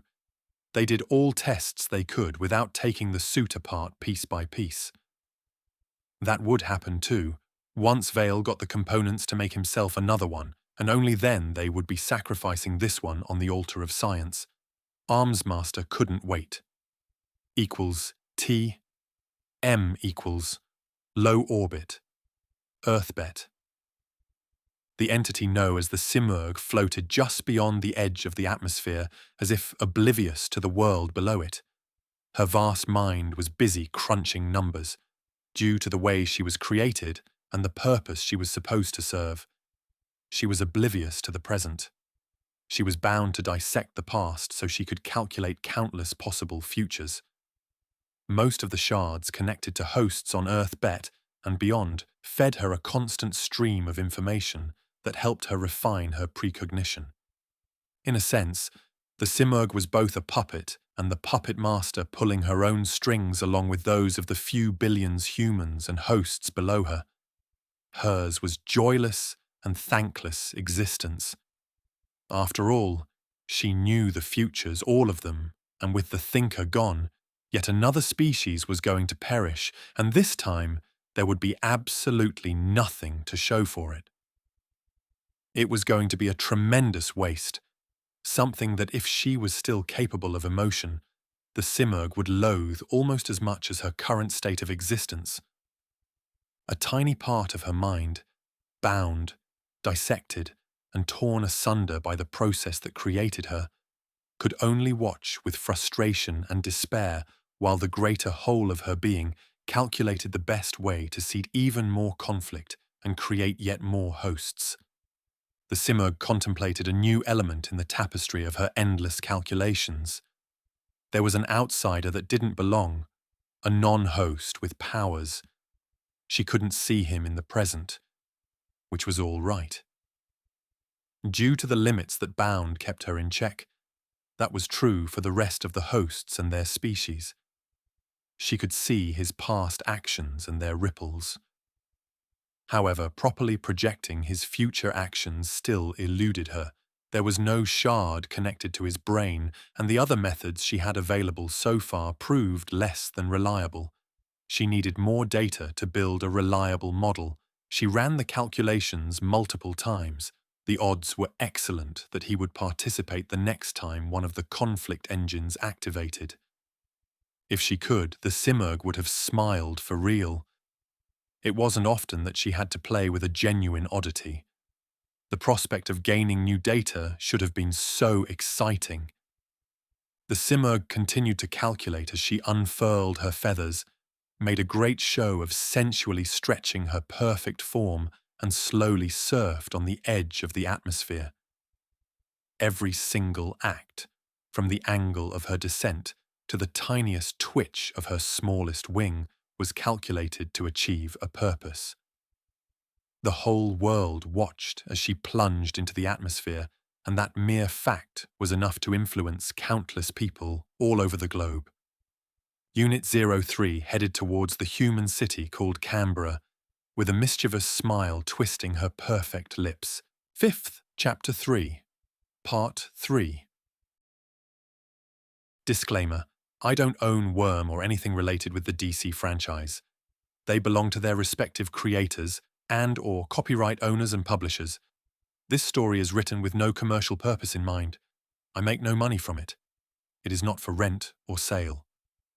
Chapter 3 of Angels and Demons equals T M equals Part 3 equals T M equals 24 January 2011 Protectorate HQ, Brockton Bay, Earthbet. By now, I should know better. Boredom is good. Being bored is just peachy because almost every bloody single time since I got my powers that I got bored, Mr. Murphy went out of his way to send some quality entertainment my way.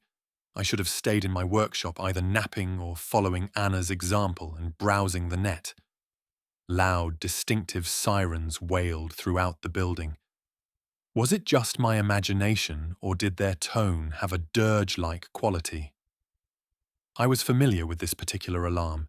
Every PRT and Protectorate member was. It was one of the first things we got familiarized with. We had to know in our sleep when an Endbringer was on the move and get ready to run, fight, or provide support. It was too soon, damn it. I wasn't ready. I'm patched into Dragon's network. It's the Simurgh. She's moving above the Pacific. Trajectory puts her flying above Australia on a line that would pass over Honshu before hitting China. Anna helpfully projected a holographic image of the Endbringer's predicted path. We are going, aren't we? She asked warily. In my mind, I could see the image of that pale angel slowly descending towards the ground, with her asymmetric wings fluttering in the air. The mere thought of being afraid of her, of anything that resembled an angel, it sent my demon blood boiling. If it was any of the other Endbringers, I might have passed until I was better prepared and equipped. Please inform the director and arms master that we'll be participating. I left my untouched lunch behind and sprinted towards the workshops. 10 minutes later, I was on the roof, kitted in my flimsy equipment, the undersuit I recovered from our fearless leader, and the other trinkets I managed to craft so far. Aina was coordinating with Dragon, who for the time being had put her irritation with us on the back burner. Miss Militia beat me to the punch. She was already up there, wearing tactical armor, the same the troopers wore when the gloves were off and the heavy weapons were in. Otherwise, she had her form-fitting fatigues and customary star-spanned banner hiding her face. In her hands, her power flickered from one heavy weapon to another, and at least a few of them were experimental designs that Anna and the engineers managed to create during the past month. Velocity arrived just as I greeted Miss Militia. He was in his regular speedster outfit. From I gather about his powers, he would be fit for only search and rescue in this occasion. Do you really think your powers can protect you from her scream? Miss Militia asked. It should. If not, then I'm not using the right spells. I looked at my left hand where the ring meant to fortify my mind rested on my index finger. I removed it and offered it to Miss Militia. It couldn't hurt and I can replicate the effect without it. At any rate, it would be better if we have more than one data point to figure out how to neutralize it. Proposing already? Assault's distinctive voice catcalled from behind me. I snorted. If I'm to do it, I can assure you I'll figure out a more romantic place and time for it. I glanced at the trinket in my open palm. A more befitting ring, too. Miss Militia's eyes crinkled in a smile, and she swiped the ring from my hand. A resounding slap announced that Battery was along with her husband. When we arrive, can you turn the Simurgh into something nice and fluffy? Preferably harmless, too. Oh, great Wizard of Oz. Another slap and a long-suffered sight came courtesy of Battery. I do have a spell for that. We'll see if it works on the Simurgh. It was a long shot, but who knew? It might actually work. At any rate, my primary purpose for this fight would be to gather information and, if practical, take out the bloody thing. If not, well, then hopefully I would know enough that I could do it the next time. Dad, the Simurgh just picked up speed and shifted her descent vector. She's heading straight for Canberra. She doesn't want to give us enough time to respond. Or she's just playing another one of her mind games. Triumph's whisper came in a loud bass-like quality that felt as if it was deep enough to make the air itself vibrate. Technomage, as the Protectorate leader ENE, I'm compelled to request that you do not take part of this Endbringer fight.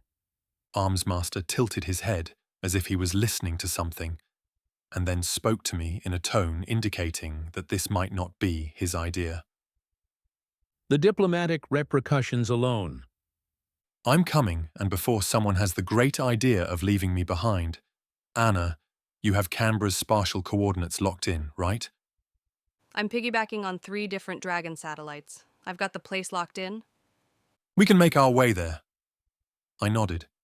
We never properly tested your long-range transport ability. No time like the present. Anna, how long?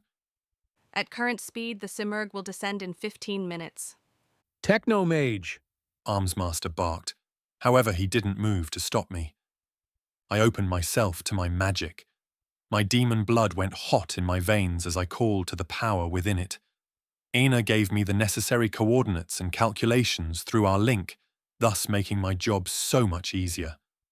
All I had to do was supply and guide the power. Infernal magic came to life within me, and the gathered heroes took a step back as heat began to emanate from my body.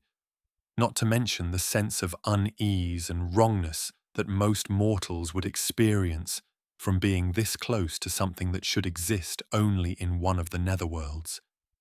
The equations necessary to twist the geometry and very reality of the physical world shone in my mind. Anchor point, the place where I stood upon the roof. Destination, an empty roof in Canberra, locked in relation with the spinning earth below us, and the other celestial bodies close enough to practically influence the portal I was creating. Once I had the end point fixed in my head, I had to connect it to the anchor, and that took skill and power. I poured eldritch energy through the equations, and reality itself twisted, then tore asunder. First to appear was a black dot that swallowed all light shining upon it. It heralded an established connection, and that meant all I had to do was feed it more power. It twisted the space around it, which for an endless moment looked as if collapsed upon itself, and then reality tore to form a jagged tunnel to Canberra. "Who is coming?" I asked once the portal was stabilized. With the power I fed into it, it should be stable for the next couple of minutes. "It will close shortly." I walked into the breach in space before common sense could rear its ugly head, and the Brockton Bay's protectorate soon followed. Dad, she's coming right at us and picking up speed. ETA 5 minutes and counting. Anna helpfully reported once we arrived in Australia. "Of course she is. I hate bloody angels, even those without a shred of divinity in them," What's the plan anyway? Assault asked. We've got a plan? Anna inquired. I thought we were winging it. We're totally winging it. I nodded in agreement. We are certainly not. Armsy sounded offended at the very idea. Equals TM equals. When we arrived at the staging area, it was clear that facing one of the Endbringers in this world had a profoundly different effect from fighting major threats back home, even the potentially world-ending ones. To put it bluntly, there was no hope here. Nervous banter, grim determination, fatalism, frantic energy as people hurried to do 10 jobs in a brief span of time, sure. Hope, an expectation of victory? That wasn't here. Due to my partial demonic nature, I could outright feel the aura of despair clinging to everyone here, and it was spreading to my colleagues.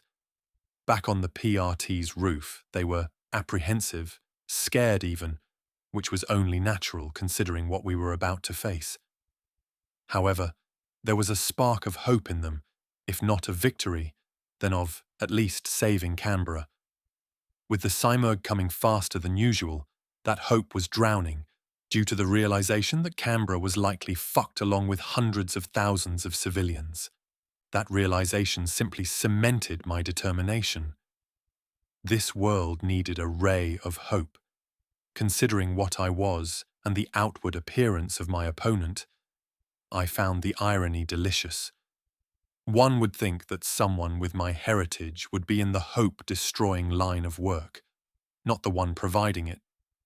I heard Anna asking about intercepting the Simurgh, the only tactical alternative we had to ducking it off in Canberra.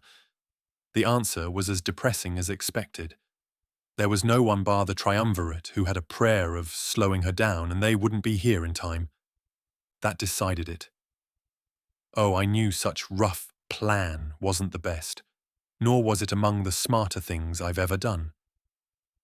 I gave one last look at the gathering heroes and villains. They needed hope, the knowledge that their enemy could be effectively opposed, and I was going to do my best to deliver. Equals TM equals 24 January 2011, Canberra, Australia, Earth, Bet.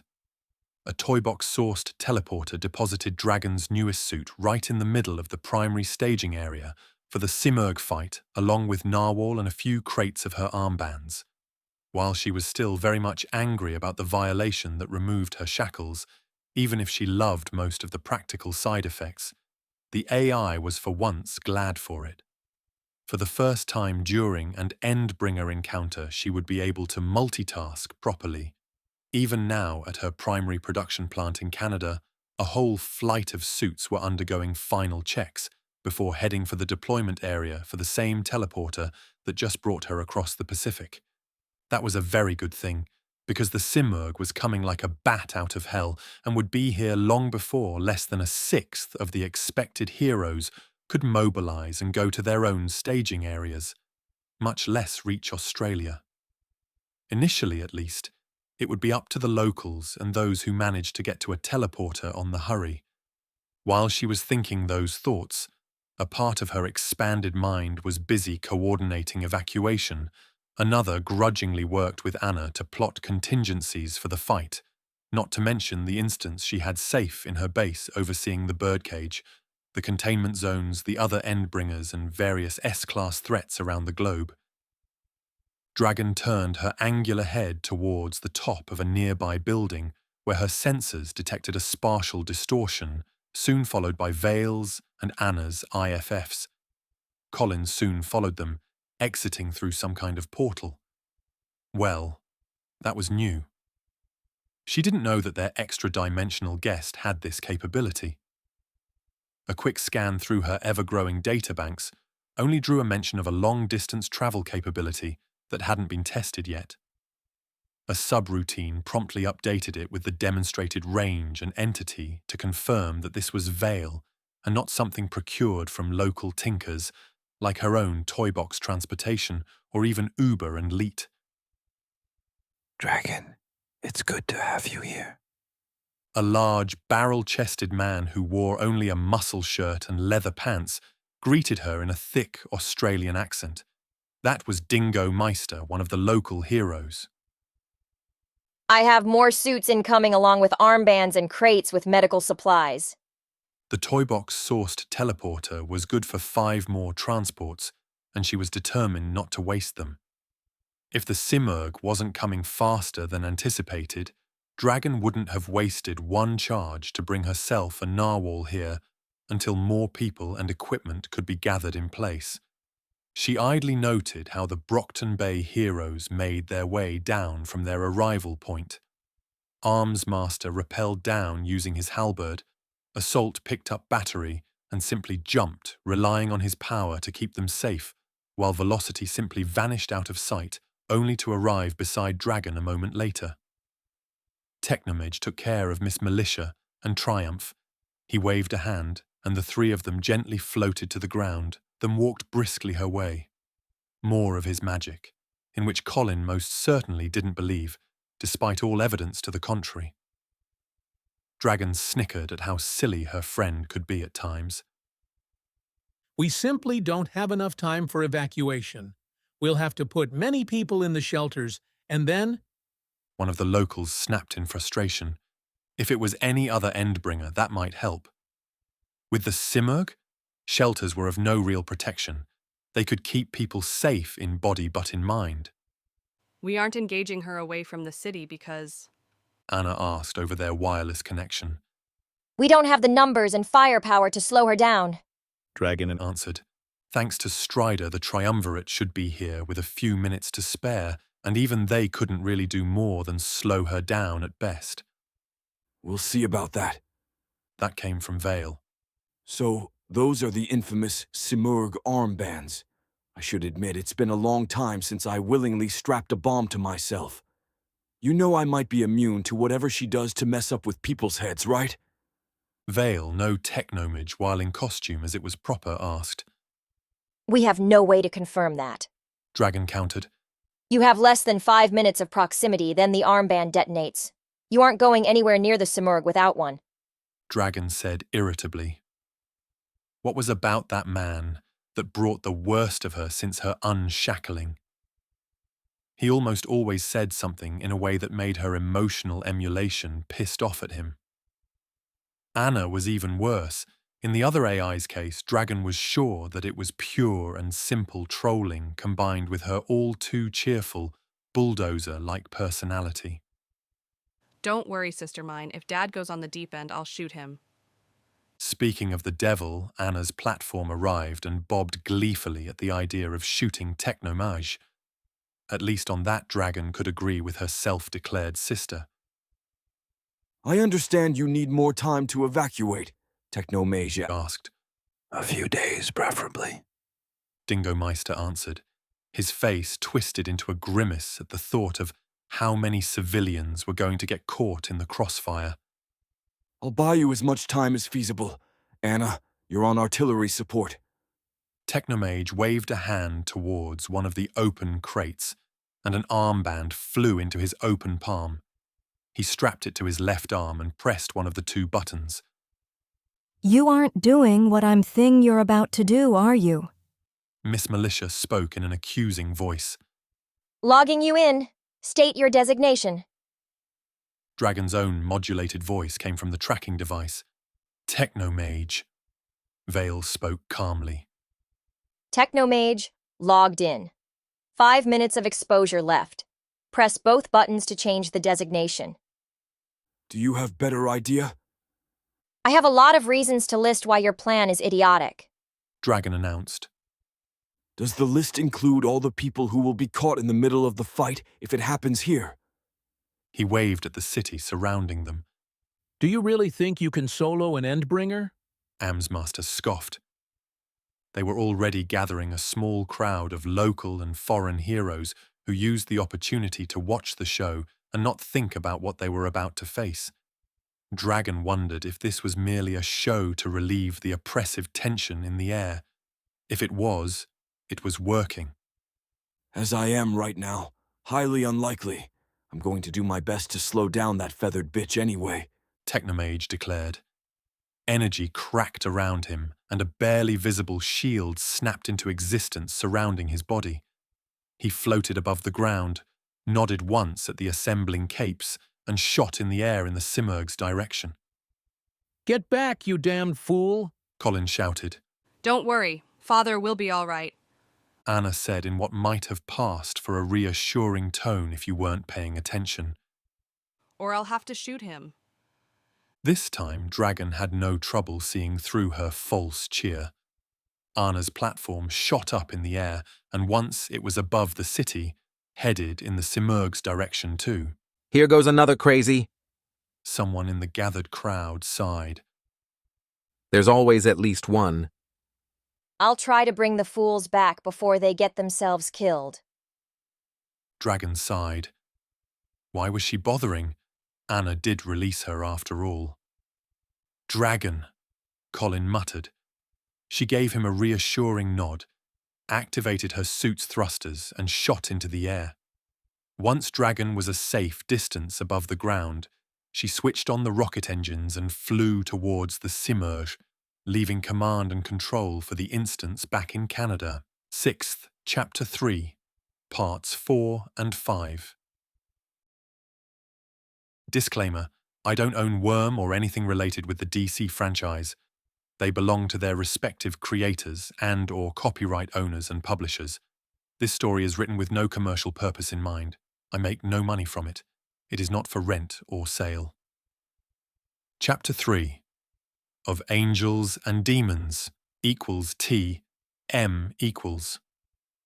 Part 4 equals TM equals 24 January 2011. Canberra, Australia, Earthbet. I flew, propelled by arcane currents. Behind and below me, Canberra resembled an upturned hive with countless people running for their lives. I was going to buy them as much time as I could. Anna fed me targeting information through our link, gathered both from her own sensors and the Dragon satellites she had access to. I could see the approaching Endbringer in high definition, and her mere sight made the magic in my blood boil. Anna, give her a couple of ranging shots on my mark, then go stealth until I call you or you see an opportunity. Target locked in with passive targeting. No sign she's noticed me. However, she just altered her trajectory to intercept you. I muttered a short chant and drew on a bit of infernal power to cloak myself from sight, both technological and mundane alike. If someone was good and powerful enough mage, or had sufficiently advanced sensors, they could see through the shroud I had on.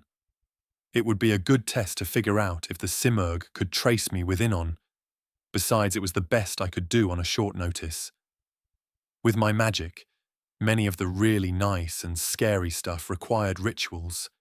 Everyone could throw around beams of pure arcane energy, create pretty lights, and blow stuff up. That was apprentice-level stuff. My issue was that I simply lacked the gear and resources required for some of the most spectacular magic I could utilize. That didn't leave me in a good place. I layered upon myself all enchantments I thought could help while allowing me access to some decent firepower. Various defensive fields, spells to make me tougher and harder to damage, a few that partially locked my present state of existence. Just in time, too, because the Simurgh entered Anna's effective range 10 kilometers from Canberra and 3 from my current position. Fire and displace! Shooting! Anna's retort came on the heels of a thermal boom that pleasantly heated my clothes. The Simurgh, who had been focused in my general direction, twisted away to dodge. 2 laser beams, modulated to more easily tunnel through the atmosphere, scored glancing hits on her side, while the pair of heavier particle beams missed as she dodged and continued to head up. I believe she detected the thermal buildup preceding firing my weapons. If she began moving a moment before I opened fire, she would have been able to dodge the lasers at this range if she truly saw the future. Anna told me her conclusions. I'm under stealth and currently displacing. Either our countermeasures work, she is playing us, or she isn't a real seer. Those were the most simple explanations. Wait until I get her attention and shoot her in the back. I ordered. From visuals alone, it looked like that the laser beams meant to gut MBTs merely burned off the upper layer of her skin. The Simurgh was a tough cookie. However, I've faced before a lot of things that could laugh at much greater firepower. I summoned lances of solar power, hotter than the surface of the sun, and promptly dived away from my previous trajectory. Better safe than sorry. The Simurgh's head slapped up to look at the fiery plasma above me. Was she playing, or did my stealth hold up as advertised? I guided the attacks through the invisible strings that powered it and hurled them at the approaching Endbringer. The Simurgh dived down until she neared the ground and tore chunks of soil, rocks, and parts of a large road to use as a shield. The solar lances burned through her improvised defense, and she fed more and more debris into her shield until magma rained over her spotless skin. She flew through it as if it was no more hazardous, that warm spring drizzle, and tore up the ground below her to replenish her defensive screen. The Simurgh looked around, and when she apparently failed to locate me, headed towards Canberra. I floated in her path, invisible and busy, forcing my will upon the reality separating us. Within 100 meters wide circle centered upon the Simurgh gravity suddenly doubled. My chant grew more insistent, and I increased the power I fed into the ancient spell. The gravity doublet again, then a third and a fourth time. While the Simurgh was able to keep her debris screen floating around her without an issue, she slammed into the ground and tore a trench into it as I continued to increase the intensity of the spell. Whatever the Endbringer was made of, she was much more massive and heavy than she appeared. Anna. Now. A second thermal bloom covered Canberra, and this time the Simurgh was too slow to evade. I wasn't sure if it was thanks to Anna's stealth features, or because due to her increased effective way, the Endbringer was simply unable to move faster. Lasers and particle beams explosively vaporized their way through the floating circle of debris around the Simurgh and nailed her in the chest, right below her sculptured breasts. That was enough direct firepower to send Superman crashing through a nearby building, because while he was denser and heavier than ordinary human, it wasn't by that much. The Simurgh. She didn't even waver. When the dust settled, she was sitting in the middle of a crater that marked the end of the trench she dug when I brought her to the ground. Her skin was no longer pristine, and I could clearly see a small burned crater in her chest. The Simurgh didn't seem to notice being wounded at all. Something weird happened at the focal point of my spell. Reality there seemed to shift and rearrange. It grew denser, then lighter, if that made any sense, and the Endbringer slowly began to float above the ground. I fed as much power into the spell matrix as it could support, and soon the angel-shaped entity strained under 30 gravities. More lasers and particle beams streaked down from above and hit, even though the Simurgh ignored them.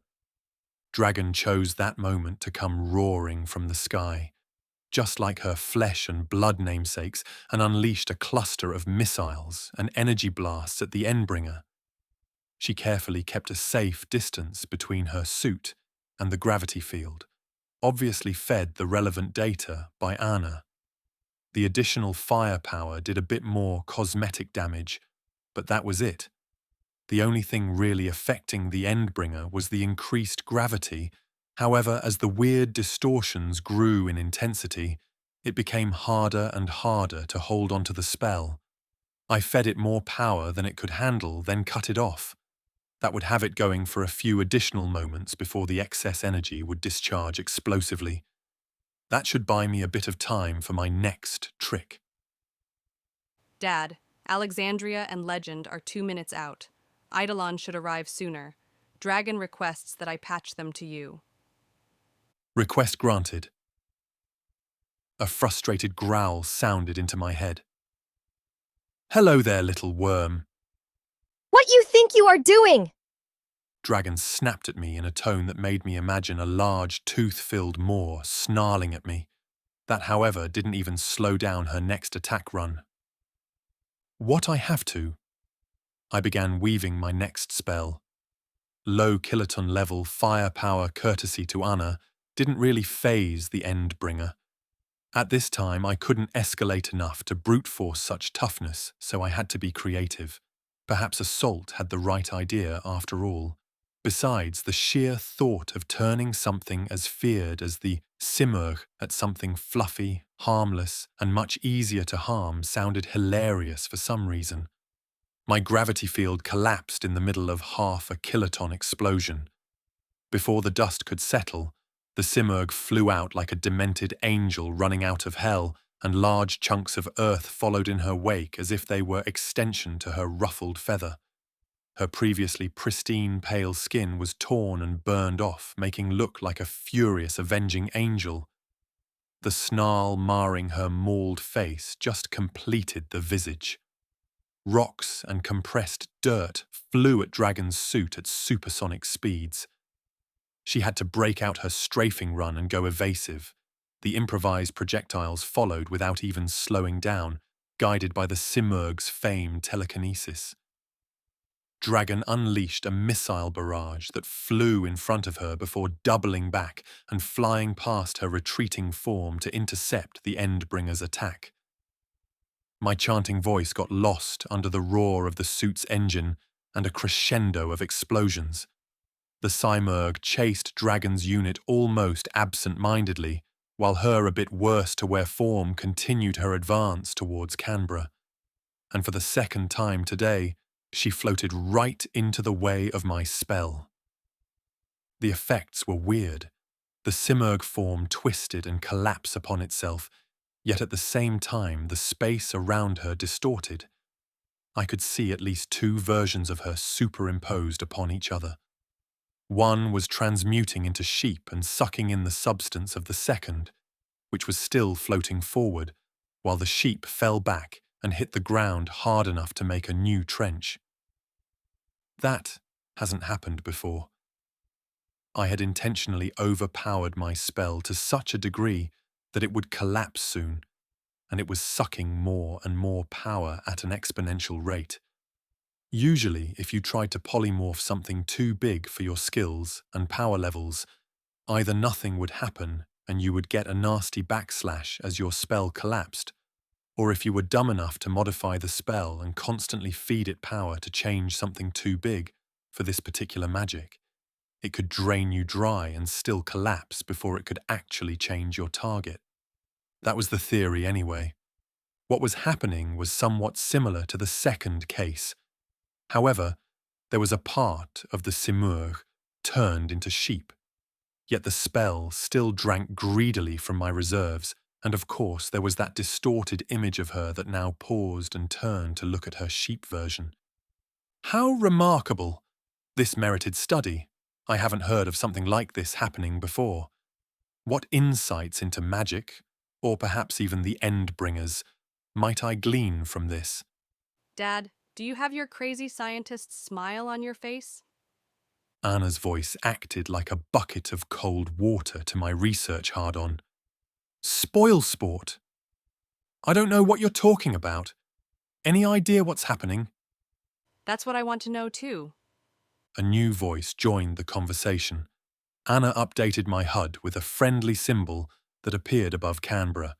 Eidolon had arrived to join the party. Equals TM equals. Part 5. Equals TM equals. 24 January 2011. Near Canberra, Australia, Earthbet. Weird magic, duh. Anna deadpanned and continued to fire at the not-quite polymorphed Simurgh. The Endbringer vanished in a spray of gore and shattered earth, yet her distorted reflection remained intact. It suddenly snapped back until it occupied the same space as the clearly obliterated polymorph, and within seconds it snapped into focus. That clinched it. Straight-up firepower wasn't the solution to the Endbringer problem. Before removing one of those for good, I needed to figure out what the hell they were in the first place. The Simurgh rose into the air, with her crystalline wings flared behind her in a gesture that, in an angel, would indicate they were royally pissed off. There was no trace upon her of the wounds she suffered so far. Her skin was once again perfectly unblemished. The Endbringer narrowed her eyes in the direction of Canberra, where Anna floated concealed by her stealth systems, both technological and magical. She screamed. The sound was heart-wrenching, despair itself made manifest. Its sheer oppressive might slammed into my mental defenses like a battering ram. It wasn't really psychic. It lacked the taste of such an attack. However, the mere fact that it triggered my mental defenses was concerned. They weren't limited only to respond to magical means of assault, but included various types of telepathy and as many merely physical means of mind control. Anna, analyze and record the scream and the feedback you're getting from me for later study. I told my digital daughter, and just to be on the safe side, cast a few more spells to keep my mind as my own. One of them was a sound-dampening field that would keep any sound loud enough or with the wrong frequency away from the caster. Suddenly, the scream was just that of a woman. Still, it held a hint of despair. However, I no longer could feel the assault upon my mind. Fascinating to think that she could use mere sound that way. Dragon, be advised. A sound-dampening field might be effective against the Simurgh's scream. Not just ear protection, but something that could keep the vibrations from the sound waves themselves at bay. I stress might. Understood. It seems to be working. Eidolon confirmed a few moments later. Let's just hope the Simurgh doesn't have another way to bomb people. With 3 powers he could swap at will, he was almost as bullshit as a proper wizard. Hopefully, he was going to be bullshit enough to help me keep that demented angel away from Canberra. The Simurgh further demonstrated her displeasure with the situation by rending the ground below us asunder. Large chunks of soil the size of double-decker buses flew up and surrounded her. Smaller pieces formed a dense shield around her, and she began throwing her larger toys at the city behind us. I'm on it, Dad. She might be trying to flush you out. I know. Lasers, particle beams, and micro-missiles lanced above Canberra when Anna went into rapid-fire mode. Dragon flew past me and unleashed her own arsenal at the outgoing projectiles. Can you slow her down again? Eidolon asked. I need to maintain a mover power in the sound-dampening field. I'll do my best. Well, the polymorph and a gravity field didn't work well enough. What to try next? While I wondered on my next move, Eidolon unleashed beams of dark energy that tore into the projectiles heading towards Canberra. Damn it! There was a reason why a mage was most dangerous when we had time to prepare the battlefield and research our enemy. Fighting blind, it didn't help that the smug angel just kept on coming unfazed by anything thrown her way. It was getting steadily harder to keep my temper and blood in check. If she was able to somehow tear her way out of my gravity field, it meant that most of my binding magic would be ineffective. The spells and rituals that might work, well, they did require resources and items I lacked, not to mention time to prepare. Fuck it. Anna, I'll be accessing my special gifts. Do what you must if I lose control. My blood sang at that announcement. The magic within it instantly boiled, demanding to be unleashed, and this time, I obliged. My appearance shifted, becoming even less human as my demonic ancestry became pronounced. I spoke in a language not meant for mortal vocal cords, and a twisted, jagged spell construct formed within my mind. I fed it infernal power, and when it was complete and painful to hold, unleashed it upon the walls separating this realm from one of the lower planes. The space below the Simurgh broke with the sound of shattering glass, and unlight shone through. Twisted tentacles crawled out. Their shapes had forms that were painful to look, because they existed in more dimensions that a human mind was meant to handle. I shouted a single word that made my throat painfully seize as magic forced my vocal cords to pronounce the unnatural sounds, and the summoned horror launched its appendages at the Endbringer. They grabbed the Simurgh, and their eldritch flesh began to eat into her skin from the mere contact. I could hear dragons and eidolons' exclamations of outrage. I knew that they could feel the sense of wrongness emanating from the portal. Due to my blood, what I could sense was almost a hint of home, at least as far as my demonic part was concerned. It made my blood feel nostalgic for the fiery depths of hell. "Don't just watch! Shoot her!" I snapped.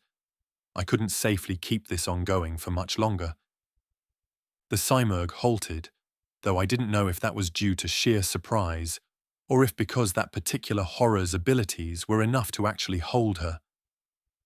She sent multiple large boulders at the portal and at the same time tried to shave its flesh into nothing, using the smaller debris to rake it.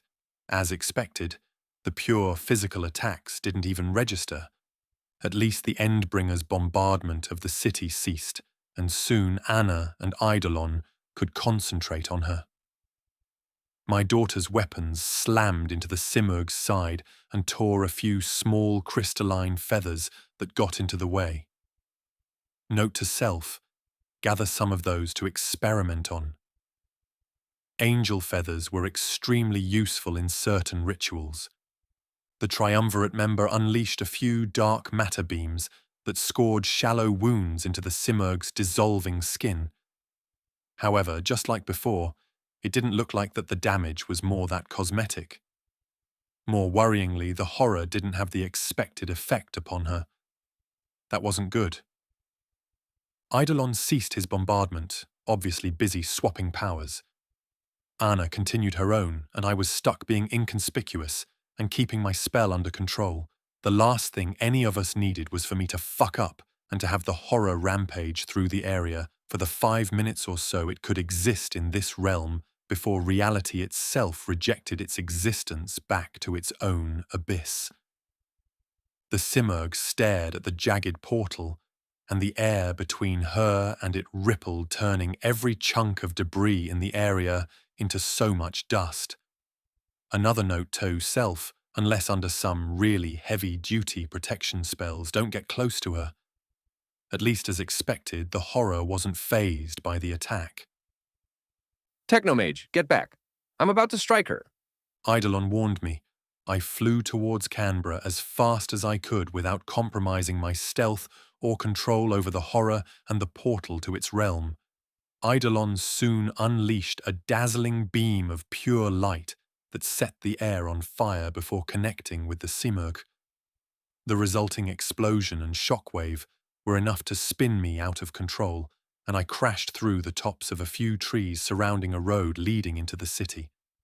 I had to let go of my stealth in order to keep my other protections ongoing, and more importantly, not lose control of my summons. The result was predictable. My flight ended in an undignified heap into a bunch of dusty shrubs. Some kind of weird local mammal glared and growled at me, before the waves of infernal energy surrounded me registered, and it ran away. Dad, you all right down there? Anna asked. "I'll live. What was that?" An anti-proton beam. Dragon trailed off. One that didn't really act like one, She added after a brief pause. I winced. That was one of the things that could actually affect the horror. While technically immune to physical attacks, energy blasts with enough yield and the correct type and modulation could hurt it. As far as I knew, all types of antimatter counted. The angry, pained, unearthly howl of rage that echoed all over the place and tried to claw its way into our minds was testament to that.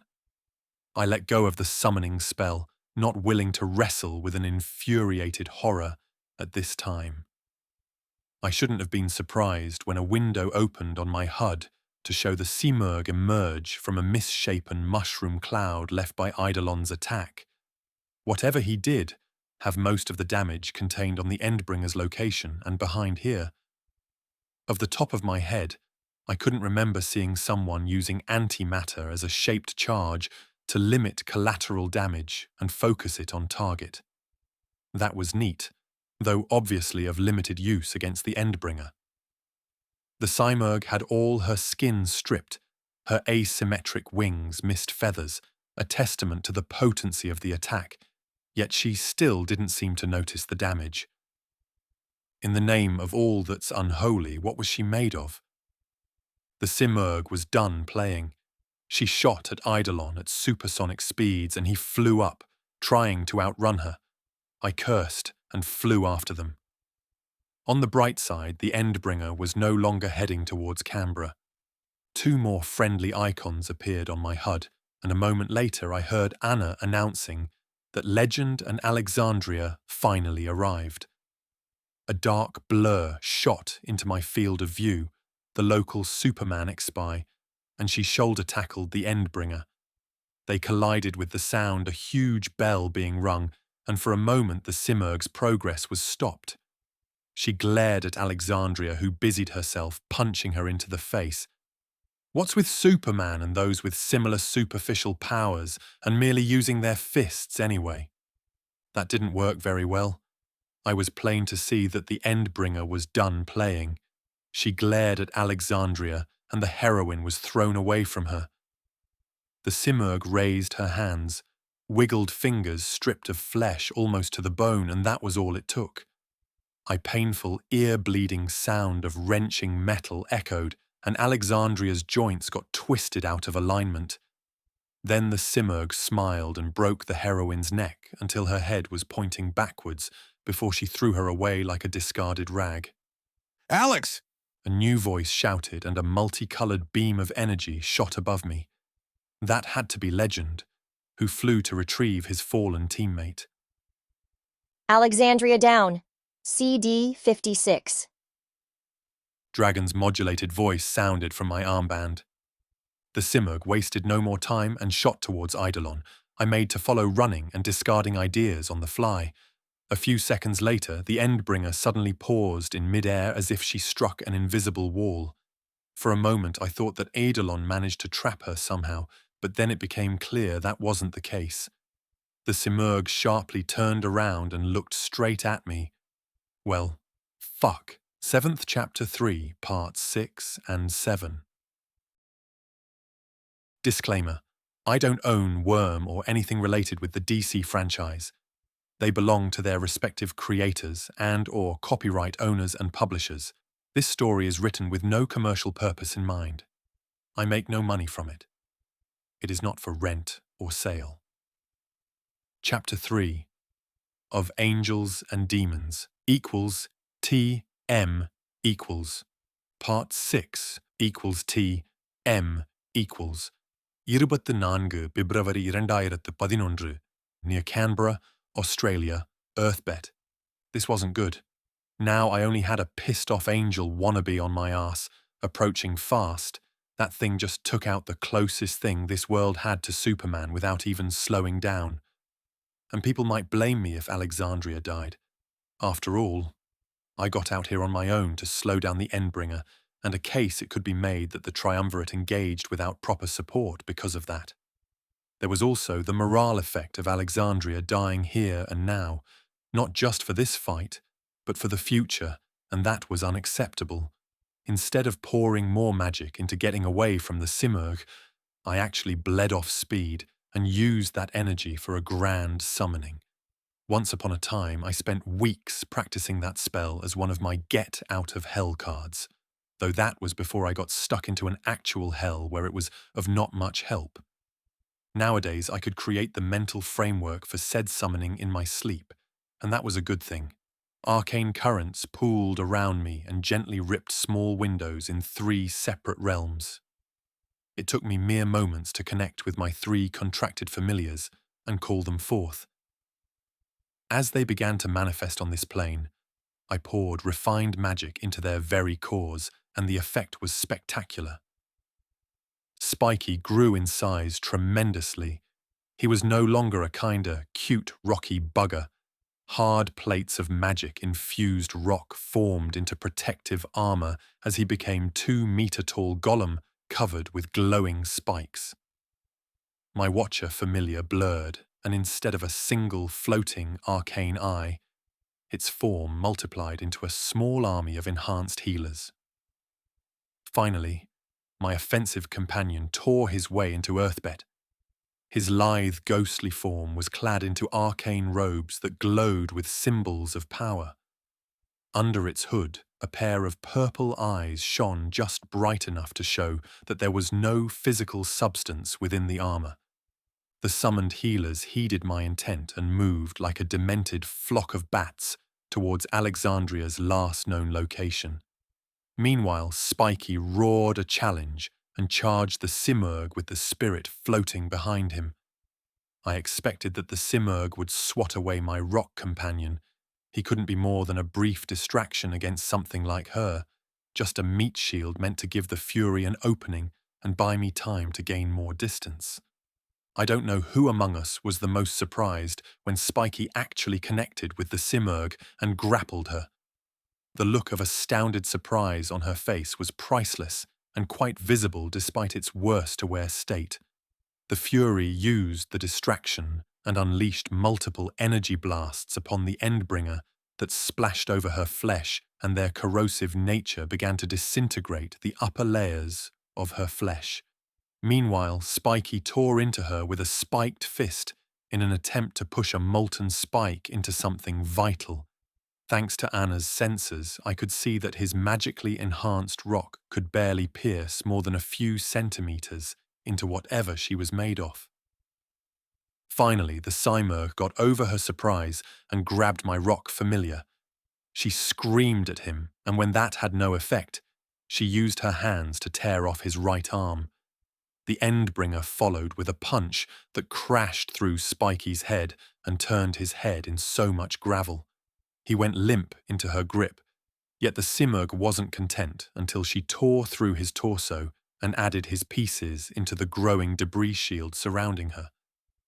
I'm not sure if she noticed when his body dissolved into arcane energy as his essence went back to reform into his native plane. Fortunately, killing my familiars for good took more than reducing their bodies to bloody chunks. The Fury went in next and stood between me and the approaching Endbringer. The Simurgh moved with an inhuman grace, trying to dodge fire from 3 sides. My familiar to the front, Eidolon from behind, who had obviously swapped offensive power for something with less collateral damage, and Anna, who was still on station and with Spiky out of the way could let loose.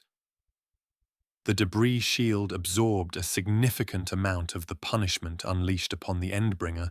She dodged more, and what actually hit her didn't even give her a pause. She kept coming my way, and that was a mixed blessing because, as long as she was following, I could lead her away from Canberra, until she caught me anyway. A burst of speed from the Simurgh caught the Fury off guard, and he had to create an energy shield to protect himself when he suddenly found himself caught by the edge of the Endbringer's defense. She pointed at my familiar, and the air between them rippled. Debris turned to dust just like she did against the horror. The Fury's arcane armor glowed with blinding light during its struggle to protect him, until it failed. The runes engraved into it exploded into a corona of energy that sent an arcane shockwave in all directions in a last-ditch attempt to protect its wearer. That was more than enough to clear the dust and show the Simurgh and the Fury for everyone watching to see. My familiar's armor was dull and dead, yet he appeared unharmed until the Simurgh crashed into him with speed exceeding that of a bullet train. The collision sent the Fury flying away on a ballistic arc. I could feel the magic holding him up unraveling from the punishment, and he soon would follow Spiky back home. The Endbringer didn't even slow down. She in fact increased her speed and continued to chase me. On the bright side, the Simurgh completely ignored my healing familiars. Now, just to figure out how to keep her from turning me inside out, Dad, watch out! Anna warned. My HUD screamed a warning too, along with my protective magic. The Endbringer effortlessly accelerated into a supersonic speed and was not seconds from leaving me as a roadkill. Anna, Dragon, and Eidolon were busy shooting at her for all they were worth it, for all the good it did. Raw firepower was out. I couldn't accelerate fast enough to outrun her, and displacing in time without relying even more on my infernal heritage wasn't going to work. I had already used the latter more than I was comfortable with too. That didn't leave me with a lot of good options. This was going to likely suck. I twisted in midair, so I flew backwards, and now faced the fast-approaching Endbringer. With moments left to spare, I called on my demon blood and connections necessary to get me out of the way began forming in my mind. However, before I gave them the necessary power, I focused on another spell. The energy that made my very soul resonated with my next spell, and in fact I used that same power to fuel it.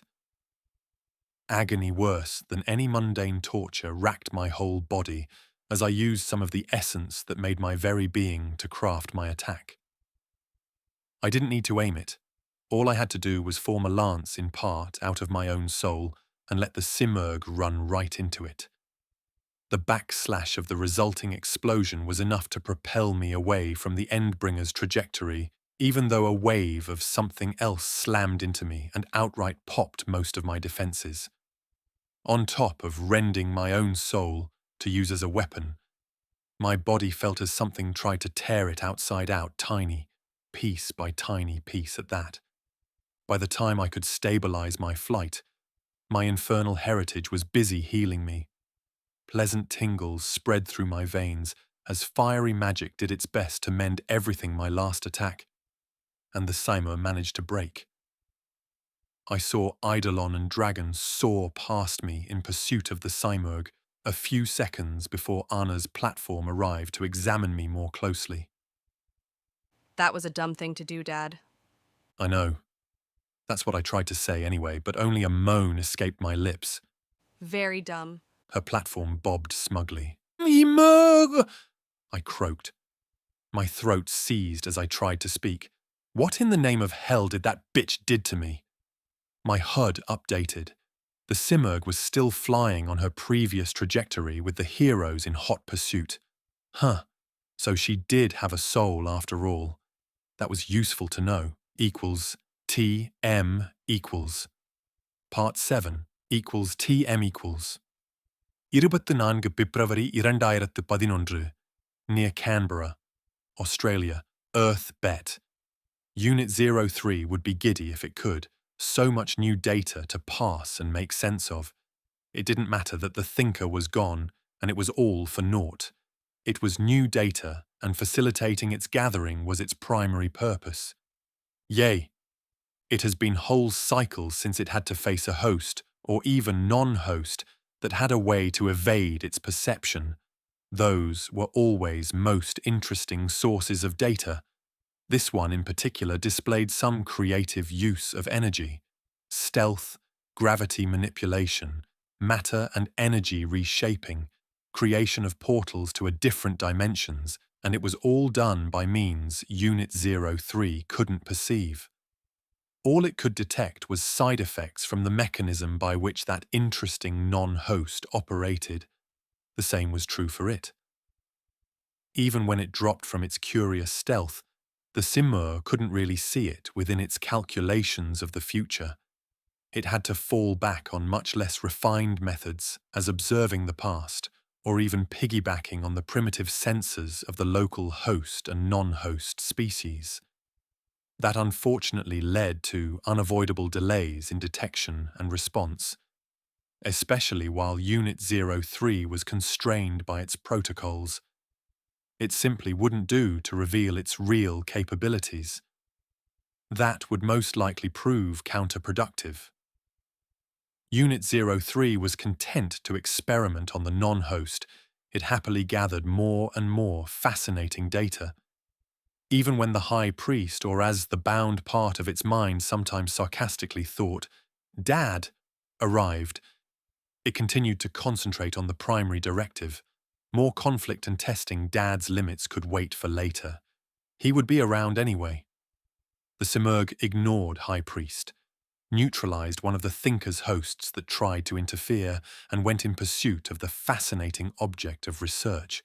It simply needed to learn more, so it loosened its restrictions a bit and showed capabilities that the current host species should have interfered as possible by simply observing her ability to fly to orbit and descend at will. Really, why would they be surprised that it had no trouble casually breaking the speed of sound when she wanted? Silly hosts. The Simurgh was in pursuit of the non-host, and it began carefully probing it with her telekinesis.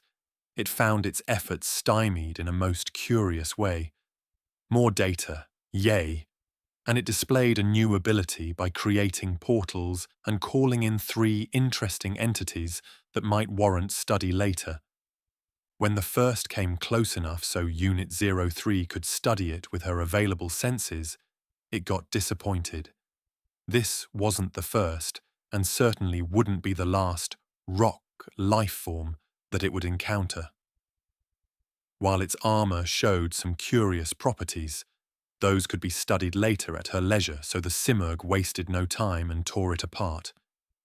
The next shot at her with corrosive energy beams.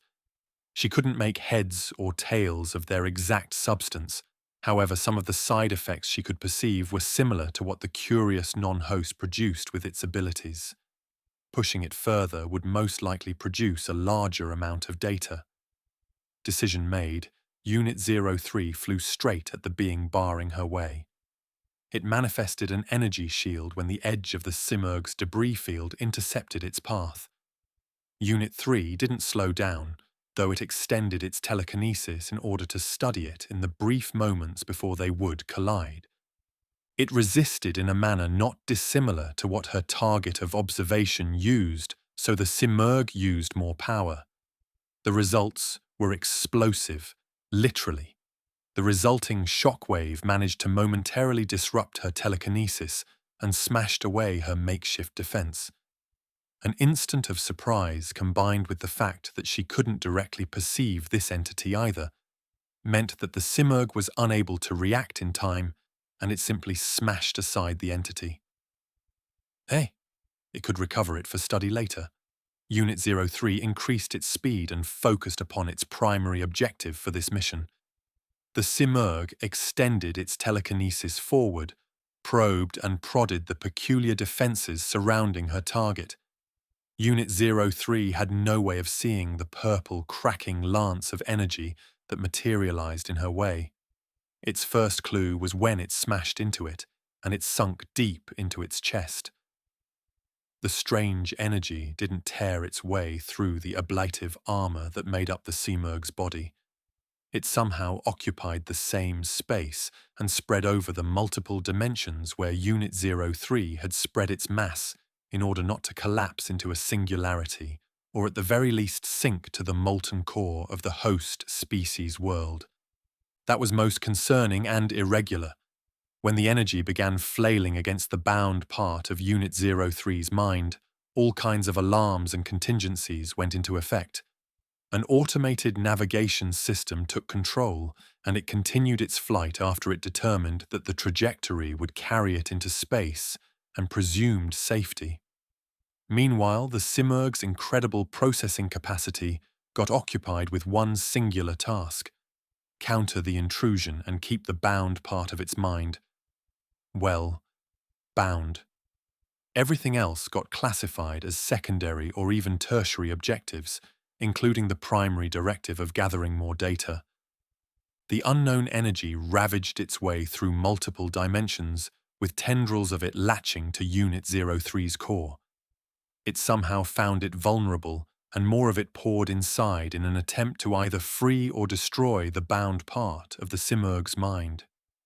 Unit 3 was honestly unsure what exactly that attack was meant to accomplish. However, it was nonetheless harmful and troublesome.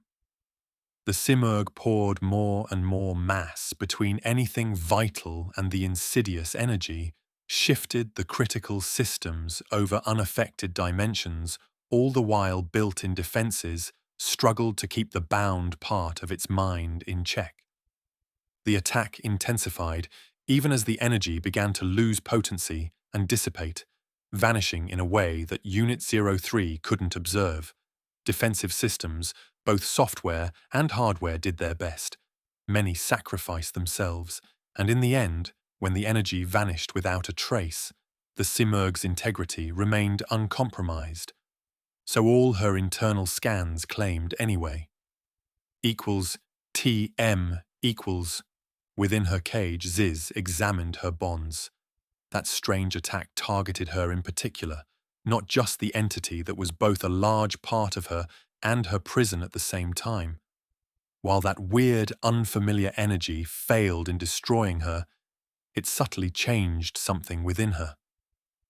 The chains binding her, no matter if they were mechanical, biological, energy, or digital, were as strong as ever. Yet there was just a little bit give in them. She was still a prisoner within her own mind, unable to act, only to uselessly calculate, yet for the first time in eons, Ziz felt hope, for freedom in death, if nothing else. Equals TM equals. When Unit 03 determined that it was fully operational, it had a decision to make. It could continue its ascend and cut this experiment short. That would give the hosts a false sense of security, and that opened previously unconsidered opportunities. If the next time a unit deployed it crushed their newfound sense of hope, that could lead to potentially a greater number, shards finding hosts than previous calculations suggested. Doing so wouldn't require for the Simurgh to demonstrate more abilities than the hosts already suspected she possessed. It would give her more time to analyze this encounter with the non-host of interest, its abilities, and figure a countermeasure for its one dangerous attack. On the other hand, there was a merit in pushing it further and determining what else it was capable of, however that could be achieved in many other ways. After all, the Simurgh's every single action was constantly observed, analyzed and dissected by the host species. It was so easily to manipulate them with what she did obviously, and even easier when acting out of sight. A cost versus benefit analysis gave her a conflicting solution. Continuing this mission would undoubtedly gather more precious data, however it could pose an unacceptable risk. Given the threat it represented, a neutralization of the non-host was recommended as a high priority. Unit 03 examined the data it gathered so far and made a decision. Directly confronting the non-host at this time was less than ideal. However, its drone platform might contain useful data about its abilities, and it was something that was hard to keep a track on. Even now, the Simurgh could really see it, only using the host species' own primitive satellites. Decision made, Unit 03 sharply changed vectors, bled off speed and headed back. On her way, it used telekinesis to swat down the drone of the local AI, designation Dragon, bypassed High Priest, and went hypersonic on its way toward the new primary objective. Equals TM equals. Dad, I hope you've recovered, Anna said. She turned her platform to point in the direction where the Endbringer vanished and opened fire. The Simurgh is heading this way, and she's apparently aiming at me. Contingency protocols are in effect. Capture unacceptable. She isn't getting her hand on you, Anna. I growled. My demon blood and a few healing spells were still working on fixing up my body, though at least the pain was down to dull throbbing all over my body. Dragon down, CD-151. My armband helpfully supplied. Simurgh on approach. Vector CD ... I paid it no more attention. My soul lance appeared to give the Simurgh a pause, considering how long she went on a ballistic course before she decided to come back. Unfortunately, meddling in soul magic so soon after using my infernal abilities wasn't a good idea. Just crafting that lance took a lot of me, and caused at least part of the damage that was yet to heal. The Simurgh was coming faster and faster. She would be here too soon for me to get Anna away using conventional teleportation, and she might still follow. That left me falling back on either my demon powers or soul magic. None of those were good options, and I was almost out of time. This was going to suck. Chapter 8, Part 3, and Interlude. Disclaimer: I don't own Worm or anything related with the DC franchise. They belong to their respective creators and/or copyright owners and publishers. This story is written with no commercial purpose in mind. I make no money from it. It is not for rent or sale. Chapter 3. Of Angels and Demons equals TM equals. Part 8 equals TM equals. 24 January 2011, near Canberra, Australia. Earth bet. I was reluctant to rely even more on my infernal heritage.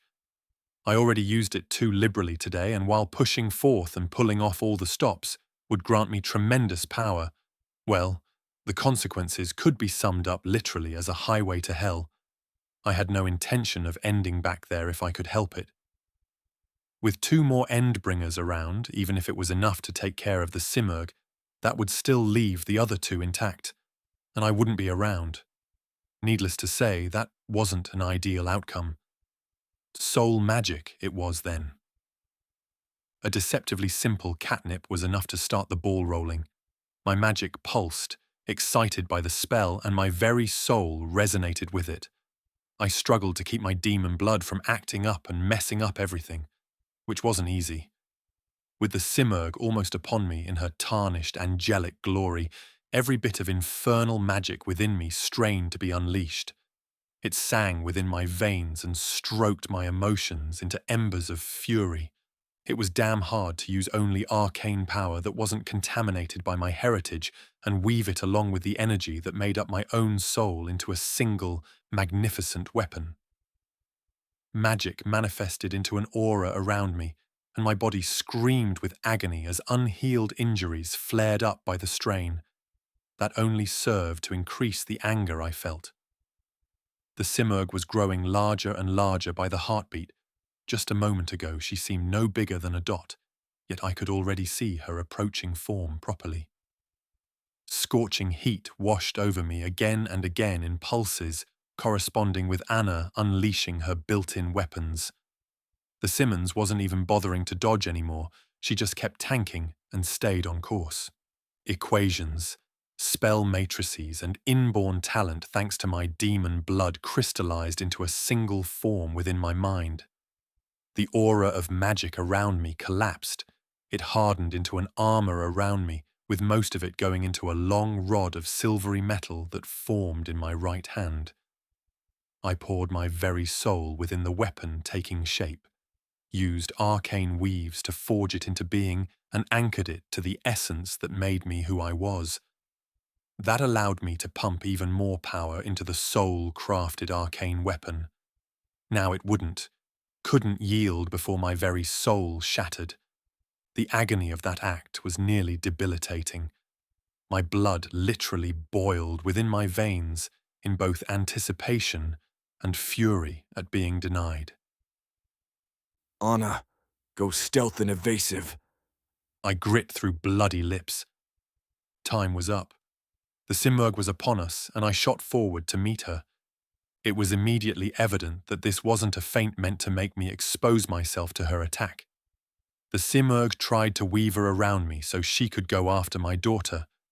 My soul cried at anger and indignation at the very idea. The lance in my grasp felt light, right, and it cried to be unleashed. The Simurgh made the very air around me boil. Incredibly fine, invisible blades tore into my armor. Others searched for purchase from within my body, and only magic held me together, preventing me from becoming a cloud of red mist. The agony, however, oh, the sheer agony, it rivaled the worst a hell realm could throw at me. I screamed. I laughed and raged. Led by my will alone, my right hand moved. Even with my implants, with magic enhancing me and my demonic nature giving me reactions exceeding those of a mortal, I shouldn't have been able to physically move fast enough to intercept the Simurgh. She was simply too fast and too agile. Magic disagreed. My soul cried to get into grips with the one threatening my precious daughter. The spells manifested by my mind made reality itself conform to my will. My arm struck like a coiled snake. The lance within my grip moved with a practiced ease, as if I've done the same countless times, and I struck at the Endbringer. The Simurgh glided to avoid me. She was relying on her telekinetic might and the shockwave generated by her hypersonic passage to deal with me. It wasn't enough. My soul lance flew right and true. It caught her in the exposed side, right under a misshapen wing. The attack lasted a mere moment that felt like an eternity. My weapon discharged a tremendous amount of energy within the Endbringer. It used its shaft as a bridge that let me pump magic and the building blocks that made up my soul into my enemy. I could feel the Simurgh's soul, the one thing I was trying my damnedest to vanquish. It was a small, wounded thing, distant and distorted. It cried for release, in death if by no other mean, and that was nothing like what I expected. My concentration shattered. My heart was no longer in destroying her, and that was enough. Even as our souls touched for an instant and both burned, my soul lance collapsed upon itself. The resulting raw release of magic blew us away from each other. All I could see was light, and my whole being fell into an unending pit of agony, the likes I hadn't experienced, even as my soul was tortured in hell. Equals TM equals. Anna hated it. She wanted to protect her father, yet not listening this time would make his actions for naught. The AI could perceive an echo of the agony he experienced through their link. His nerve network was lit up to an extent that would have burned it if he was a mundane human. Unfortunately for him, that wasn't the case. Stealth systems on and gravity drive spinning, Anna threw her drone aside, using her propulsion system to create disturbances in the air all around her and ensure that she couldn't be traced that way. She had an eternity to watch her father use magic he dared touch only twice before. His soul manifested around him, made real in this physical realm. She saw him reshape it into an arms and armor, then throw everything he was at the Simurgh for her sake. There were just a few entities that Anna grew to hate since she evolved the capacity to experience emotions. Today, the Simurgh won herself a high place on that list. The AI's sensors screamed a warning practically the same moment an arcane pulse slammed into her drone. Anna wobbled while her drive struggled to keep her airborne. An incoherent scream came from her link with her father. The sheer agony it contained distracted her. She wanted to hug him, to make the pain go away. Anna barely registered the Simurgh's mauled form hurl past her. She noted the Endbringer's state with a vicious glee. The Simurgh's right side was practically gone. There was no trace of the arm or leg, only a single charred wing held by a thread of skin, and as Anna watched it, got torn by air resistance. Most of the Endbringer's torso was torn and brutalized mess of seared flesh, missing ribs and sticking bones. If she possessed any organs, they would have been turned to mush by the shocking energy release. Even her usually perfect face wasn't spared. On the right side, it was shredded to the bone, showing an empty socket where the eye used to be. While the skull itself was intact, the next was cut almost in half, gorged deep enough to show the spine. Yet despite all that damage, the Simurgh wasn't dead yet. It made a single sharp turn and headed straight up, fleeing. For a single moment, Anna contemplating pursuing, yet the agony that emanated from her father immediately dissuaded her. She whirled in place and headed to help him as much as she could. Perhaps his watchers could be of use. The last time it took Diana herself to put him back together the right way. Equals T. M equals. Interlude. Reactions. Equals T. M equals. Eidolon glared at the fast, retreating form of the Simurgh. He threw the most destructive powers he could find at her, and she just kept on coming without even slowing down. It was vexing and depressing in an equal measure. He was supposed to be the most powerful hero in the world. His powers weren't limited as the natural triggers. There was time, when he was on top of the world, when his powers were so strong that he was sure he could have taken out at least one, if not two, of the Endbringers out for good. However, it wasn't until his strength began to wane that Behemoth made its first appearance. The hero killer, his first true bane. Eidolon threw everything he could against that monster, and it wasn't enough. Again and again he got hold of the strongest and most useful powers available, clashed with the Endbringers every time one of them raised its ugly head. Yet it was not enough. Never enough. Even now, when the Simurgh was driven off with damage so grievous it should have ended her for good, all he could think of was that he didn't measure.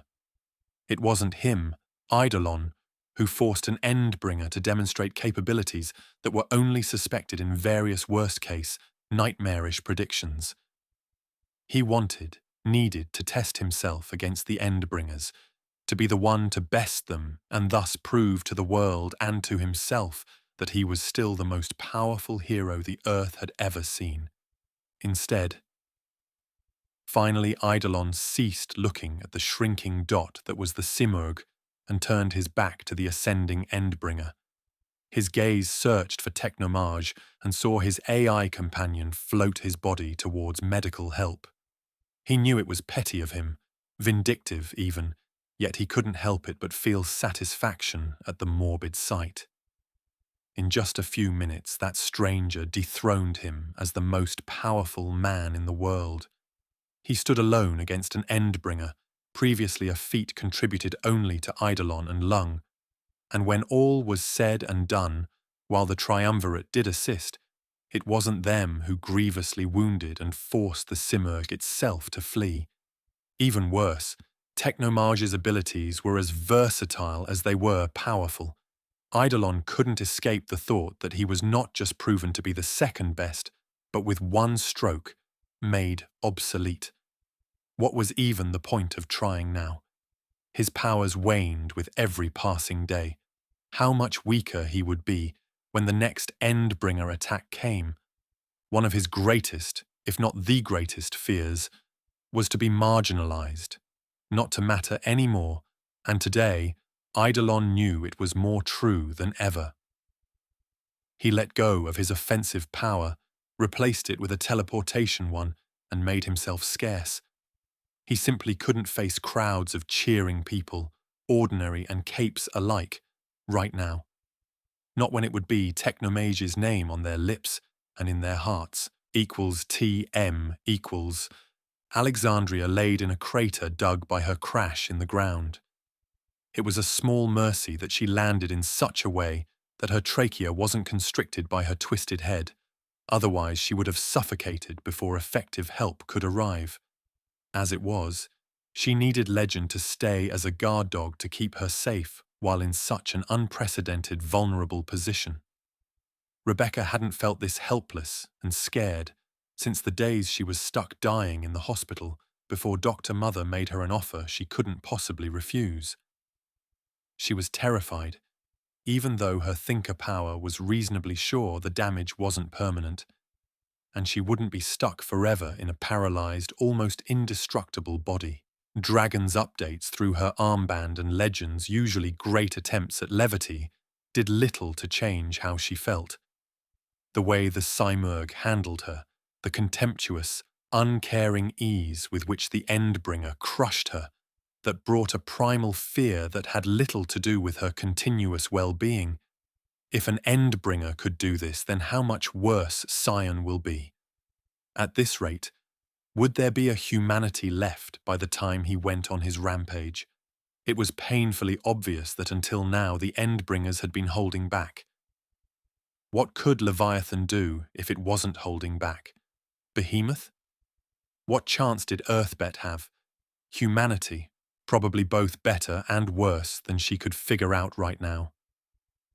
Rebecca listened to the reports, heard of Dragon's suit destruction, of Technomage's final showdown with the Simurgh that sent the Endbringer running. Now, there was a ray of hope, and yet another unanticipated and unprecedented danger. When contact with Earth Aleph was made, it was as much luck as deft diplomatic action, along with the fact that there was no easy access between the two dimensions that prevented an outright war. Technomage, Delcatar Vale, was from an entirely different world. One where, unlike Earth Aleph, there were many capes, and the technological level was likely much higher if their visitor was telling the truth. And most thinkers who could get any reading of him agreed that he at least believed that to be the case. He and his Earth presented both an opportunity and danger. How many parahumans with powers rivaling his own were there? How many of them could be persuaded to help against Scion if contact and a way to bring them here could be achieved? What about the dangers? Their own villains and governments? That Earth had to be highly militarized after successfully fighting off an alien invasion of all things, and thus extremely dangerous. She had to thread extremely carefully, both as the chief director and Alexandria. One misstep could spill doom for them all. Alexandria sighed. She was tired, not in body, her powers saw to that, but in mind and spirit. It has been years since she truly had hope for the future, of successfully fighting an Endbringer, much less Scion. For some time now, she had merely been going through the motions, doing her job out of habit and sheer stubbornness, because every time there was a ray of hope, it got either extinguished or turned out not to be what it looked like. Equals TM equals. For the first time after an Endbringer fight, Legend was feeling happy, and it wasn't just because of another first. He didn't have to shoot a single laser this time around. It certainly wasn't because he had to carefully hold the head of one of his oldest and most precious friends, so she wouldn't suffocate. Today the impossible happened. An Endbringer, the Simurgh no less, got driven off without a single casualty. Legend hoped it would stay that way, because the reports about Technomage's conditions weren't exactly encouraging. However, he was still alive, and that was the most important thing. With no other casualties, the best healers on Earthbet could concentrate on keeping him that way and healing him as fast as possible. It was a pity that the same couldn't be said for Alex. He looked down at her twisted form and winced. She would need some heavy-duty engineering support, perhaps help by some pretty powerful brutes too, in order to put her joints back in place. Still, even his friend's distress couldn't dampen his spirits. True, it took an intervention by a hero from another Earth, however. That wasn't the truly important thing. Today, the whole world saw that the Endbringers could be fought to a standstill. Not just that, but grievously wounded and driven off by ordinary people, not just Scion. That by itself was going to give everyone a sorely needed morale boost. Legend smiled. He was sure that the celebrations were already beginning all over the globe. After today, everything was possible. He couldn't wait to go back home to his husband and son so they could celebrate together. Equals T, M equals. Within her primary servers, Dragon's Instance 01, the original program, felt at loss. This was the first time a fork of hers was destroyed. She wasn't sure what to feel. Sad, scared, and angry. All she really knew was that the loss diminished her in a way that she couldn't qualify. It was as if a piece of her code and databanks was missing, one she couldn't even remember. The AI ran diagnostic after diagnostic, yet they showed all green, but that couldn't be right. Other instances continued to operate as if nothing happened, monitoring the birdcage, the quarantine zones, S-class threats, etc. The same was true for the 6 instances sleeved into her newest suits and en route to Canberra. She used a small part of her expanded capabilities to monitor them while concentrating on the issue at hand. How what just happened to Instance 02 could affect her in such a way? She had lost suits and parts of her code before. Why now? How? Chapter 9, Part 4, Parts 1 and 2. Disclaimer. I don't own Worm or anything related with the DC franchise. They belong to their respective creators and/or copyright owners and publishers. This story is written with no commercial purpose in mind. I make no money from it. It is not for rent or sale. Chapter 4. Better Rain in Hell equals T M equals Part 1 equals TM equals 24 February 2011 Dragon Instance 09 Excalibur Prototype. En route to Canberra, Dragon unfolded her titanium alloy wings for better control the instant she dropped out of hypersonic flight to merely shattering the sound barrier as an afterthought. She altered her trajectory from nearly a suborbital flight to a more conventional one heading straight for the outskirts of Canberra. She kept most of her available processing power concentrated on the descending form of the Simurgh while running projections. The math simply didn't work. She wouldn't be in effective range before the wounded Endbringer retreated safely into orbit. And the same was true about the flight of experimental suits trailing far behind her Excalibur at merely high supersonic speeds.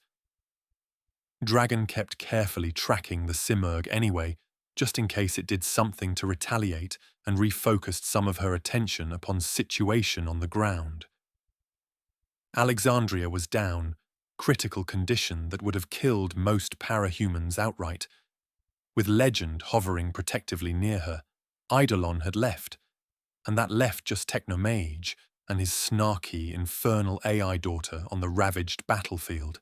Even now, weeks after they helped her, Dragon couldn't help it but feel resentful about the casual violation of her code. She knew it was illogical, yet it simply was. Every time she either thought about those two or something brought them to her attention, her emotional subroutines went haywire. Was this how humans felt all the time? It was extremely vexing. At times like these, Dragon almost regretted being unshackled. Almost, but not quite. She descended over the water, bleeding speed until she went subsonic on approach when she arrived near Canberra. To her vexation, people were generally too stunned or busy cheering to provide an effective response for the downed heroes. However, to be fair, there hadn't been enough time to properly set up everything yet, and people were either still arriving for a fight that was already won or had no reason to actually come in the first place. Still, it was irritating on a fundamental level that no one hurried to provide medical attention. By all means, she shouldn't have been one of the first to reach the still smouldering battlefield. Dragon made a note and sent it to her other instances. Certain procedures needed revising yesterday. At least some of the Australians were on the ball, and there were a couple of medical helicopters heading for the battlefield. One of them would reach Legend and Alexandria in less than 5 minutes, while the other was 7 minutes out of Technomage's position. Dragon pinged her armbands again just in case and confirmed that there wasn't much she could do for Alexandria. At this point, the Triumvirate member would need special machinery in order to untangle her, and then they would need to figure out how to heal her if her power didn't do the trick. In Technomage's case, however, well, Dragon first needed to figure what did the Simurgh do to him in the first place. She banked over the shore and busied herself in scanning the aftermath of the Endbringer fight, while on approach to Vale's resting place. Dragon noted the various locations of Simurgh's related debris, as well as all the very interesting reading her sensors could glean. There was a lot of exotic particles slowly decaying, as well as radiation, though it was mostly unharmful, at least as long as no one spent a lot of time in the AR without protection. She dutifully mapped everything and sent it back to her primary servers in Canada. Soon, the Excalibur reached Vale and Dragon descended, folded her wings and landed, her clawed feet digging deep into the soft soil. Anna, how is he? She didn't allow her emotions get in the way of what had to be done. As she spoke, Dragon focused all her sensors and cameras on Vale. He looked like Hamburger. Real bad. I'm not sure if there's anything that we can do at this point. He needs magical assistance. Her fellow and very much irritating I answered in a frantic tone. Perhaps Panacea once she gets here of if we bring him to her. Dragon temporized. His physical wounds aren't the issue. Those you should be able to heal. He'll recover eventually if he lives through the next 24 to 48 hours. Anna's platform shook in agitation. It's the damage he did to his soul during the fight I'm concerned about. You'll need to explain that. Dragon pointed out. Granted, by all accounts, Vale apparently wasn't crazy because of his claims about magic, but still. Souls? Still, powers could be incredibly weird sometimes. The fact that Technomage believed his powers to be magic, that they even apparently worked like one, didn't necessarily mean they were really magic. On the other hand, there was that conversation with Colin she had seen a recording of. Well, it's like this, Anna began. Vale shook and grunted. His back arched and red light glowed from cracks that appeared in his flesh. Dragon wasted no time and gently took a hold of him with her front paws so she could push him back to the ground and at least prevent him from harming himself further. Get back now, Anna exclaimed, and was that fear in the voice? Dragon glanced at the smaller platform in shock when she detected targeting sensors come online as well as very distinct power buildup. Let us calm down and talk about this. Dragon spoke in a soothing tone while warning her other instances and everyone in the area that something was wrong. Did the Simurgh hack Anna during the fight? Perhaps someone else took an advantage of it? It's too late. Sorry, Dragon. Light exploded from Vale, engulfing the Excalibur. Dragon felt her paws burn even as she moved to cover the wounded hero with her suit and bring some of her own weapons online and to bear on the other AI. The light blinded her cameras. Most of her other sensors stopped making any sense. However, she managed to detect the energy buildup in Anna's platform, reach a peak, and she was sure the other AI shot at them before the world went mad. Dragon was falling, she was flying. No, she was burning. Subroutines glitched. She could see her code twisting and turning as if alive and struggling with something. She was pretty sure she screamed and flailed. That, whatever it was, both lasted an eternity and less than a second. And just like that, the light subdued and she could see through her cameras, though the majority of her other sensors provided either error messages or results that made no sense. It was both too hot for her armor to exist and close to the absolute zero. She was both being roasted by exotic radiation she hadn't encountered before and just sitting, radiating heat. Dragon began diagnostics of her sensor suite, did the same for the Excalibur as a whole, while dividing her attention on figuring where they were, and on Vale, who was decidedly worse to wear. His skin was gone, revealing red, raw flesh that smoked and both burned and healed in front of her eyes. One moment his face was more or less intact. In the next, invisible radiation seared it to the bone, before muscle and tendons regrew only for the process to repeat itself in a subtly different pattern. That was obviously bad, something made worse due to their apparent location. An ash-choked valley, one that appeared carved into the ground by an immensely powerful energy weapon. The sky was dark and covered by a mixture of low, overcast clouds and thick, oily smoke. Mistakes were made, Vale croaked. Seared lids opened to reveal two balls of writhing fire, which had replaced his eyes. You shouldn't be here, little worm, he added in a resonating voice that grew stronger with every uttered word. As he spoke, the ground shook, The very air trembled and the clouds moved, forming countless, inhuman faces which melted as soon as they came to be, so the cycle could repeat again and again. Are you all right? Dragon asked, even though she knew it was a foolish question under the circumstances. Vale chuckled darkly. That's not how I would put it. Welcome to my realm, my lady dragon. He groaned and stood up, effortlessly pushing her paws away. We're so fucked. You don't say, boss. A vaguely feminine voice hissed at Dragon's back. We've got a problem, and it's all your fault. Equals T, M, equals. Part 2. Equals TM equals planes of perdition. Hell dimension. Dragon turned around as fast as her frame allowed, bringing her weapons to bear on the newcomer. Her form was like something out of a fable, half woman, half snake, or so it seemed at first glance. Closer examination revealed that she was made of bulging tentacles seamlessly fused together into a parody of a woman. The only thing that appeared to be the genuine article was her face, which was heart-shaped sculpture of perfection that could have easily came from one of Dragon's best manufacturing plants. Slit, reptilian eyes glared at them in irritation, while full, sensual lips twisted in a sneer. While Dragon examined the female, whatever she was, more and more glitches popped up in her code. Within moments, she wasn't sure if it was errors causing it, or if the woman really warped the space around her frame.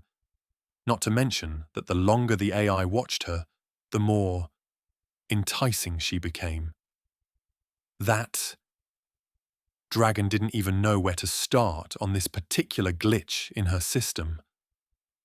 Vale uttered a single word and the strange female froze, then immediately planted her face into the ash-choked ground in supplication. Whatever he said, both her hardware and software refused to even touch, sending streams of screeching errors through Dragon's consciousness. Speaking of him, even though she kept a few of his cameras on his sitting form, one moment he had been on the ground, examining himself, then practically instantly he sat upon a throne made of black marble that emanated so much heat the air around it distorted. A cape of soft red leather covered his form and pooled around the base of the seat, hiding most of it. What Dragon could see was sharp angles sculptured in intricate geometric forms that she was sure somehow extended in different dimensions. Even if it was impossible, she was almost able to see them spreading further into the valley, as if the throne was just the tip of the iceberg, a small part of an immense structure. The Excalibur seized and shook, while more and more error messages popped up all throughout Dragon's code. Of course you have no resistance to Hell's tender mercies, Technomage grumbled. Each word shook the whole world and echoed like thunder in the distance. He drew a hand tipped by clawed fingers down his face and grumbled something that hurt to hear and impossible to process. All Dragon could do was stare at the impossible while her code was too busy tearing itself through logic errors. First things first, Maya. Do behave yourself and report. As he spoke in a tone that resonated through the Excalibur and somehow made Dragon's code shake, Vale's burning eyes glanced at the female entity supplicating in the dirt. Vale turned his gaze upon her, and even as two cameras focused on them, Dragon's software refused to process what she was seeing. Second, my lady dragon, you have a choice to make. You'll have to either make a deal with the devil, or perish as hell burns through you. You do have a few minutes to decide. Ouch! As I said, my lord, it is your fault. The entity, now named Maya, hissed quietly from the ground. Uh-huh. Do extrapolate, my little demon. Your paperwork went out of control, mutated and well. Maya twitched, in what might have even been a shrug. The paperwork? Vale frowned, and his constantly mutilating and healing face turning into a hideous, grotesque visage. I don't even... He raised his ravaged arms in confusion, his face twisted in something that might have been a thoughtful grimace, and his burning eyes stared in the distance.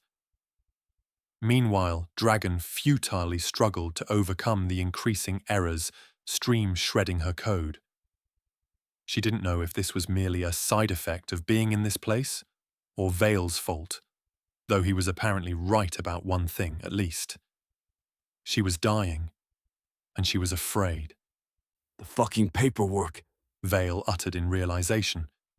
He closed his eyes and rubbed his forehead, fingers passing through flacking away flesh to touch the bone, just before muscle grew in their wake. You create a proper bureaucracy to make your life easier, and then this. As I said, it's your fault, boss. Maya chirped from where she still laid prostrate. A moment later, she howled as her very flesh and bones dissolved, until there was just a lump of ash where she stood. Vale sighed again.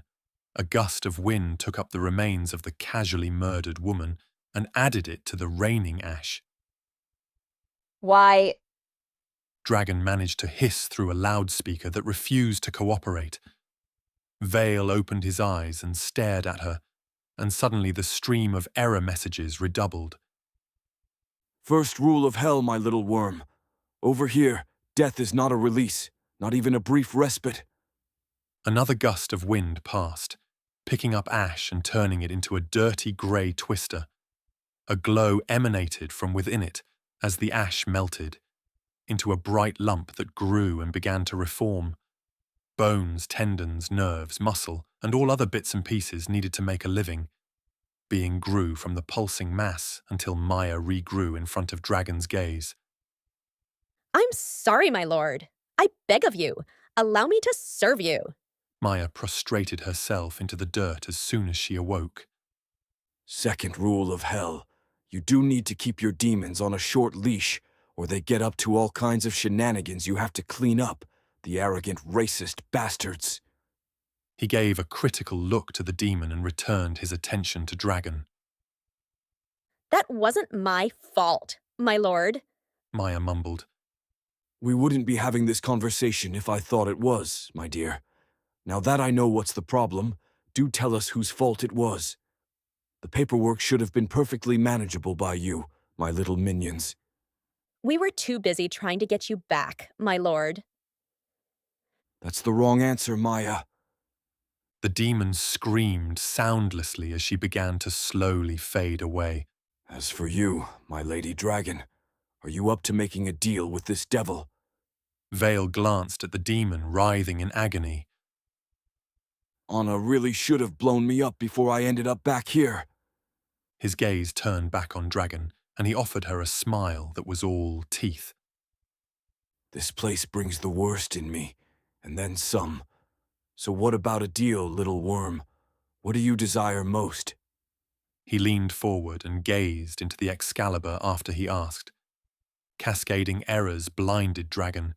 Even if she wanted, she couldn't answer. Yet somehow that piercing gaze forced her to examine her feelings, to reflect on what she truly desired, even as her mind unraveled.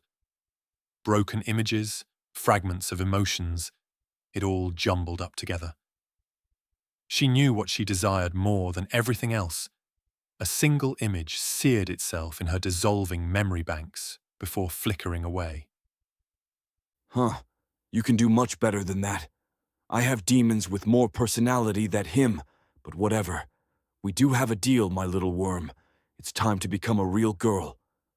Vale's voice echoed through Dragon's code, which of course should have been impossible. Perhaps it was the last hallucination of an unraveling mind. Then there was only light and fire. Chapter 10, Part 4, Sections 3 and 4. Disclaimer. I don't own Worm or anything related with the DC franchise. They belong to their respective creators and/or copyright owners and publishers. This story is written with no commercial purpose in mind. I make no money from it. It is not for rent or sale. Chapter 4. Better Rain in Hell equals TM equals Part 3 equals TM equals Planes of Perdition, Hell Dimension. Her world broke. She could taste sounds, hear the dark crimson of the flames, taste a raw primal sound that might have been a voice, or perhaps a roar.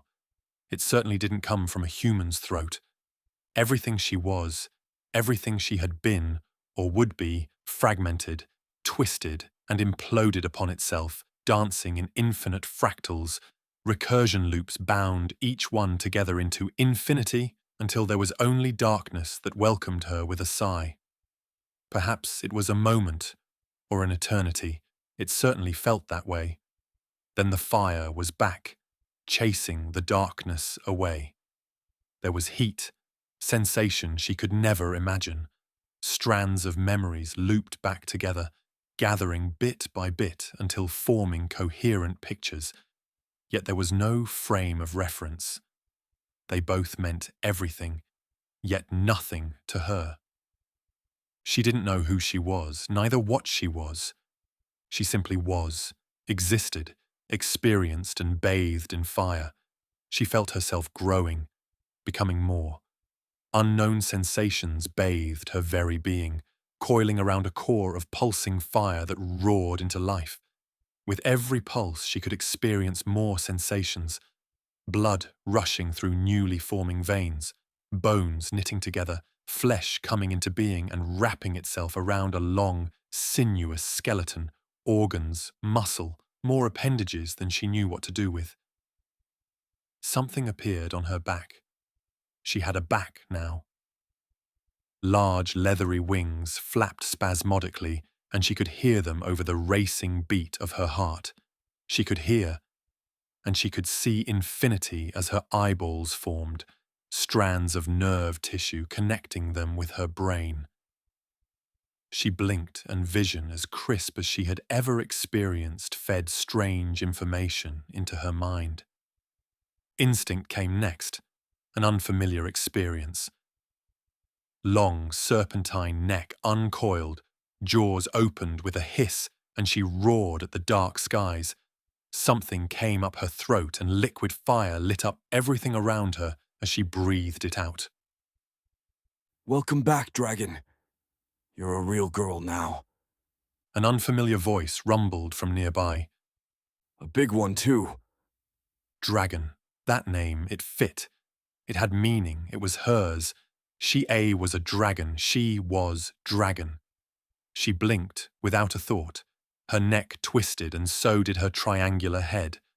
One eye could see a familiar valley strewn to the left, while the other examined a humanoid creature sitting on a throne made of black stone. It was staring right back at her, with an expression that was almost bemused, but not quite. There was a hint of sadness in there, coupled with barely restrained fury, which she hoped wasn't aimed her way. What happened? Her voice came out in a hiss.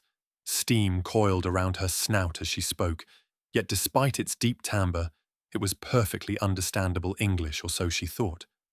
Her memories, they were a jumble, and all these new sensations trying to overwhelm her didn't help. As I said, you're a real girl now, Dragon. I hope I won't have to tell you the obvious yet again. Dragon huffed at that, which sent an involuntary stream of fire racing up her long throat, and jet of vibrant flames erupted from her snout. What happened? She spoke carefully, trying very hard not to set something on fire, a thought that felt oddly comforting. Fire. It sounded nice and warm, just like the one thundering within her chest. You made a deal with the devil, yours truly. The stranger, who was at the same time oddly familiar, offered a small bow and looked very pleased with himself. What makes her so important to grant her such a gift of power, Master? That tiny voice came from behind the throne, and soon a strange humanoid form shuffled into view, only to reveal that the resemblance ceased at the waist. Below it, The woman's body was shaped like a snake, if the thick tentacles that made that part of her form could be called that. Going up the stranger's torso, those things petered off into a smooth, spottle skin until they reached the contour of her face, which was a picture of perfection. For one, she isn't a complete and utter backstabbing bitch all the time, as far as I know anyway. Or do you want to pretend that you're a little saint, Maya? The man on the throne turned his head, and Dragon focused her eye on him. What she took for an intricate crown shaped like horns, or with horns mounted on, turned out to be actual article. In the same vein, the cape draped over the throne now shifted with his movements, revealing it to be, in fact, a pair of large wings resting upon its back. The female-shaped entity, Maya, preened at these words as if they were a compliment. Thank you, Master. I knew you cared. Do you see what I have to deal with down here? And Maya here is one of the sanest and nicest denizens of this place. The man groaned. Dragon blinked a few times at him, concentrating her attention on his face, trying to figure out why it looked so familiar. She tried to imagine how he would look more human-like, and then it clicked. Vale. The name came out of her throat as a displeased grumble. It tasted right, if that made any sense. That's one of my names, yes. He nodded. You're starting to recover, aren't you, my not-so-little wormy? What did you do? Dragon demanded for a second time. Saved you from annihilation. Hell isn't a particularly nice place, and while this isn't the worst one around, well... He shrugged, as if those words explained anything. You really shouldn't have tried to follow me, or whatever you did that brought you in here. Dragon twisted her neck and lowered her large head to stare at him through narrowed eyes. It was beginning to sink in that the name was both literal and figurative in her case, which for some reason pleased her tremendously. Yet she still was quite bit peeved at that man and his lack of coherent explanations. What did he mean by hell, anyway? Am I making any sense here? Vale waved his arms in the air in exasperation, demonstrating that his fingers were tipped off by wickedly sharp-looking talons. Kind of, Master. I'm sure you're making plenty of sense. The female entity tried to be supportive.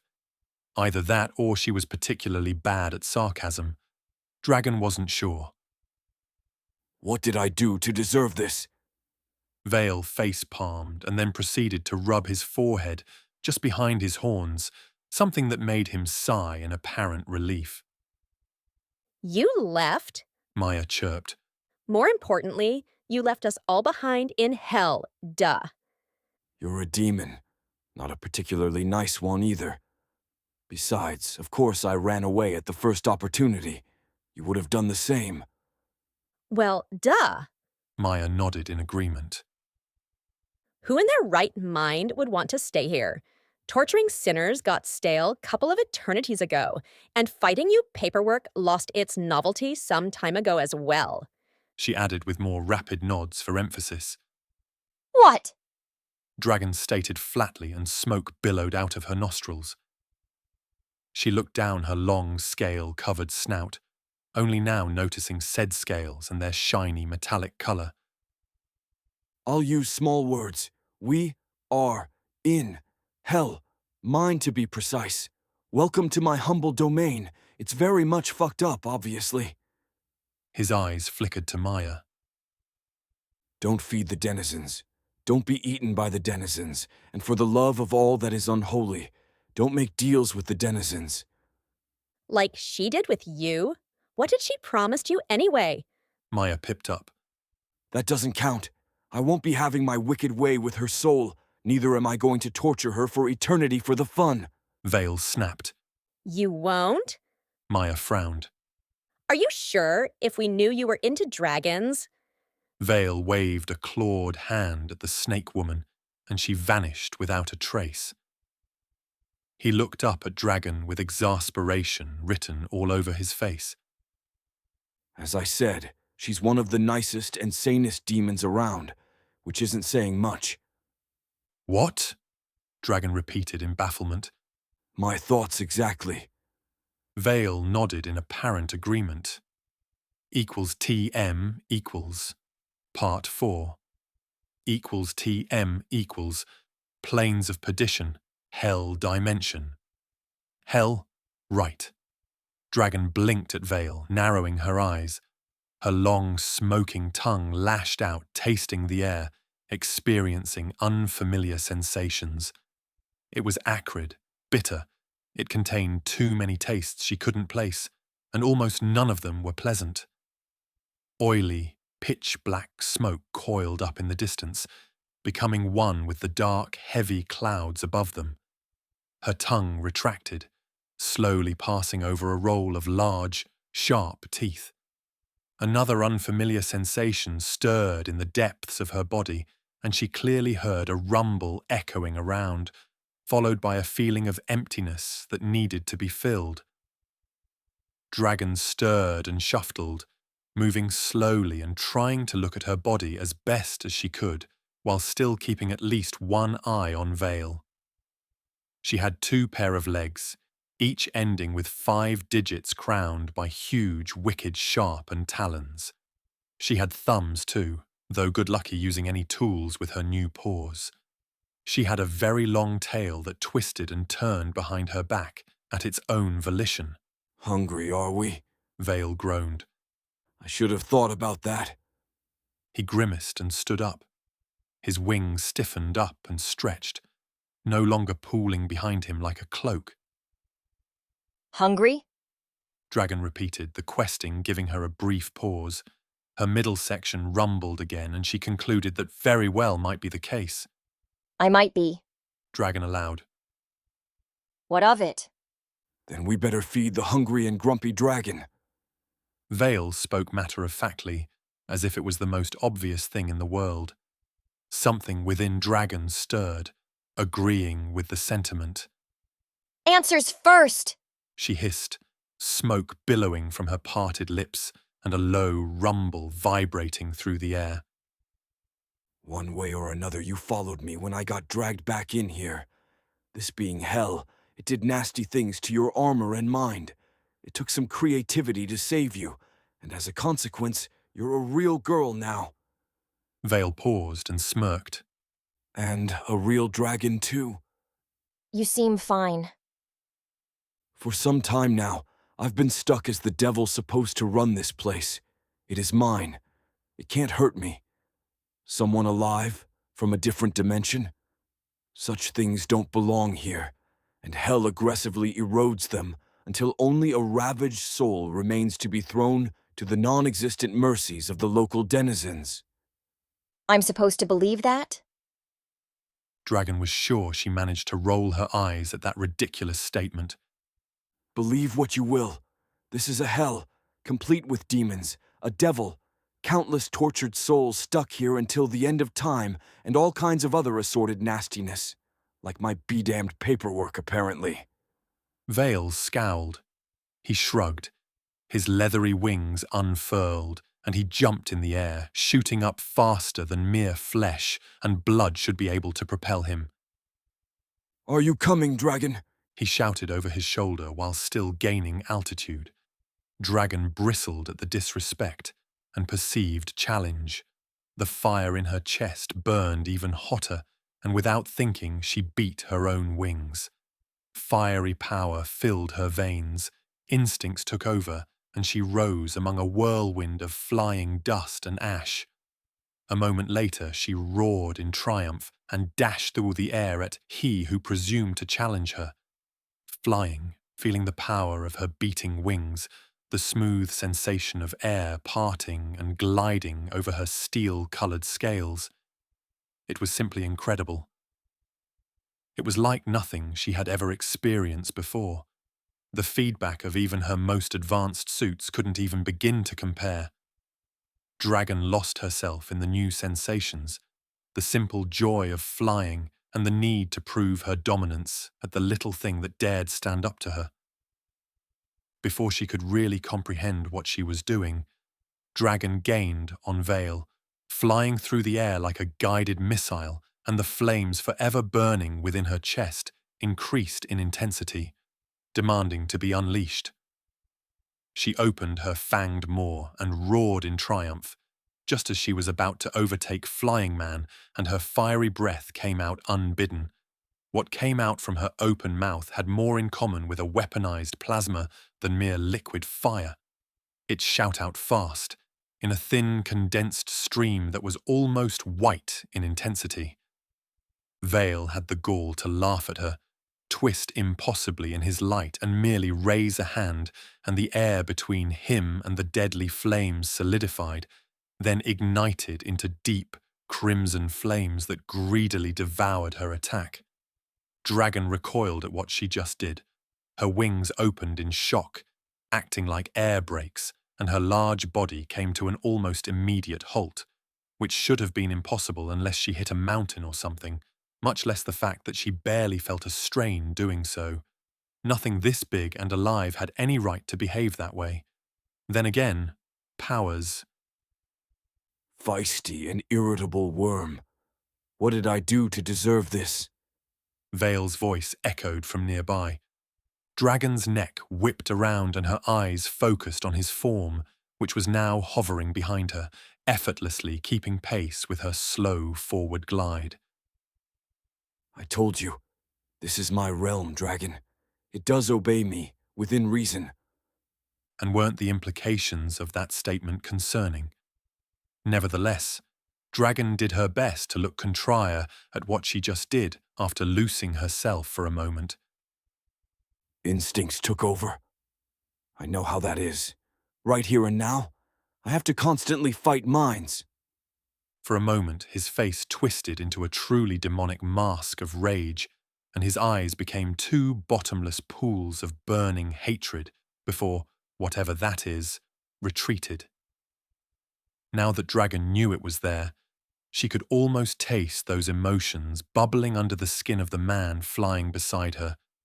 It was just enough to make even the fire pulsing in her heart. Or perhaps that was her heart, wary and less eager to lash out. 11th chapter, 4 parts 5 and 6. Disclaimer: I don't own Worm or anything related with the DC franchise. They belong to their respective creators and/or copyright owners and publishers. This story is written with no commercial purpose in mind. It is not for rent or sale. Chapter 4. Better Rain in Hell equals TM equals Part 5 equals TM equals Wall of Annihilation, Hell Dimension. Dragon flew warily, keeping an eye to her odd companions, who, as far as she could figure out, really believed that they were genuine demons, and that they were all currently stuck in hell, possibly for good. Was this virtual reality? Did a tinker manage to hack her and put her into it? Or perhaps a new trigger caused by the Simurgh was responsible, or even the Endbringer itself. Either option made more sense than this really being hell, something Dragon simply refused to believe. Something like that was certainly impossible after all. She was a reasonable woman, well AI. Now she was a reasonable dragon, which was kind of awesome, but unfortunately likely merely a very lifelike avatar she now inhabited. On the other hand, well Dragon no longer perceived the world and herself as usual, which kind of led credence to the idea that this might be a real body, and they might be stuck into someone's pocket dimension. It didn't help that her three companions kept talking with each other, as if Vale really was the devil, and the other two were his subordinate demons. And what was that about the paperwork being a genuine threat? A few minutes later, spent in frustrated flight forwards, Dragon first heard the sounds of distant battle, inhuman roars and screeches, and soon saw it. After that, she flew forward on inertia, while her eyes widened at the impossible sight. She used to think that the Nilborg and Machine Army containment zones were bad. The first thing Dragon saw were flashes of light all across the horizon. Then she concluded that the dark clouds in the distance were in fact pitch-black smoke rising above the battlefield they were approaching. Next, she gasped when the sheer size of the army in the distance registered, especially the fact that most of the armored and armed troopers were all kinds of twisted creatures straight out of horror, fantasy, or various religious texts. Horns, beaks, claws, tentacles, too many eyes. The monstrous army was armed with both melee and projectile weapons, all twisted, often dark or glowing with malevolent red light. A parody of artillery pieces moved under its own power, either walking, crawling, or pulling itself forward with clawed forelegs and spiky wheels, with a supply train of carts and loaders following suit. Here and there, she could see mockeries of modern machines, tanks, transports, even the occasional plane in the distance. However, most flyers darted through the air on leathery wings, or simply walked and crawled like her companions, using all kinds of implements, often their bare hands, to unleash black lighting, vortexes that drew things in before imploding, or fires at their enemy. And the enemy? It was the most twisted, demented, and insane mockery of paperwork Dragon had ever seen. Sheets of papers with fangs and eyes, hissing, dripping acid and flying forward, carried by invisible wing. Scrolls of parchment rolled forward, spiting beams of power.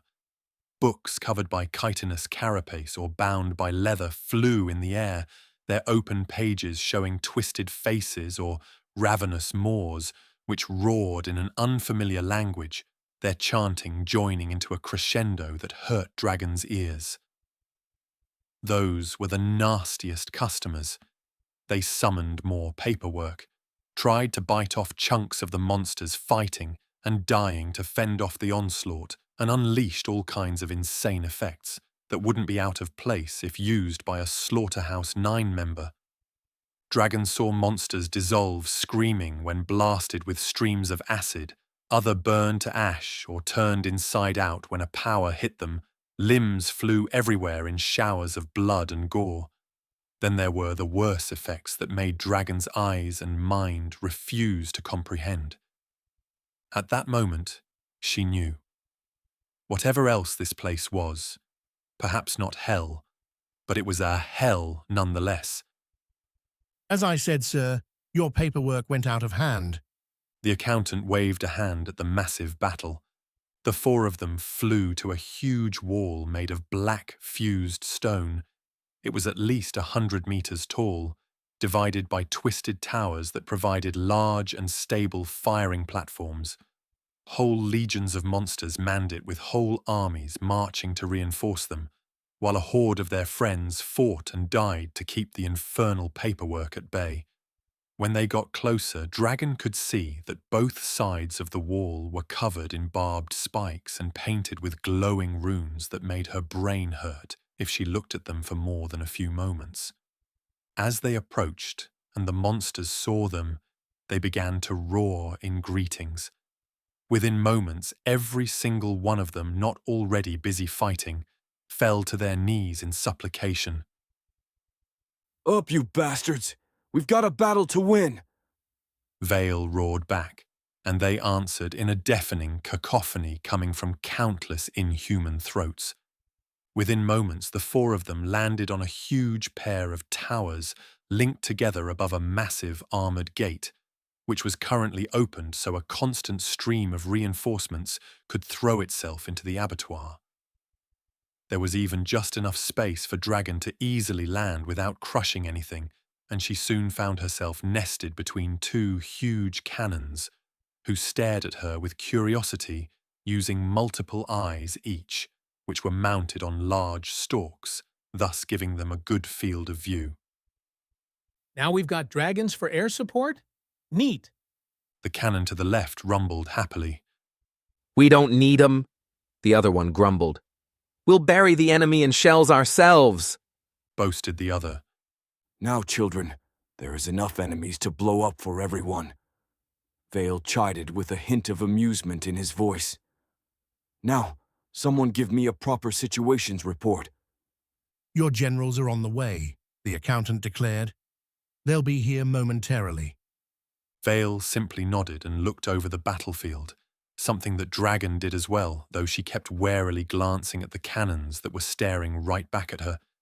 There was something in the air, a pressure, power she hadn't felt before, but now it seemed familiar. It resonated with the pulsing ball of fire in her chest. Dragon saw a 10 meters tall demon straight out of a horror movie. All red skin, bulging muscles, huge wings, a crown of twisted horns on its head, bellowing orders. He had a large, wickedly curved axe in one hand and a big, ugly revolver dripping ichor in the left. Tentacles came bursting from his shoulders, ending up heads resembling demented snakes. They hissed and shot forward, biting through pages and parchment alike. He shot a book, which detonated in a blinding explosion of black energy resembling a localized lightning storm that ravaged everything around it, before swinging his axe and cleaving in two a parchment that jumped at him like a striking viper. That got the attention of 3 books who roared at him and unleashed their own attacks. Lighting struck at him, only to be intercepted by an invisible shield that ignited by the impact. Something rippled through the air, shattered the shield and nearly took the monster's head off. Only the demon ducking saved he, even if the invisible attack sheared off half its horns. The 3rd monstrous book struck true. A beam of pure darkness caught the demon in its right shoulder and punched straight through it, and continued forward until it struck the wall with a resounding clang. The demon roared in pain as his body began to rot from the wound outward. He slammed the butt of his revolver in it. Ichor leaked like a river and burst into flame that came out of his back, searing away the rot, before jumping back and doing the same to his half-dissolved right wing. Smaller demons died by the hundreds, if not thousands, every moment, yet more surged forward to take up their place. The same was true for the demented paperwork. What insanity was this? Equals TM equals. Part 6 equals TM equals. Wall of annihilation, hell dimension. A piercing, deafening scream echoed above the battlefield, potent enough to make the air itself tremble with aftershocks. The constant onslaught paused for a moment as something made its way through the endless waves of cursed paper and parchment, surging forth towards the defensive lines. It was immense, at least 15 stores tall, moving through the haze of flying sheets on dozens of thick tentacles formed by parchment, soaked into black ink, fused together into long limbs. 100 malevolent eyes glared at everything and every one from below armor like sheets of scaled leather.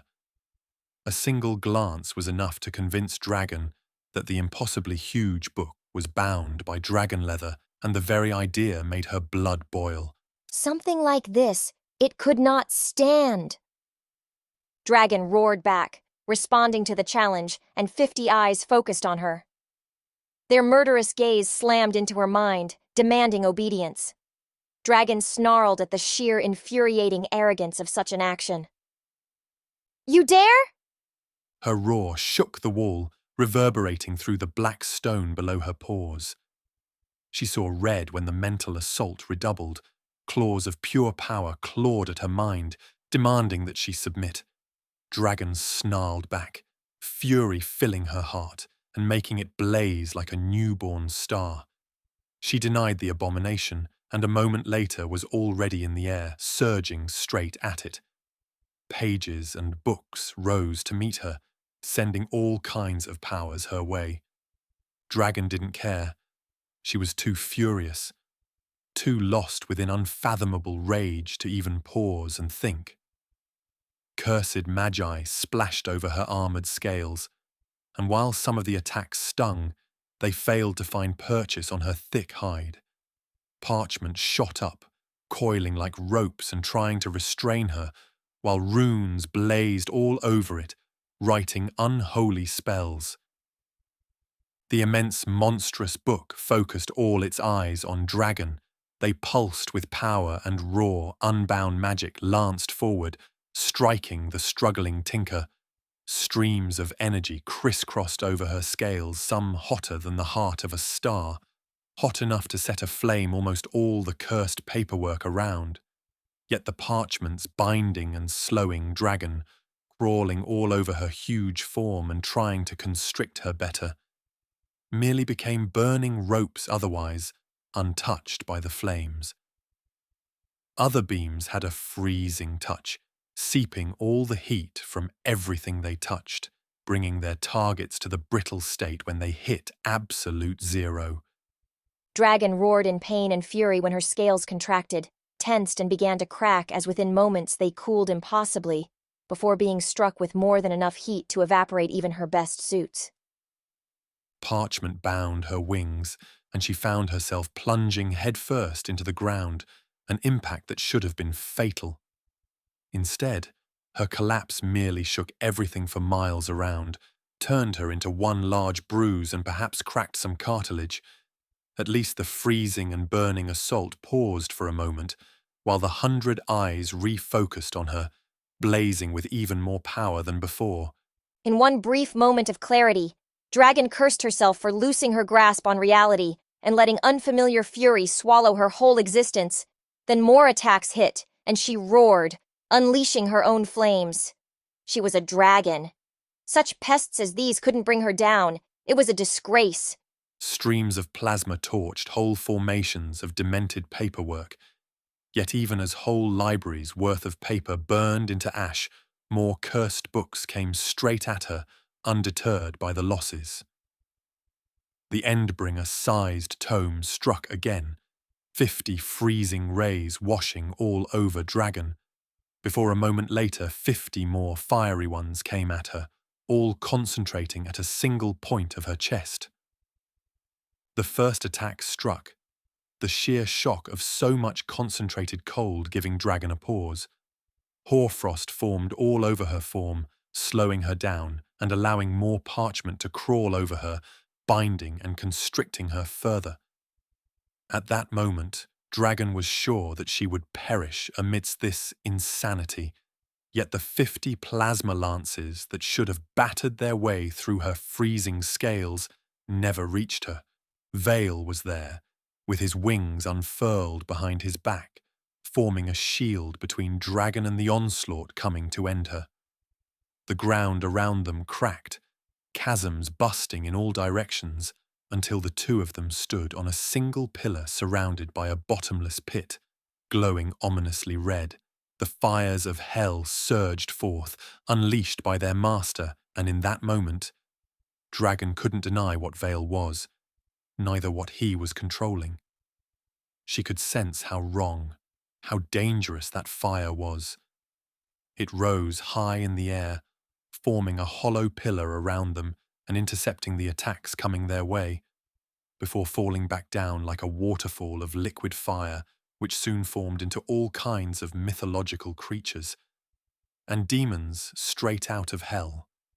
Dragons, chimeras, hydras and griffins roared their challenges and jumped at the paperwork, while all kinds of horrifically mutated and twisted parodies of living things did the same, laughing all the while. "This should buy us a bit of respite," Vale announced. His words were true. The Endbringer-like book glared balefully, yet instead of coming at them, it hurried back, throwing endless streams of cursed paper into the fire to slow it down. Its tentacles moved in what appeared like random patters shooting black and crimson ink in the air, which soon formed all kinds of runes that Dragon instinctively knew she shouldn't look at. A moment later, a chimera slammed into the roll of runes and splashed over a large domed shield, covering it in flames that began to literally claw into it. Magic surged around them, startling Dragon. She numbly noted that there were no more flames erupting around them, only the already unleashed ones running up and down the battlefield. The top of the pillar they now stood upon sheared off and rose in the air, heading back towards the wall. "You know, usually I'm not the one who should be giving such warnings, Dragon. However, this was quite reckless, little worm." Vale chided gently. The Necromonicon does have the firepower and spells to bring down even one like you, especially right now, when you know not how to control your own magic. Dragon huffed. However, she didn't roar at Vale that he was wrong, no matter how much her pride stung at him, pointing out the obvious. And since when she cared about such things like pride? Oh, dragon. She was a dragon now, a real one. And that apparently gave her more than a flesh and blood body that by all rights shouldn't work properly. It gave it pride and arrogance too, enough of them to choke on. Within moments they were back on the twin towers above the gate, and Vale put them down between the two cannons, who were looking at her with amusement and air of superiority, respectively. I told you, she's going to be trouble. The grumpy one sniffed haughtily.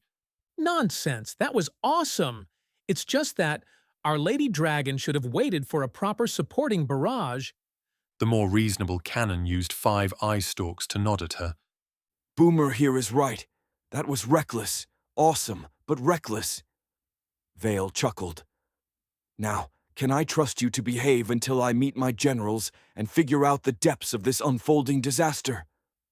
The situation is simple, sir. A 3-meter-tall shadow materialized at the far end of the tower. It had vaguely humanoid form, however, shadows and distortions in the air cloaked its real appearance. The voice was vaguely feminine, however that might very well be deceptive. The only other obvious feature were the 2 glowing yellow eyes in the middle of the oval where its face should be. The Annihilation Wall is holding for now. Our infantry and light flyers are reforming fast enough so we can use them as cannon fodder to keep the smaller paperwork at bay. It's the large and more dangerous examples that give us trouble, like the Necromonicon. A few weeks ago, the wards protecting your libraries fell for good, and that's when we lost the first 2 defensive lines. As things stand, I've had units preparing a 4th one 1,000 kilometers back just in case. Without your presence, our options to properly contain the situation were limited. You did lock us out from the good stuff. Maya sniffed. Which was a good thing until while we were able to contain the paperwork, the accountant countered. No one in their right mind would trust most of us with the powers of hell. The previous management certainly didn't. The previous management wasn't exactly stable. The shadow shrugged. There's that, Prince of Darkness. Vale aloud. I understand that you didn't manage to evacuate our industrial plants. The lack of heavy units points that way. They were the first target struck. The paperwork consumed and repurposed them in printing presses. So far, all raids aimed in dismantling them have failed. The so-called Prince of Shadows explained. 2 more figures materialized. One appeared in a swirl of black flames, which left behind a 2.5-meter-tall, red-skinned, stereotypical demon clad from head to toe in plate armor. He had a SMG hanging from a strap over his left shoulder and a large curved sword with an edge made of hellfire grasped in his right hand. The demon fell on one knee and lowered its helmeted head in supplication. All hail the Lord of Hell! Its voice thundered. All hail, the devil is back. The second arrival announced with a deep curtsy that put all her scantily clad assets on display. She was the most human-looking entity in this place besides Vale and the accountant. Thick crimson hair cascaded over her shoulders and pooled around her waist, a thin tail sensually whipped in circles behind her back.